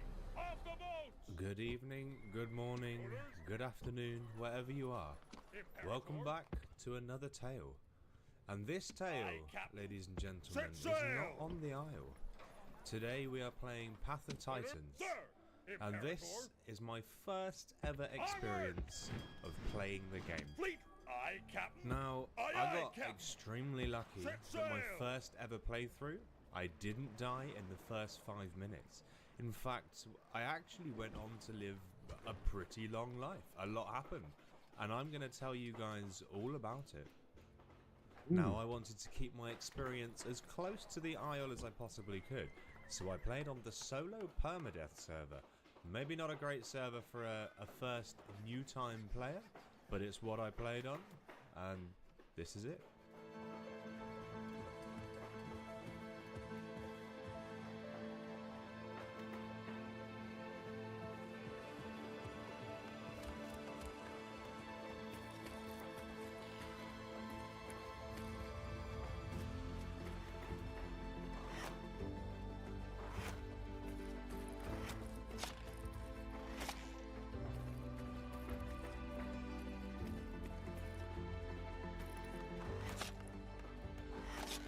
Get it.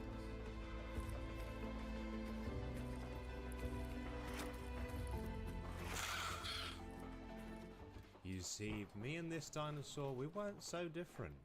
I was experiencing everything for the first time, just like my newly born dinosaur. I would have to learn to walk, to hunt and survive in an alien landscape. I didn't know where the dangers would be, and what my capabilities were. But as daunting as being a fresh, prehistoric dinosaur was, it was exciting, and the allure of the adventure was strong. You see, I'm an inquisitive dinosaur, and I want to see as much of the land as possible. And so for this playthrough, we will be travelling through the map, visiting many different areas, and exploring all the different biomes. I've only been alive for a matter of minutes, but already, the first danger was lurking around the corner. A subadult Tyranotitan was patrolling the beaches where we had been just minutes before.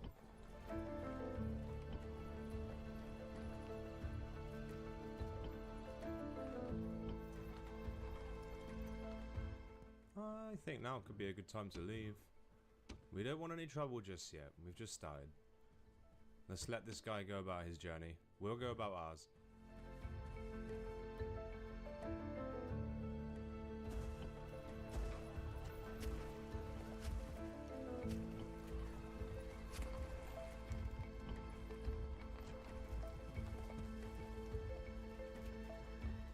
I believe the big boy has passed. Or big girl. Your Honor? Who am I to judge? Anyway, they're gone, I think. I think it's time we can move on. As the sun rose, my adventure would take me to our next location, Stego Mountain. An impressive rock formation, but desolate in appearance. Okay, I mean, it seems like we're in a deserty canyon now. Can I be of service?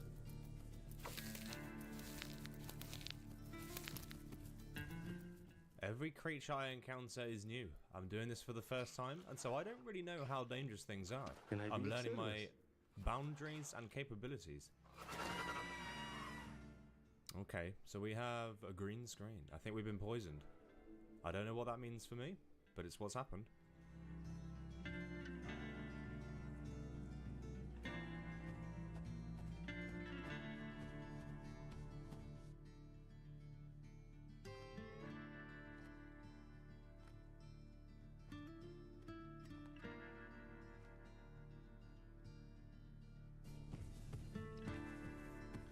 Alright, more crystals. Now, I hope I don't see anyone here. If I see someone here, I've not really got anywhere to go.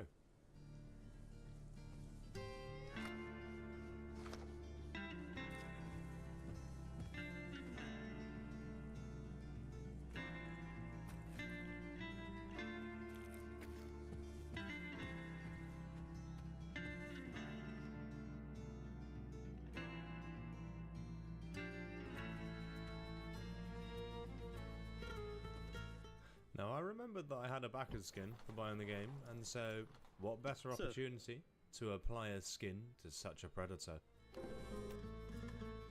Okay, so we have to shed.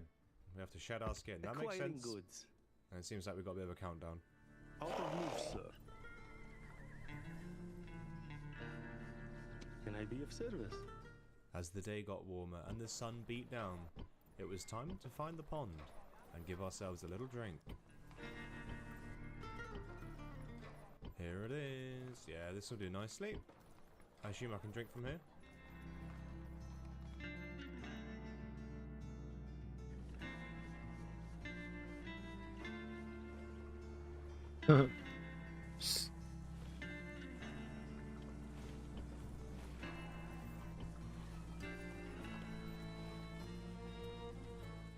Whilst I was here, I decided to take in some of the sights, and they were pretty impressive.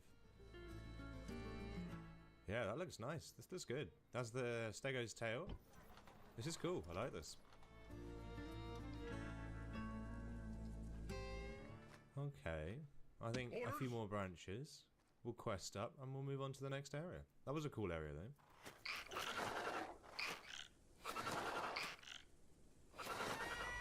Onward! March! And so I wound my way through the canyons again, moving towards the next area.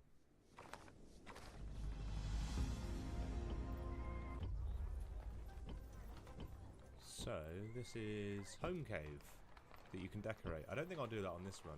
Not on a permadeath. I definitely just heard somebody. I don't know who. I'm sure there's someone there.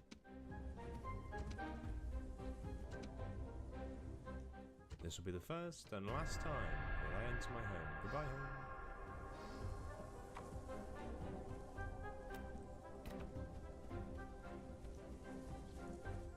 These places are mazes.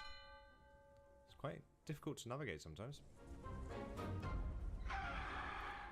You see, sounds are new to me as well. I don't know what creatures make what sounds, and on my way to the waterhole, I heard something that I just had to investigate. I had no idea tortoises made those noises.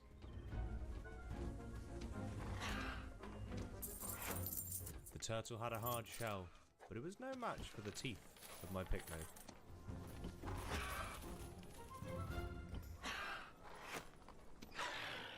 Okay, that will do nicely. A little bit of food, but we do still need drink. We need to go back to the waterhole. General! March!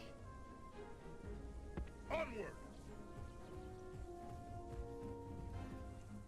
Time to lap it up. That was a thirsty hunt. It was good though. It was good to hunt something a little bit different.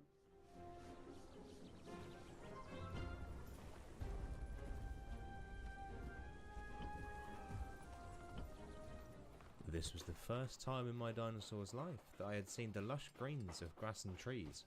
The smells and the sounds were inviting us into its very centre. Okay, this is nice to see some greenery, some bushes, trees, and some more life.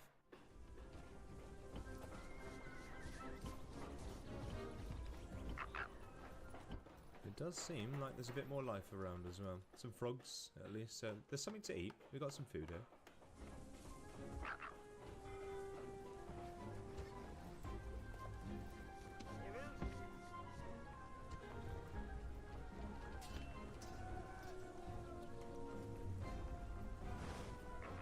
Now, a frog may not seem like much, but when you don't know where your next meal is coming from, it's good to take anything that you can get. Leaving the army! Off the boat! I don't think we're getting anything from them. Aye, aye, I don't know if I have to wait longer or... Anyway. Sir! Forward!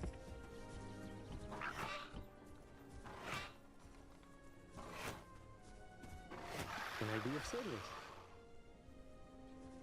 I'll see what I can do. Also, hunting small creatures like frogs helps me refine my hunting skills, so that when the time comes, I'll be better prepared. Can I be of service? Any combat practice is still practice. Can I be of service? Your Honor?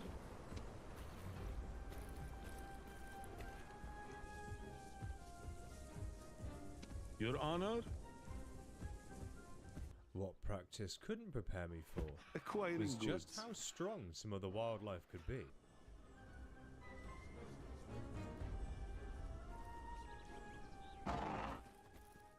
This tortoise is definitely stronger than the other one. General! General! Sir! Imperator! Imperator! Okay, at what point do I decide this is going to kill me? And so with not much health left, I decided it was time to retreat. I had nearly died to a tortoise, and it was a stark reminder of just how dangerous this place can be. I'm gonna restart my browser. It's just like dead. It's not dead, but frozen. Quite you.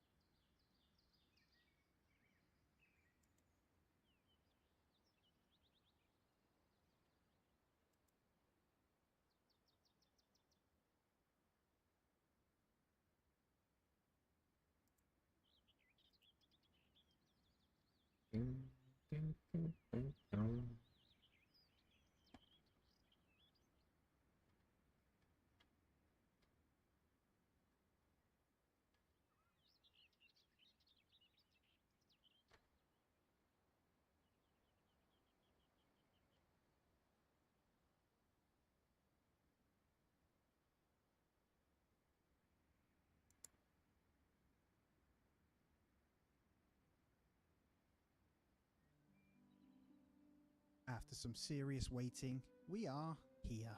We're finally now able to sink our teeth into the long-awaited huge update for Manor Lords, and boy, am I excited. Boy. Without messing about anymore, let's get stuck into it. We had started watching this a while ago. Well, here we go. Oh my god, I'm so excited. I've literally just come into here to check it all out. Holy crap, we have some serious choices to make here. Kind of feeling Lake Lem, but what is divided here? Okay, so you could spawn in either of those places. Lake Lem, I'm feeling though. Either side of this giant lake sounds really cool. So we have a duel. Your family and your rivals share a long, bitter history, and it seems the next chapter will be written in blood. Can I be of service? There he is, Lionheart, the AI, Unfractured Realm. Oh my, there's so many. Okay, we are going into Fractured Realm. Awaiting Let's your do it. command. Oh, everything looks so different. It's going to take some getting used to, right? Let's just take a second here and get stuck in. Build up your town. Yep. Claim all opponents' regions. So I've got to take over everything. Loud here. and clear. Now, the sole purpose of this video is to check it all out. Look at all this the new graphics going on here as well. All of this looks absolutely glorious, and rather than having the little node, it's actual picture. So that is super cool. So our region then, we've got salt, we've got, well, let's just zoom out. We've got stone, we've got salt, we've got mushrooms, and we've got clay. So mushrooms, there's different affinities, all that sort of stuff. Oh my word. So check out the build menu here. This looks glorious. Oh, yes. Yes. Okay, calm down, As dude. always, I'm going to be excited. There we go. Let's get Fucking some weird. basic roads and stuff in as Don't be well. weird. The usual. And let's basically just play at 1x here. This should be pretty fun. As we get our little villagers. And you forget how glorious this is when you haven't played for a few months, right? It's been quite some time since I last played, but here we are. Let's check out the lake and everything about it. Oh, the mountains in the back. Now that is something to there's floating fish, let's ignore that. But that is something to get excited about right there. All of this looks glorious. Look at that little pass over there. Glorious. So this bit over here is going to be super cool, because if you can fight, fighting on this top bit, that's going to be immense. So our region then, all we've got is fish from the lake here and mushrooms. So that's what we've got to contend with. Now, we're not after anything other than testing a few things out. We have got to get our bearings, so we'll try our best to make it look nice whilst trying to stay somewhat efficient here. And we'll just get in some nice roads to make a beautiful little town. And the forager's hut is both berries and mushrooms now. That is super cool. We don't have a hunter's cabin, so we're mainly going to be grabbing this one. There's our logging camp, so we'll get everyone in there. Look at this. You get maintenance. I mean, we'll leave that so we don't have any. How many tools do we actually start with? We started with 10, right? I'm just going to put 3 people in there. There's a lot of things to consider right now based on this. I don't know whether that maintenance means we can't do too much. Let's just see. Each one basically is going to tell us how much yield we have. So we'll just get food, wood, and firewood up and running anyway, and then we'll crack on. I'll probably grab these mushrooms whilst we can. And we'll just put a little road there. I don't want them too far away, if I'm honest, and we need to make sure we've got our storage stuff in as well. Oh, I'm so excited. Let's stick a granary here and a storehouse next to it. And we'll grab that second ox in. I don't know, I'm going to play it how we used to and just see if that's the best way of doing things. Let's get that hitching post to highest priority, and let's just speed it up a little bit. And then we'll decide where we put our houses in a moment anyway. Oh, I just love it now. What a game we get to enjoy, and as always, the coveted black shield, because why not? We're going to have the granary at highest priority, we're going to have the storehouse high, and then we're going to get in some houses and a well. Let's just chuck a well right here, and then I love the graphics on here. This looks really nice. I don't actually know if there's any new buildings or anything. Today we face the warriors of Numidia. They are brave enemies. So, required to hit small village. Coming soon, coming soon, coming soon. Okay, so development is a new tree that we're doing. Environment here. What's this? Gentle rolling grasslands dotted with wildflowers, vital for grazing, haymaking, and healthy bee population. Meadow. Dense and shadowed. The forest teemed with animal life and resources. These are effects. What does this give us? Pollination and extra yield. Tonnage, teaming, enemies. Yeah, so we'll go with this one, I guess. You just click on that one, and then records are just the trades and stuff as well. Super cool. And as we get people in, oh, look at this. We've got different yields and stuff. I was just looking. You got this here. What's the advanced tab have? That's still the work area. We've got the livestock, so we're going to assign one to the logging camp straight away just to transport those logs, and then the rest we'll be getting in here. So we'll get these guys in just to transfer our goods in and out of the building. Oh yes, and we have got the ability now to get our first houses in. And I think we'll play this as single. We don't have enough wood to do that many. Can I get 2 singles? Oh, let's go. Quickly! Yeah, we'll go singles. We won't do anything spectacular. Quickly! Attack! Equity! And maybe just a small marketplace. So we're going to go for just quick, efficient stuff to get it in. Relatively good marketplace in there as well. Now, were there bandit camps on the map? That's what we need to check. Okay, the bandits still show there. It's got 1 lot of bandits here only. Equity! Can we see anything to do with the enemy at the moment? The enemy general. Say these lands. I guess we have to go and have a look. I don't know if they then populate the land. They do. Guys, look at this. This is an enemy camp. Oh. Wait for so Rome good. So demands victory from her generals, here. So and this day is clearly our so victory. We're basically, that's really cool. We can see how we're doing against our opponent. That is a game changer. No. Oh my god, that's so good. And there's our first food stall though, so we're aiming to be way ahead of these guys. Victory! I wonder if we can trade with them. So I think everything now will be going into the houses. We will try and get as much timber in as we can just to keep queuing up them. I'll probably just go for a basic row, to be honest, here early on, and go smaller. We want it to do just one kind of thingy. I'm keeping the snap on just so I can get basics in. But that is as good as our logs are going to get anyway. And food-wise, we're going to need to, like I say, get this forager hut in. So awaiting we'll place your that one command. just here. It's a bit of a walk. Actually, you know what? We're going to get rid of that. We're going to put it over this way. Probably put it here. Can I be of service? Quite far away, though. We might Acquiring be better off goods. fishing, if I'm honest. Yeah, let's go fish. We'll need both, but fishing will be more important for now. We've got enough food to keep us going in the store for now. I think we've got... I'll keep them in there. We'll just work with what we have. I guess the people coming in will be the same as prior, so we need to be above 50% to receive families in each new month and have houses spare. Forward! That's 4 houses. We've got 5 in. Let's get the 5th one here as well. Just going to bring that over there as well. Forward! And we'll probably get in one just bringing in maybe... I don't know. I kind of want to test to see how the eggs and meat and stuff are, because I know previously carrots are always best quite early on for if you want early food. Be interesting to kind of see, really. We don't know how they're going to play at the moment either, because they might start bugging out. We'll have to kind of just see what happens here. I don't see any building happening, so we'll try and see. Awaiting your command. So, unfortunately, I see the ox just fully not able to move.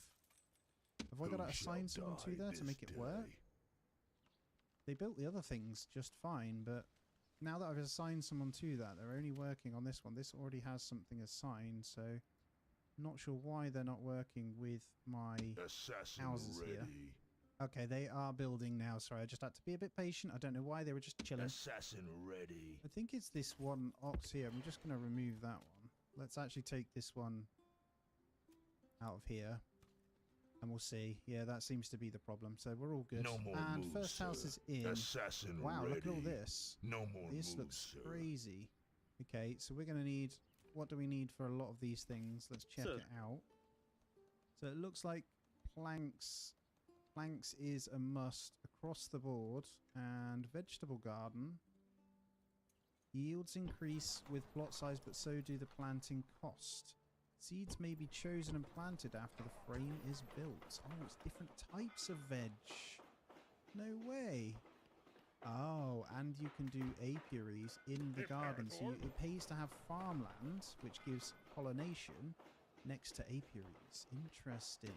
Okay. So we have a fisherman's hut. I'm going to yield in a bit of fish from here. We should be good. It's seasonal, but we'll carry on. And then we're going to get our planks in. Interesting. Well, I say interesting. Really cool. So I'm into it.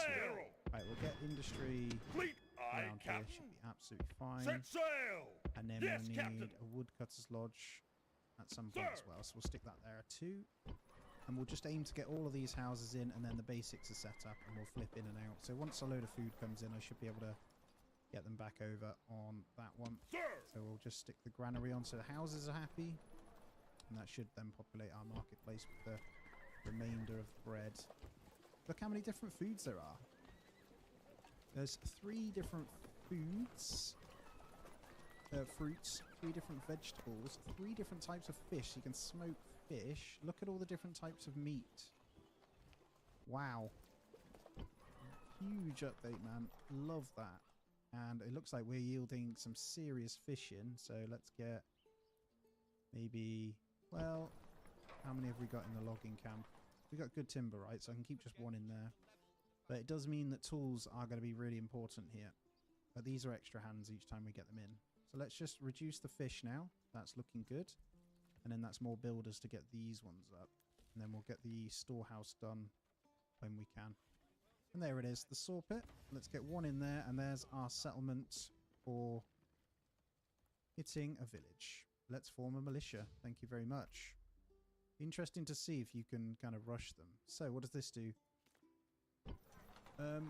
Bamberg smallholders. Driven from Bambo by the Bishan's heavy tithe, we learn to keep our hearth warm and our tables full by our own hands. We waste nothing. Tend every plot with care and set down roots where we can live by our own labour, not by the bishop's mercy. New upgrade, small holding. Wow, like artisans, smallholding families treat their backyards as permanent jobs, increasing their yields. Increase approval from food variety. Increase success chance for plants, tree planting. And enabling the tithe causes a loss of approval similar to land tax. Okay. Oh, look how many there are. No way. Okay, off the Votland. We were shaped by hard country. We come from the far marches. Right, I'm just going to read through these and we'll have a quick look at what's good. Decreased agriculture. increased capacity for forage good deposits. Export increase for minor trade and hunting. Improved beggars and joiners. Reduced fuel consumption. Increased militia combat effectiveness. Decreased mining gathering speed. Blacksmith weapon. Okay. Land tax, no. Regional wealth from burgage plot is increased. Reduced burgage plot upgrade cost. Nice. So we'll treat, you kind of want to treat each one. This is what, like, some serious balance where it would need to come in. Effective farming at elevation. Consumption of all clothing goods minus 50%. Sheep no longer die at high elevation during winter. Efficient hunting camps. We don't have hunting camps. Oh wow, you can did I just see that right? Ox, mule, horse, sheep, lamb, goats, pigs, chickens. You can export the pigs and chickens now. No way. I want something really simple to start with, if I'm honest. I think wealth from burgage plots. We have salt and iron, right? Salt and iron import value is lower.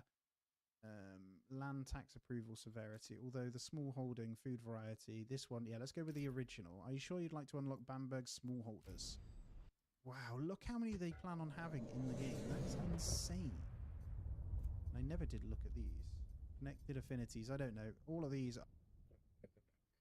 Yeah, wait. Pause it. Just gonna go a snap. Units, await my orders!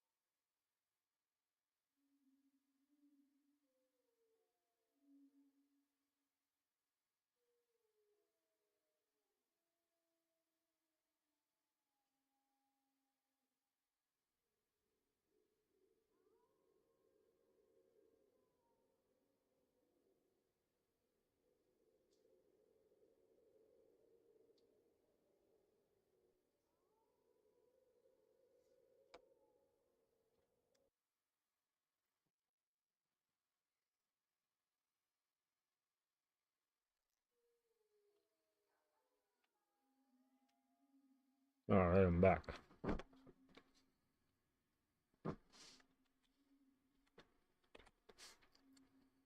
But I mean pizza. Ram! Drop the ram! Hmm. Units!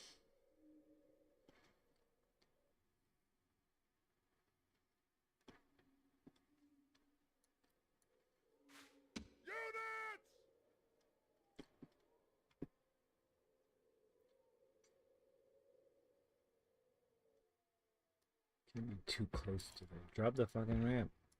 Ram! Drop the ram!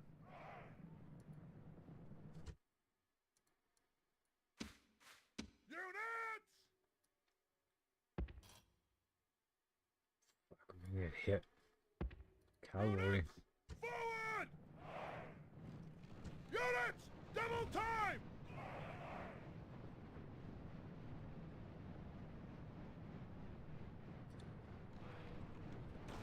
Well, maybe not. Oh, there they are.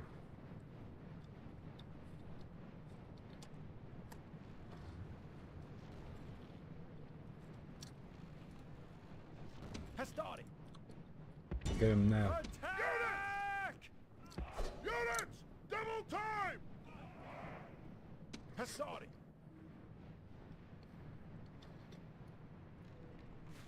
Units!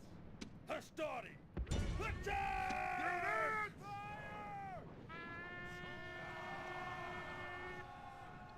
Hastari! Quickly! Hastari! Halt! Four at the double!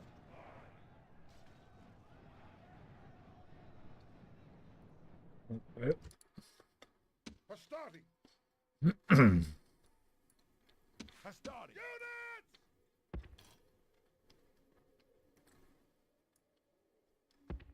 Units! Hurry! Hastari! Ready!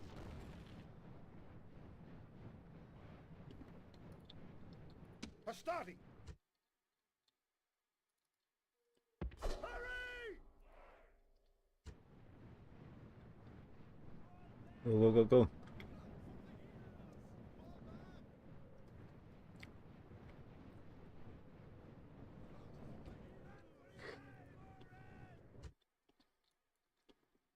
Units! Units! Forward! Units! Hurry! Hurry! Hastari! March! Hastari! Waiting for orders! Uh-oh. Hastari!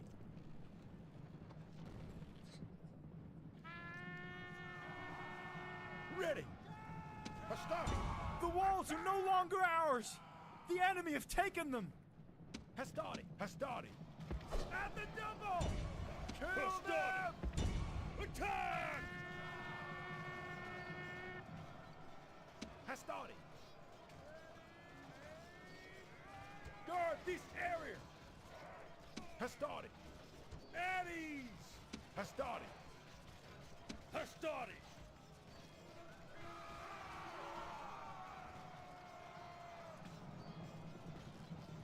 Units! Units! Advance! Hastari! Hastari! Hastari! Hastari! Hastari!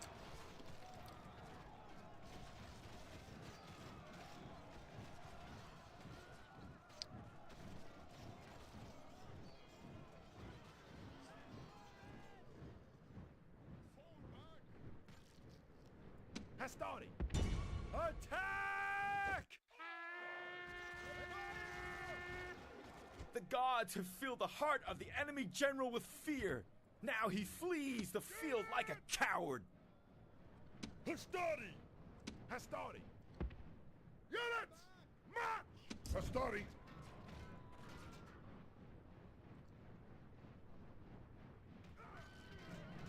Stop! Attack! The enemy...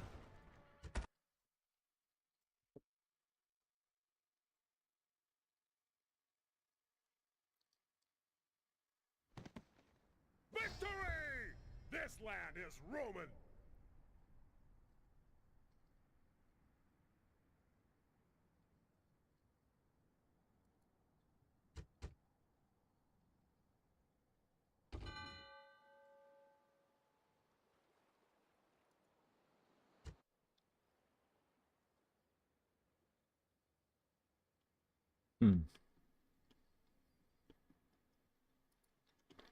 Aye, Captain. Looks like they want me to blockade that. Ready to sail. I'm gonna see if I can make it with this fleet, but yeah.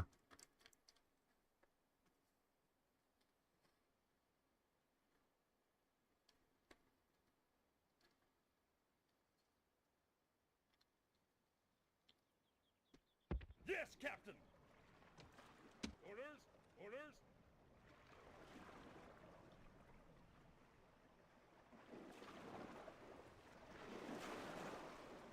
What are you doing? I hate it when they do it. Can I be of service?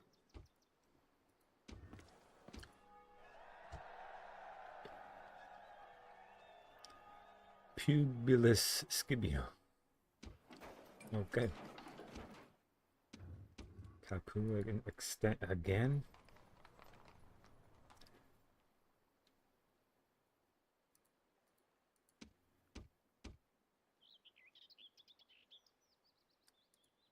The merchant, huh?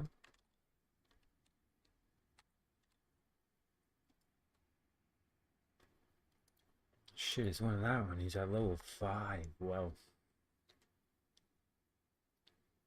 I put him to get that money.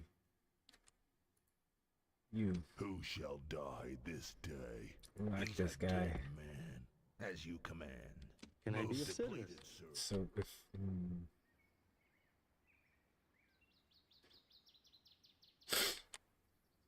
where can I put him to make some money?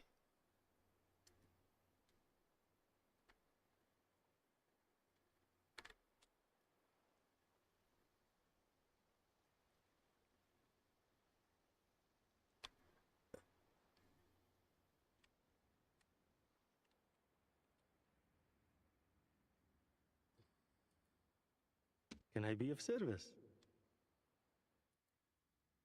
Sir. Orders! Forward! Build tower! Forward!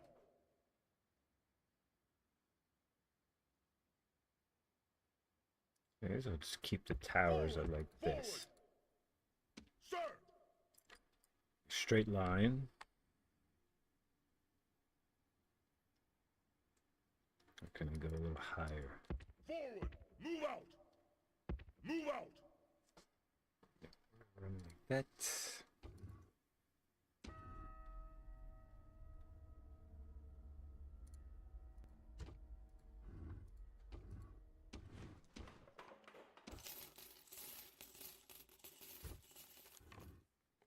Your Honor?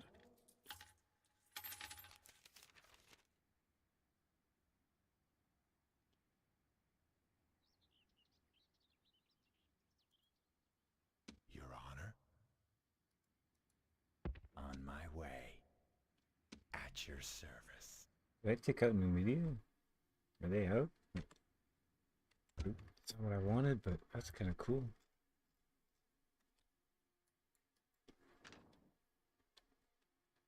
Nice.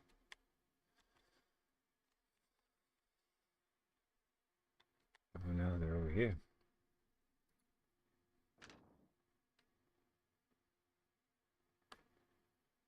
I should probably do a ceasefire with them now. You? Where are... Yes. Do you have a diplomat somewhere? No. Shit. One of them's gonna pop up eventually, right? Don't see them. Whatever. Ready to sail! Sir! Fuck, that's pissing me off. Ready to sail! Ready to sail! Aye aye, Captain! Ready to sail! Get out of the damn boat. Can I be of service?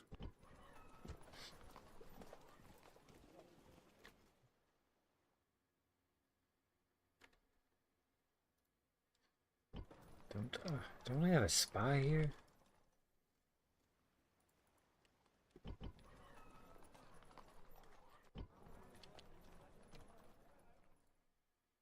Yes, Get out. master. On my Who way. shall die? That's the assassin, merchant. Your Honor? Sir. Can I be of service? Merchant. I'm gonna put him into Spain, I think. Can I be of service? Yes, master. Awaiting your command. Yes. Your Honor?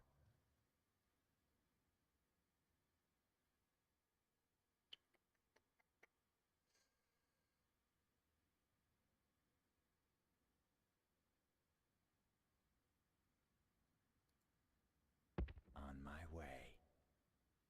killer waiting for Yes? orders. Your Honor? Sir, Your Honor. Yes, Master.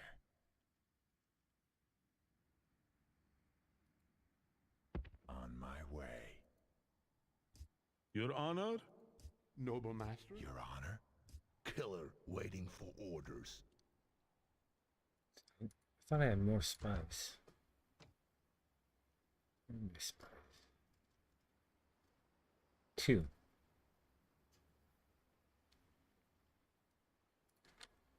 Fuck, give me some more. Yeah.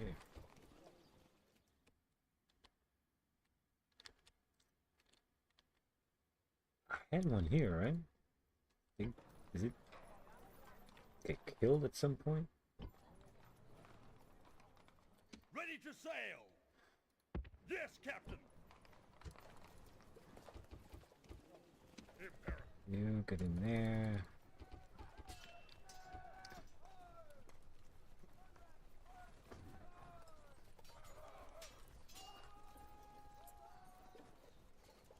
Shit, it's a good manager.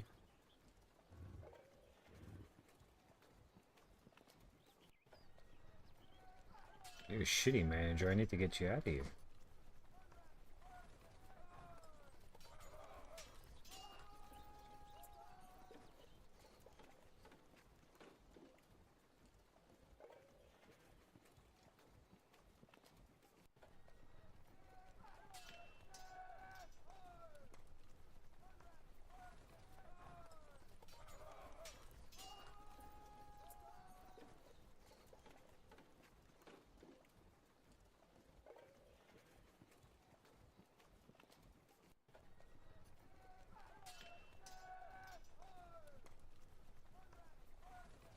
Sir!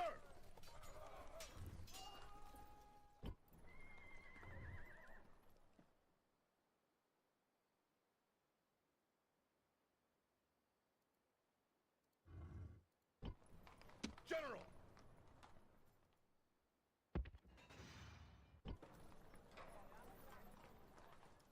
Ready to sail! Orders? Yes?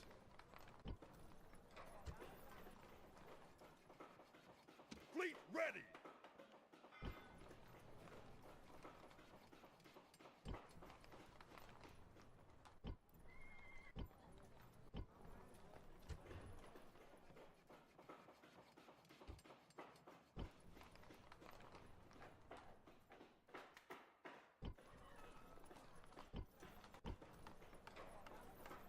General! Onward!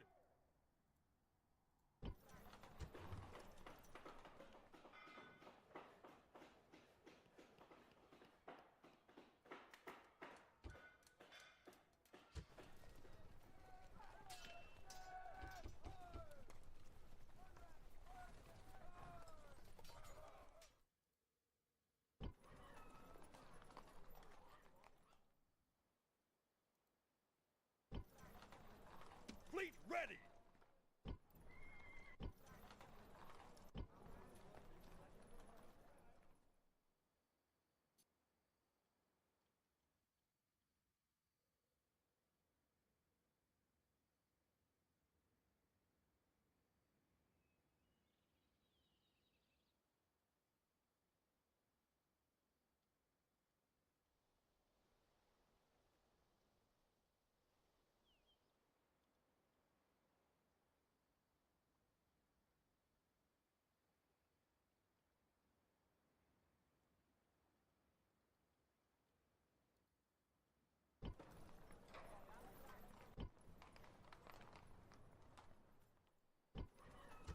Here.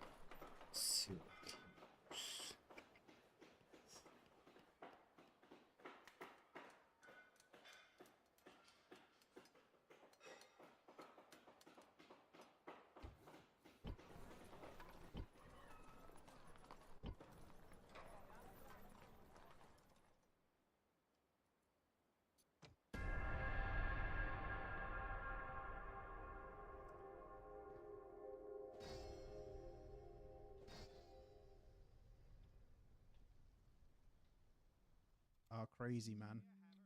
So we're going to need to obviously raise the militia, and it makes sense to get the spear band in. So what we're going to need now is to get in our basic houses.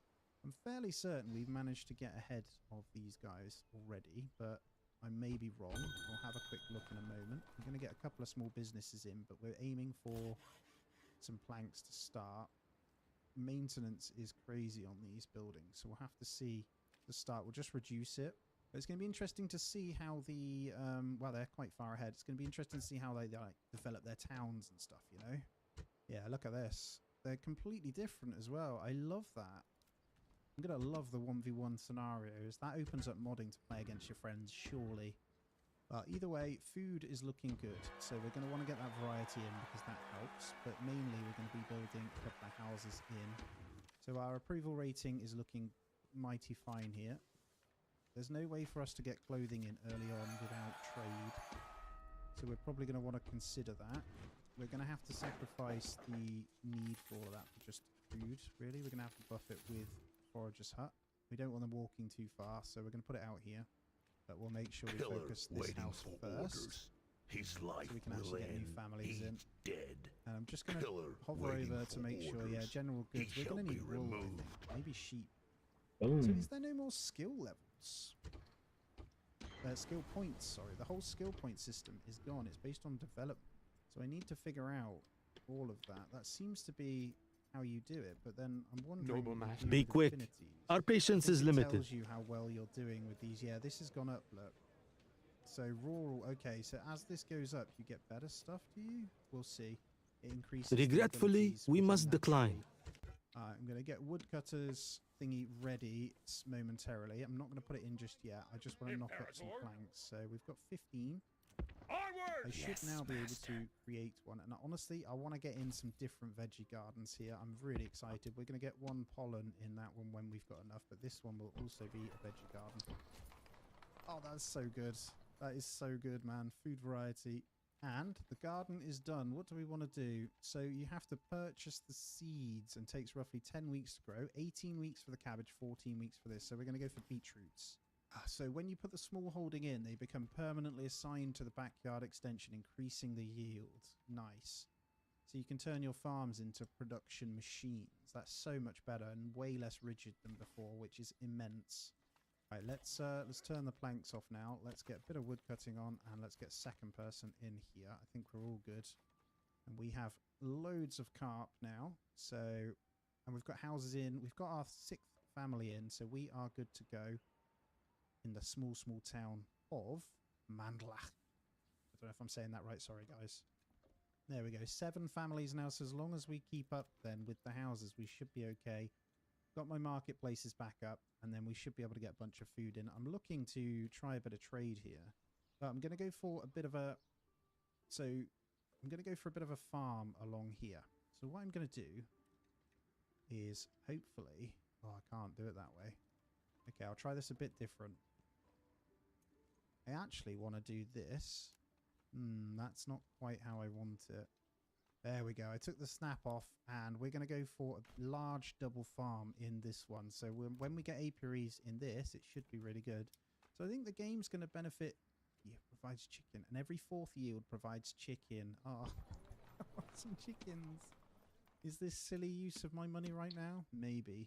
But I'm going to get them in anyway, because I want to see everything. This is so cool. Alright, Forager's Hut is done. I'm going to get one family in there, and what I'm going to do is just pause the Fisherman's Hut. So it should give us our family back. There we go. We'll hopefully get in some more. So just need this double plot to come in, but we are in July. I really am intrigued by how well they build. So they build relatively efficiently from what I can see. This one very differently, but they definitely are doing it. Stone gathering. Oh, wow, you have a church already. That's insane. Sorry, taking my time. Maybe I should get my stone gatherer in. Okay, deposit is very different now. So we're going to put the stone gatherer there. And we've got to be wary of the tools it's using. But we do officially have this farm, which is going to become a veggie garden. So you need one lot of veg, grain or fruit, and then one lot of meat. Set sail! then we need the church. Leaving the army. The church is Off just the 10 boats. stone, so I can place this here. But we'll make sure this one is highest priority. We've only got one family building at the moment. General, I'm just aiming to get in a little Imperator. bit of mushrooms, and then we'll flip Aye, aye, over. Captain. So this family Remember. hopefully should General. be grabbing those in. And let's just check in. So Aye, general Captain. goods, we've got the Aye, firewood in Captain. until we go to tier 2. Set And the sail. food variety, just need to get that second one in. But Ready? we are on Aye, 62%, so as long as we've got family space in, we're all good. So I want to get this one upgraded as well. I Set also want to sail. get, honestly, some more Aye, smaller Captain. ones. Need to decide where we're going to Sir. build them. I think we go for a couple over this way.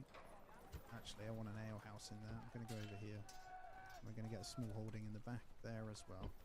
So if we click them at the top, let's see Imperator. what stuff we can do. So obviously the outlaws. Can you talk to the outlaws? Oh, okay. Negotiation. I don't think there's anything yet. It's a pleasure to meet you. I sent a letter to York saying it's a pleasure to meet you. Who knows what it does? Soon find out, won't we? So we've got plenty of firewood to now pause that one. I need to actually remember to hit pause rather than taking them out. Makes a lot more sense. And we officially have the first bit of mushrooms coming in, so we should see some variety coming in now, which we have. Very nice. And this one is ready to go, so let's get that one extended. And we'll need to choose our crop afterwards. I'm thinking carrots in that one. It's a little of a long-standing one, but I don't know if the seasons impact their growth too. But we've got room for families to move in either way. We should probably go deal with the bandit camp to earn some money. That one's relatively close. They don't have militia yet either, which is great, so very different. Might wait for one more family before we go deal with this. Harvest season has started. I like that it tells you that. There's the new family as well, so I should be able to get these guys in once the family members join. There we go. We've got 16. is assured. Let's get our first lot in and let's see what this is all about. So we're going to go and deal with this. I'm going to bring our first lot over. We'll see how many brigands there are. Looks like quite a few. And are they a mixture or are they the same? They look very similar. I mean, interesting to see how the battles kind of work. Anyway, let's get our vegetable choice in. We don't have the money for the seeds, actually. This is something I need to consider every single time, is actually being able to buy the seeds. So what we'll do is we'll get the church in, we'll get the stone quarry going with maybe the 2 people, then we'll get in the marketplace, right? Wow, look at this. Can I be of I've just service? clicked in. Your on, Honor? Look at this. Administration and military. There's a siege camp. It says work in progress, but placing nearby friendly units allows utilizing siege equipment. So can I can straight just build a settlement if you have the money, I think, rather than having to buy it. I don't know. Anyway, let's get the trading post in, and we'll keep the trading post relatively close. We'll keep it maybe here. That's absolutely fine. And we'll make sure the church is high priority before the trading post, because that will keep us nice and happy. And I think we've got 2 Awaiting slots. your command. Sir, And our army is almost there. So we're going to try and bait these guys out. can I be Do of the usual service? with the spears, hopefully. And here we go. Acquiring goods. Sir, And hold ground and then push. I think we have acquiring decent enough goods. setup. I'm assuming it's 18 still. It is. They may well Your be stronger. Honor? We're 111% effectiveness, so slightly better. I might even try Awaiting and your turn command. a little bit. Yes? If I turn it a little bit here, we'll be on the hill maybe? Fleet ready. Good. And let's do it. Ready to sail. Let the fight commence. Yes. Oh, Manor Lords. Oh, beautiful, beautiful Ready Manor to Lords. sail.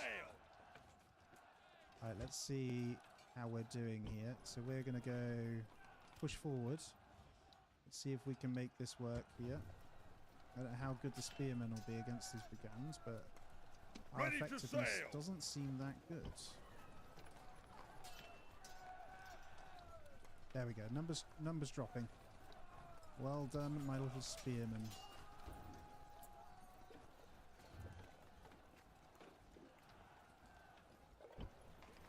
Okay, push forward working really well here. Hopefully we can nab the resources here.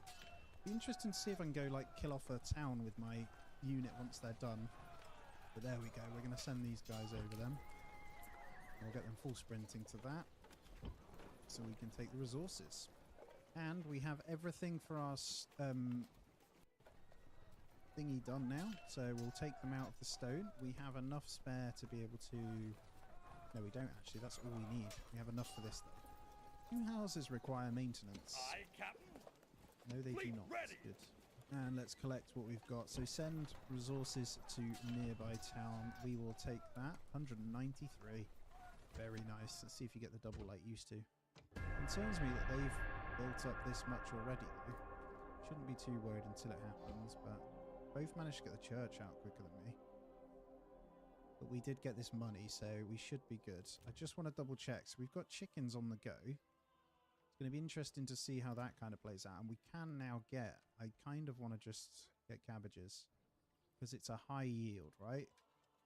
So let's grab cabbages in there as well. And then this one, I honestly want to get in the apiary. So I'm going to do it as well.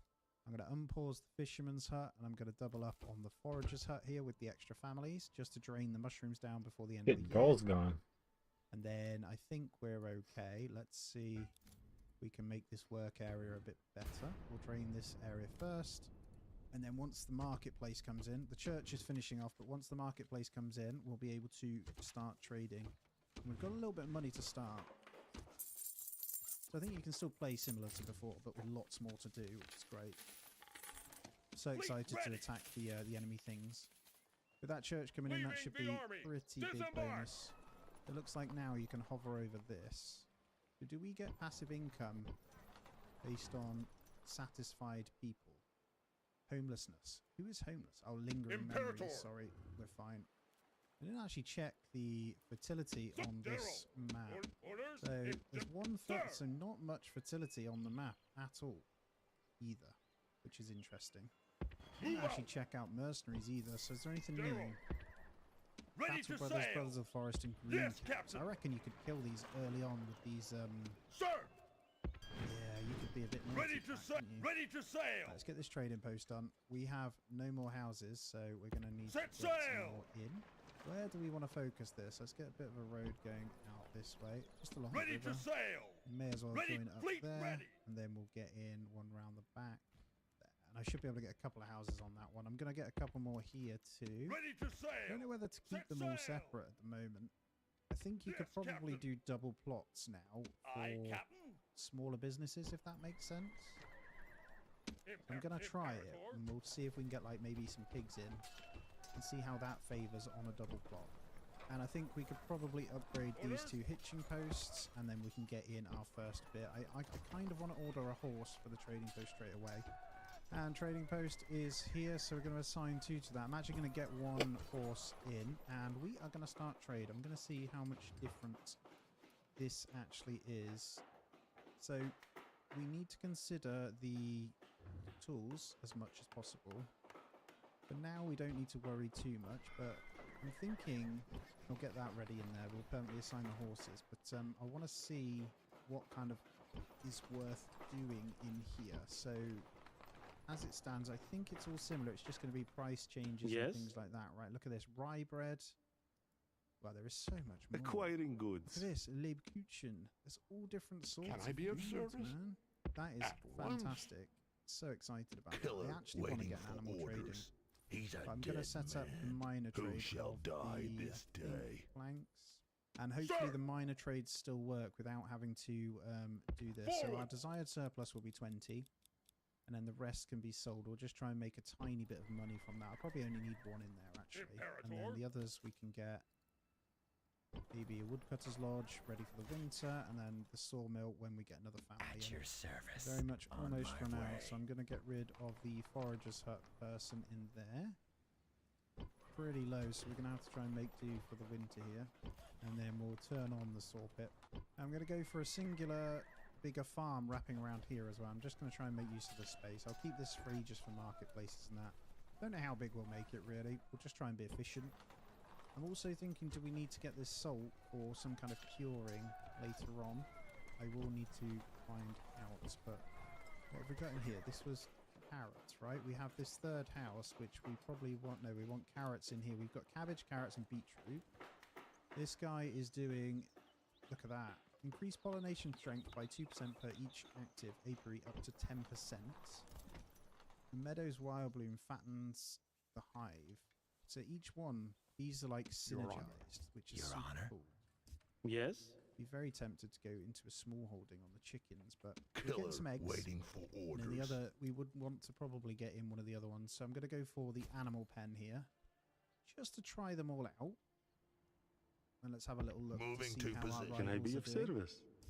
Your Haven't Honor? changed too much. I see the hidden Your houses Honor? in the trees. It's going to be interesting, actually. This invites the game to play very differently, which is super cool. It is going to be cool to see how you play the war and stuff, right? Disconnected from major trade routes. Let's see. People are still trading, are they? Or whether they need to be on the main trade road. This has happened to me a few times, so... We'll see. A trader's coming. Let's see if he goes to it. We got planks in? We haven't got any planks in. He is going to it, though. I wonder if you can get... Right, well, we'll check. But we've got these now. So, trader available in 13 days. Or you get goats. So, which is Chivant and hides. Or a strong passive yield of pork. I kind of want to get the hides. So, I'm going to go for some goats to see if we can get that in. I'll probably permanently assign them to that as a workshop. Let's check in on this stuff. So... Yeah, I think the more you can get teaming going, the better these go. I'm trying to figure out how you kind of get these higher. We'll have to figure those out together, guys. And let's, as always, just soak it in. Captain. So you don't get to do it very often. Already see how much work has gone into this update, which is pretty insane. I think that's our horse coming in as well. Hello, horsey. Can't get over how gorgeous that lake is, though. That right there is a nice shot, isn't it? Beautiful stuff. Anyway, it's the first winter already. We have 10 families. I think we still have room. It would be nice to get these upgraded a little bit further, but I'd also like to get some trade routes in. I'm wondering whether we go heavy into... Oh my god, I didn't even bring them back. Wondering why my productivity is low. I hadn't even brought those back. I'm wondering if we get... we buy some... Alright, I'm done. With that video, at least. Oh, what time is it? Oh, I should probably...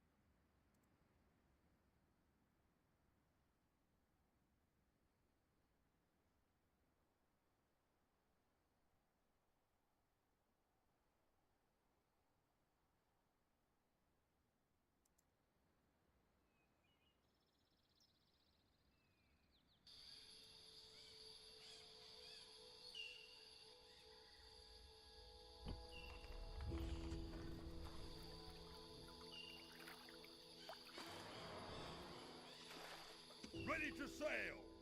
Aye, Captain. Fleet ready.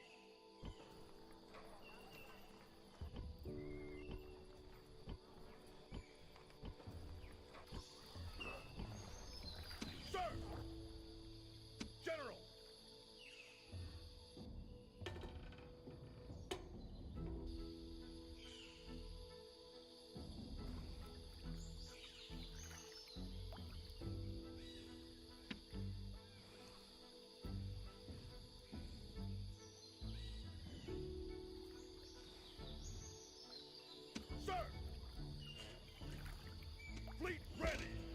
Captain! Sir! Set sail! Fuck. Sir! Ready to Keep sail, doing that, man. Imperator! Ready to sail! Fleet ready! Ready to sail! Ready to sail! My other Ready fleet. to sail! Ready to sail! Yes, Captain! Ready to sail! Fleet! Aye, Captain! Yes, Captain! All ashore!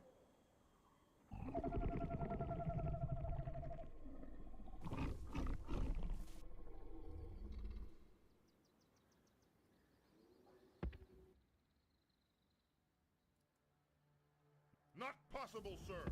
March!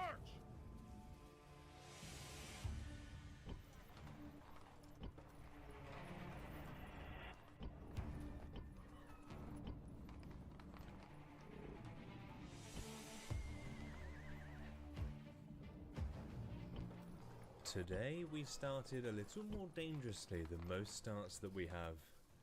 I was thrust into the heart of a foggy northern jungle. Now the northern jungle is an area notorious for the number of carnivores that it houses amongst its vegetation. Sir! Forward! Attack! Imperator! As a fresh Dilo in the area, I was at my most vulnerable, in a world where visibility was already going to be difficult. But with loads of carnivores in the area, one thing that was pretty sure was there was going to be some food somewhere.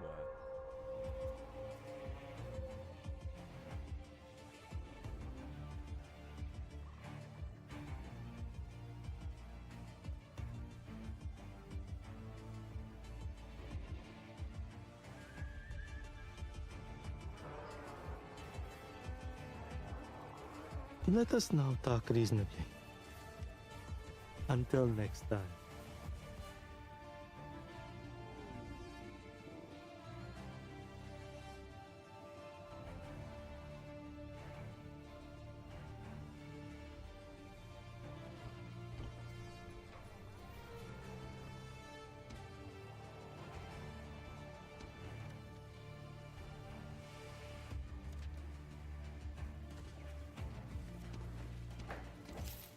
The trouble is, if I can smell the food, so can everybody else.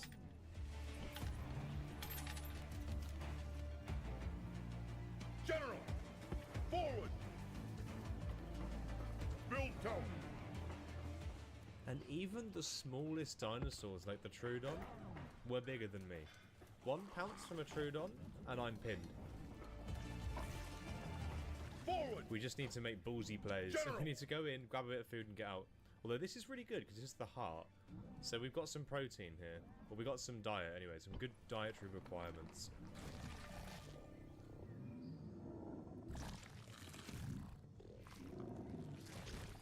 Yes. Be quick. Our patience is limited.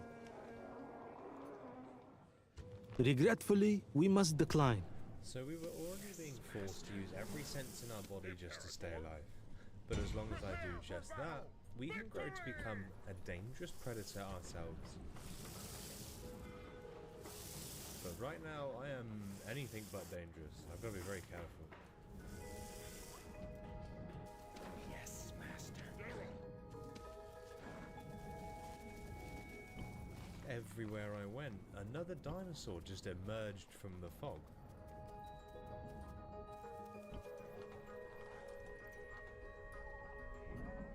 I just have to keep my head down, run away. A lot of the time these guys aren't too interested. They sort of see me, I run, they can't be bothered to chase. Your Honor. Noble Master? Yes, Master. Your Honor? Can I be of At your service. At your service. Secrecy is assured. I think those were Troodons. We need to just be a little careful, because again, we can get pinned by those at the moment.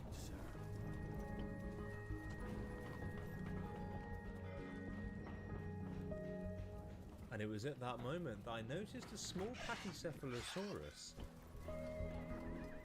We got a couple of bites in, so we made it bleed, which gives us the blood trail, so now we can at least track it.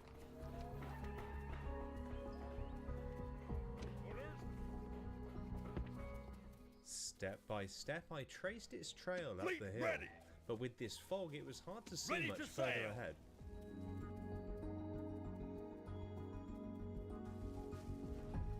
Aye, aye, Captain.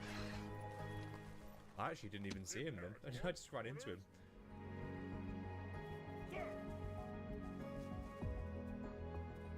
Onward. Now this is where things just got a little tricky. I just sort of lost his trail a bit and I couldn't find any more blood. Ready to sail. Aye, aye. Yes, Captain. And for every second that goes by, Set sail. there's another chance that the blood will fade away, the steps will fade, and I'll lose scent, and I won't be able to track it any further. Fleet ready.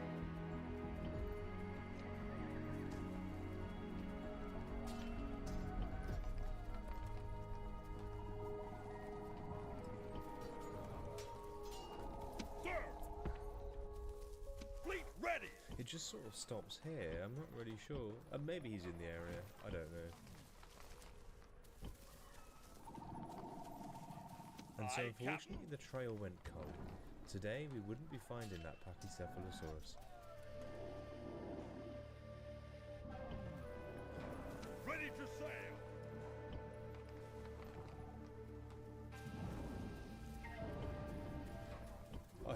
I ran towards him. I was going to bite him then, and I very quickly changed my mind. I decided that was a very bad idea. Victory! Onward! Onward! Your Honor. On my way. Yes, Master. Once I'd lost the Serato, I started to weigh up my options. I could stay here, sure, there's plenty of food, but it was a dangerous place, and I feel like every step that I took could be my last. I think we're going to move on. This place is very busy. I just need a... Oh my god. This is exactly my point. I feel like I'm never too far away from trouble.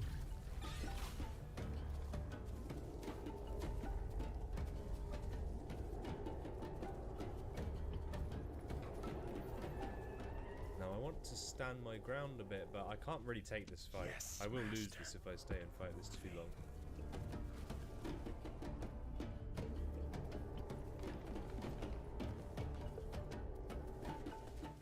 I can see the venom clouds creeping in.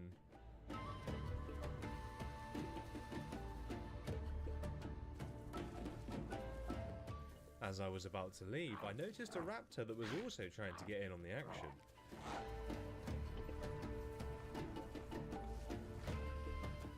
Literally everybody sees me as a snack at the moment.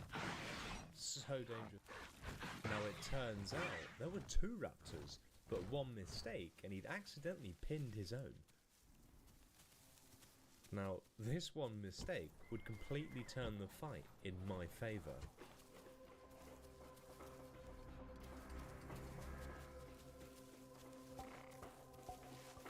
The raptors were now bleeding, they were hurting, and they were panicking.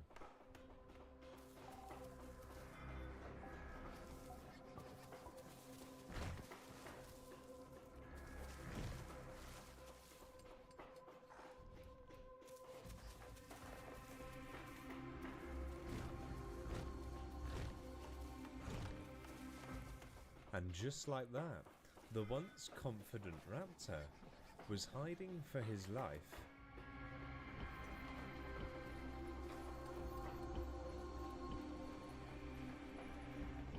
I heard a little rustle in the bushes.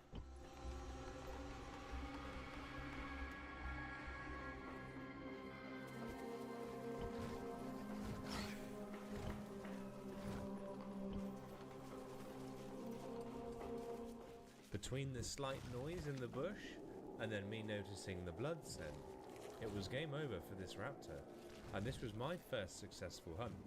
Awaiting your command.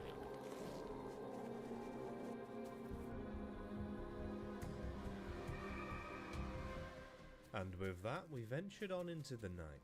using our incredible night vision to move through the dark. Yes, Master.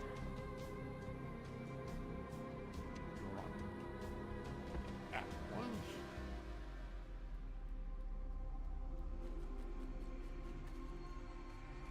Who shall die Just this gonna day? top up on our water. Make sure we don't thirst.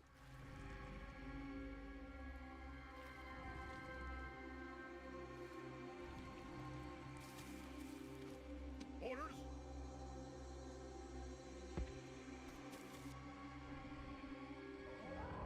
As I headed down the river, I could hear a dibble in the distance, and once I got closer, I could see it was fighting a Serato. This could be a great opportunity for me to scavenge some food, depending on the outcome.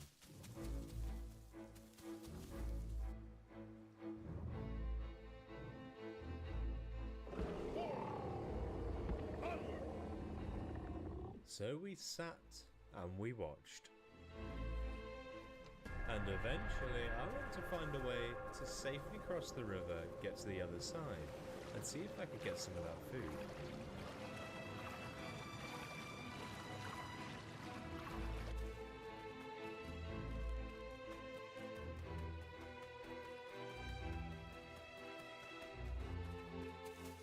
It's gone very quiet, so someone's won. And I see a dead Serato, and I see an alive Dibble. I think we've got our winner. I think this is some free food.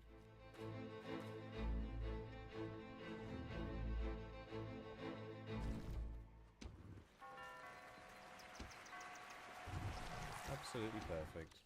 This is great for our growth. We've got some good diets now. I don't think Dibble's too bothered.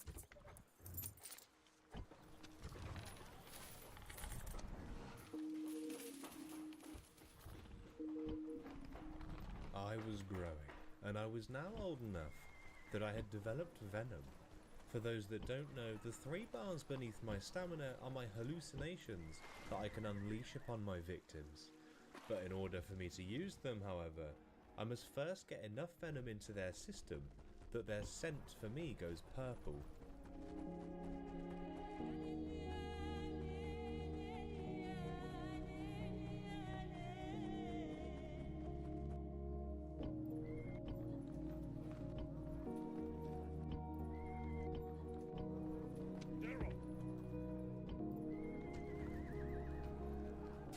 Now the morning has broken.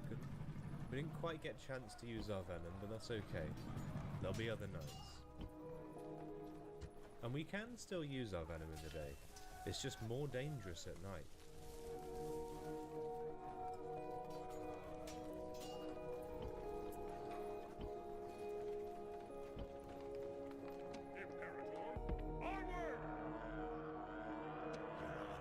There are so many Carnos around here. And they're telling everybody where they are. Forward!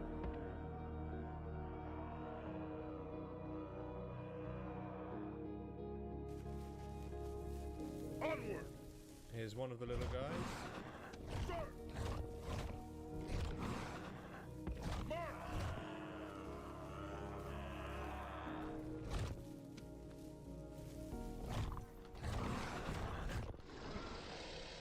Yeah, that's rough. He got stuck. Can I be of service? But you see as Be he quick. how he went green Our there? patience That was is the first limited. stage of venom. Regretfully, we must decline. Your Honor?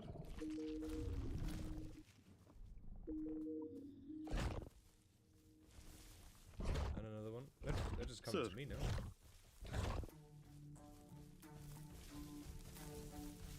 Now this place was just full of small carnivores, so it'd be rude to leave when there's so much free food around.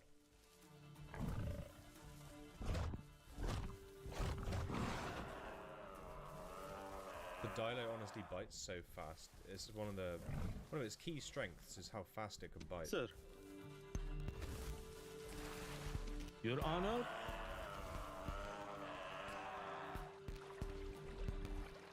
He's playing a dangerous game. A very dangerous game by going into the water.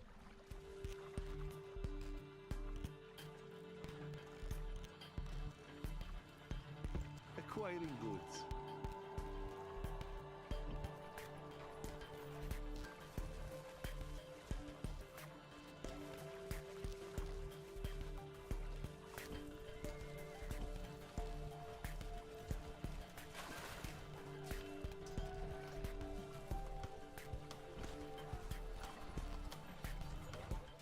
Yeah, it may seem safe for now.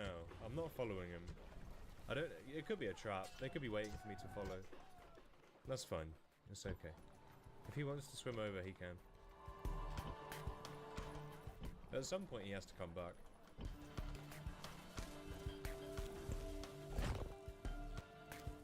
Fancied a bit of my food, did you? But anyway, is this guy like a cannibal? Because I'm pretty sure that was a Carno.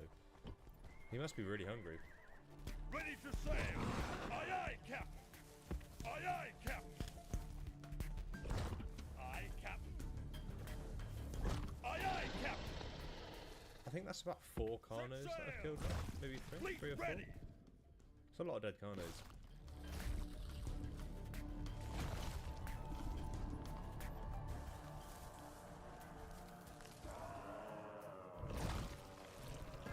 And yet another one. Well, I know what we're doing after this then.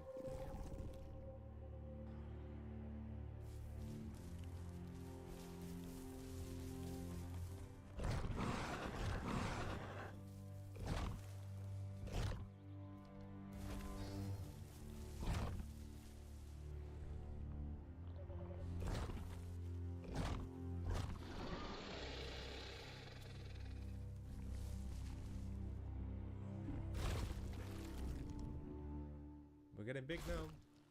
Getting pretty big.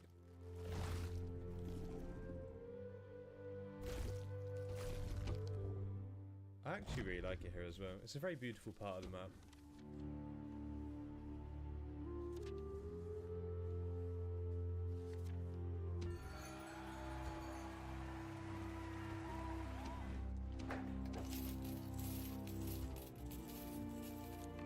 Fleet ready! Set sail! Fleet ready! Yes, Captain! Set sail! Fleet ready! Set sail!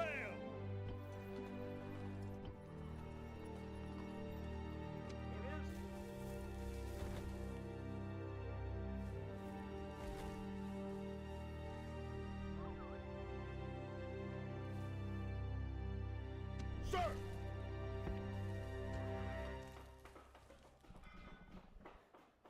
Build tower! You know if there's food near the water. There's never a crop too far away.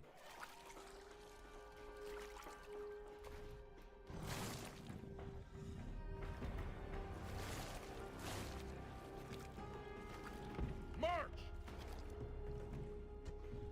If you're gonna play around Build the tower. water, you'd better know what's waiting on the other side.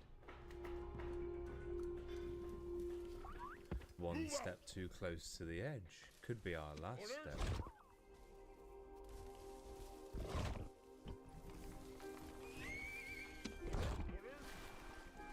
March!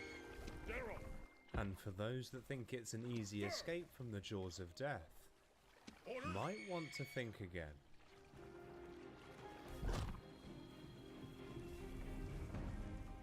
Has he made the right choice? That's the question. Onward! Orders!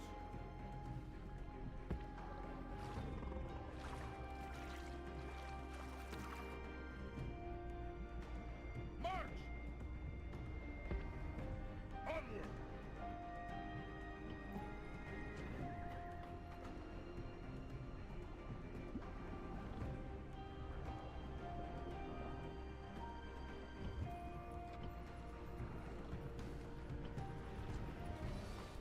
There we go. There it is. It was the wrong choice. So I have noticed there's a raptor sat on the rock. And I don't know if he knows where I am. We're kind of in a little bit of a standoff, but I don't know if he actually knows where I am.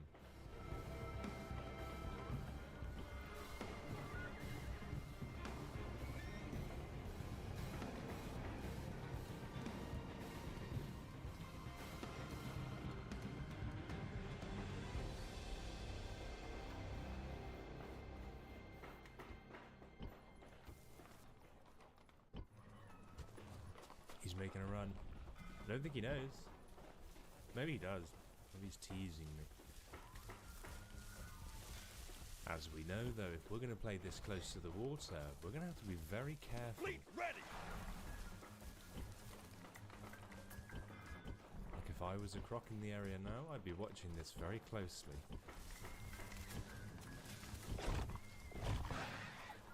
We've got a bite on him. One more. So I think he should be in vent. Yeah, so he's actually now in stage 3 of development. So we can now start sending our clones to do some of the work for us.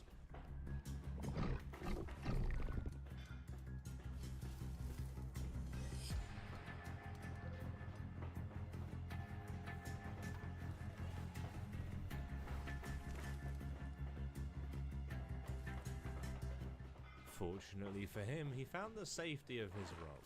And unfortunately for me, there was not much I could do about it.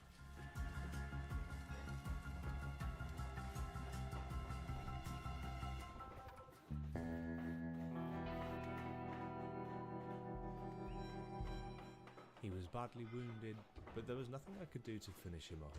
And after a brief stare down, I decided to go and have a look for some food elsewhere.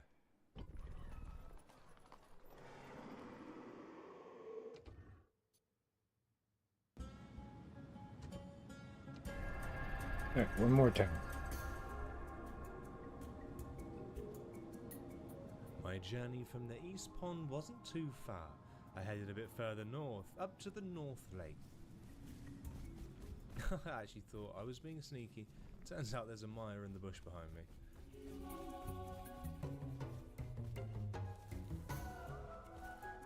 Let us end the bloodshed. Now there was a bit of cat and mouse going on Until here. I wanted next to cross time. the bridge, and every time I went there, the mire would come back out, chase me, he'd run off, I'd come back out again.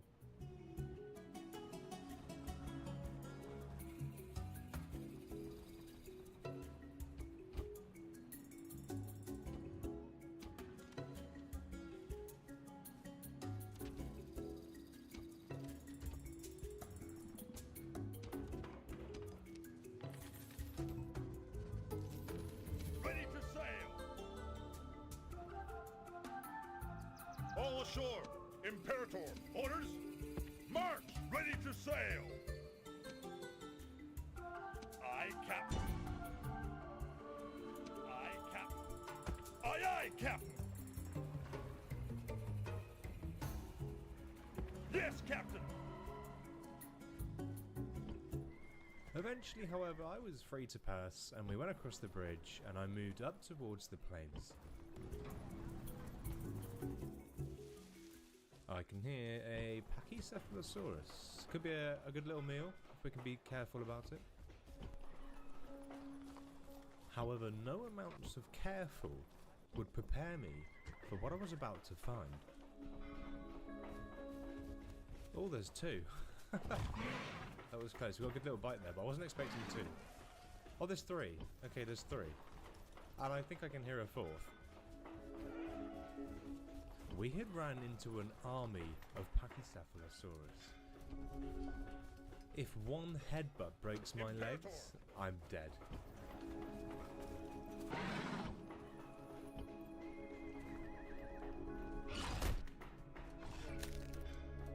No.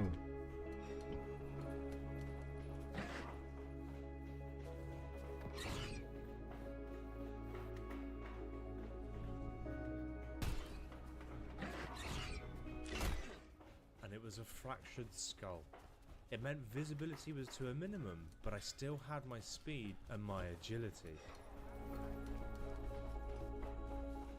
It's really cool. You can see the Dilo like shaking his head. He's very confused right now. We've got a bit of a concussion and a fractured skull. But I think we have lost the Packies. I don't think they're following.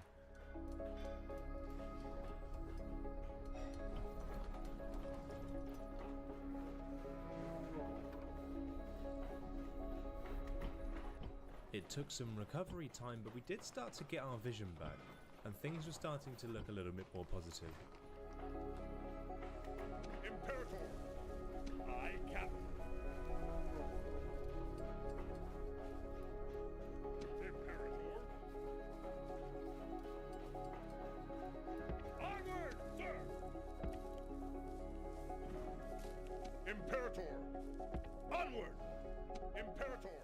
And eventually I made my way back to where it all started, the northern jungle. And actually I found some other dilos nearby, so we grouped up and got ready for the night time. Onward! Sir! At your service.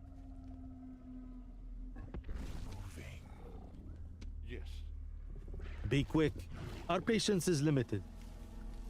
Regretfully, we must decline.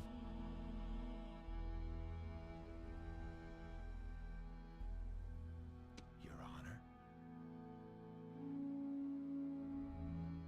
However, just as the sun was about to set, a group of Carnotaurus thought it'd be a good idea to attack us at this time of day. For those unaware, the dino applies venom a lot faster at night, making it way more dangerous.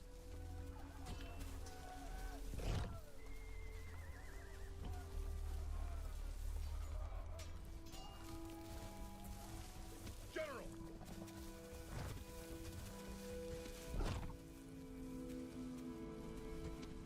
They're not fully grown, but I think during the day they do a bit of damage.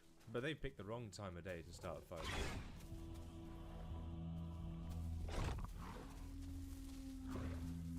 Moving to position.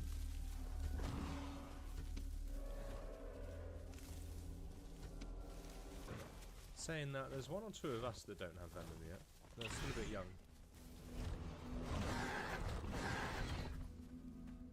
Just a couple of bites and this Carno was already in some serious trouble.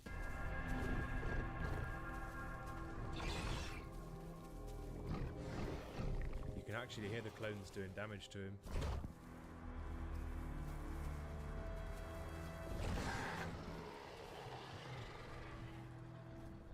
Yep, the poor Carno never stood a chance. And a bit further down the road, someone else had killed the other one. We're besieged!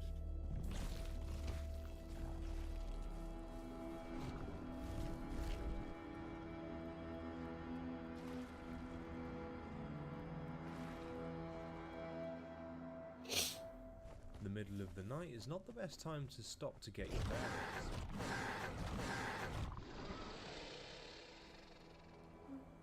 He was just like AFK or something. I'm not too sure. He stopped for a second. I wonder if he was on the map.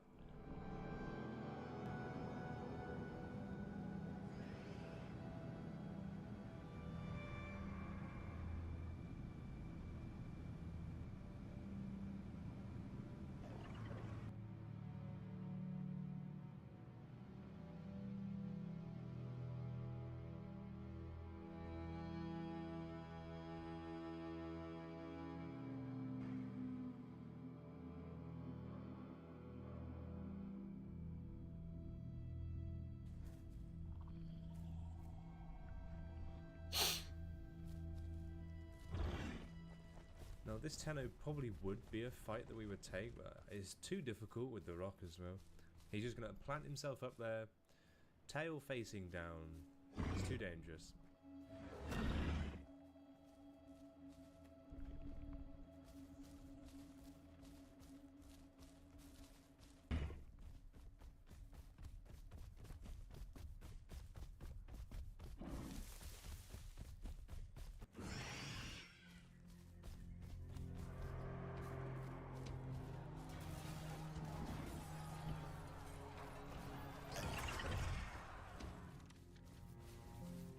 As the fog continued to roll in, we decided to make our way up towards Highlands.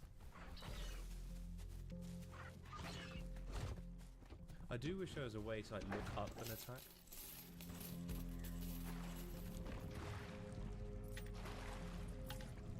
Ready to sail! Leaving the army! Fleet ready! Ashore! The very same Tenno was back, and once again it was the same Dilo that just couldn't resist. Imperator! I think we've lost him. His name tag's gone. It's the same Dilo earlier that was desperate to try and kill him.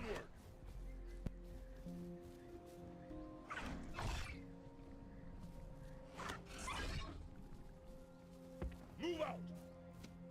Thankfully the Pteranodons do next to no damage, but When the Quetzal comes in, that's going to be a different story altogether.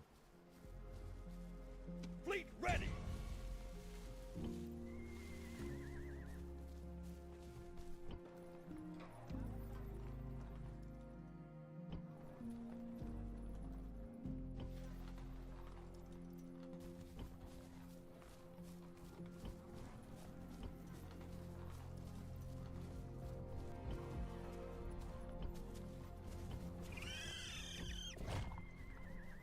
We chased the little Hipsy in circles, but when we looked up, the reinforcements were arriving. General! Forward! Build tower! I can hear dibbles. Oh, the help has arrived. Sir! Back off, back off. Yeah, that's not a fight we can take. Especially two of them. Maybe one dibble, not two. Master. Shit. The fog started to clear and the sun broke through. But as the day was starting well for us, it was just the beginning of a nightmare for others. It seems like these guys are already in a fight. And the Paki is already stage 3 Venom, and he's dead. Okay, I've joined late. March! Now, we may be stronger at night, but a pack of dilos is still extremely dangerous even in the day. March! Build And when the dibble's only this size, there really isn't much he could do.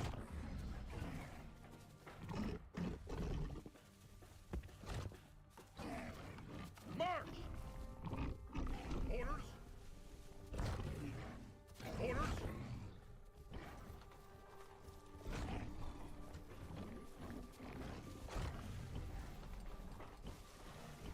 Just a case now of chipping away until the inevitable end.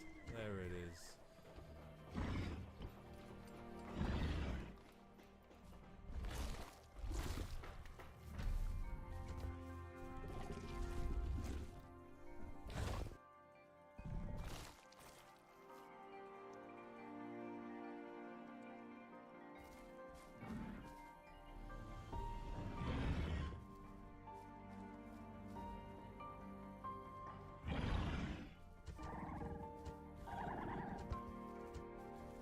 Alright, that's it for me. Oh, no. Okay. Good night.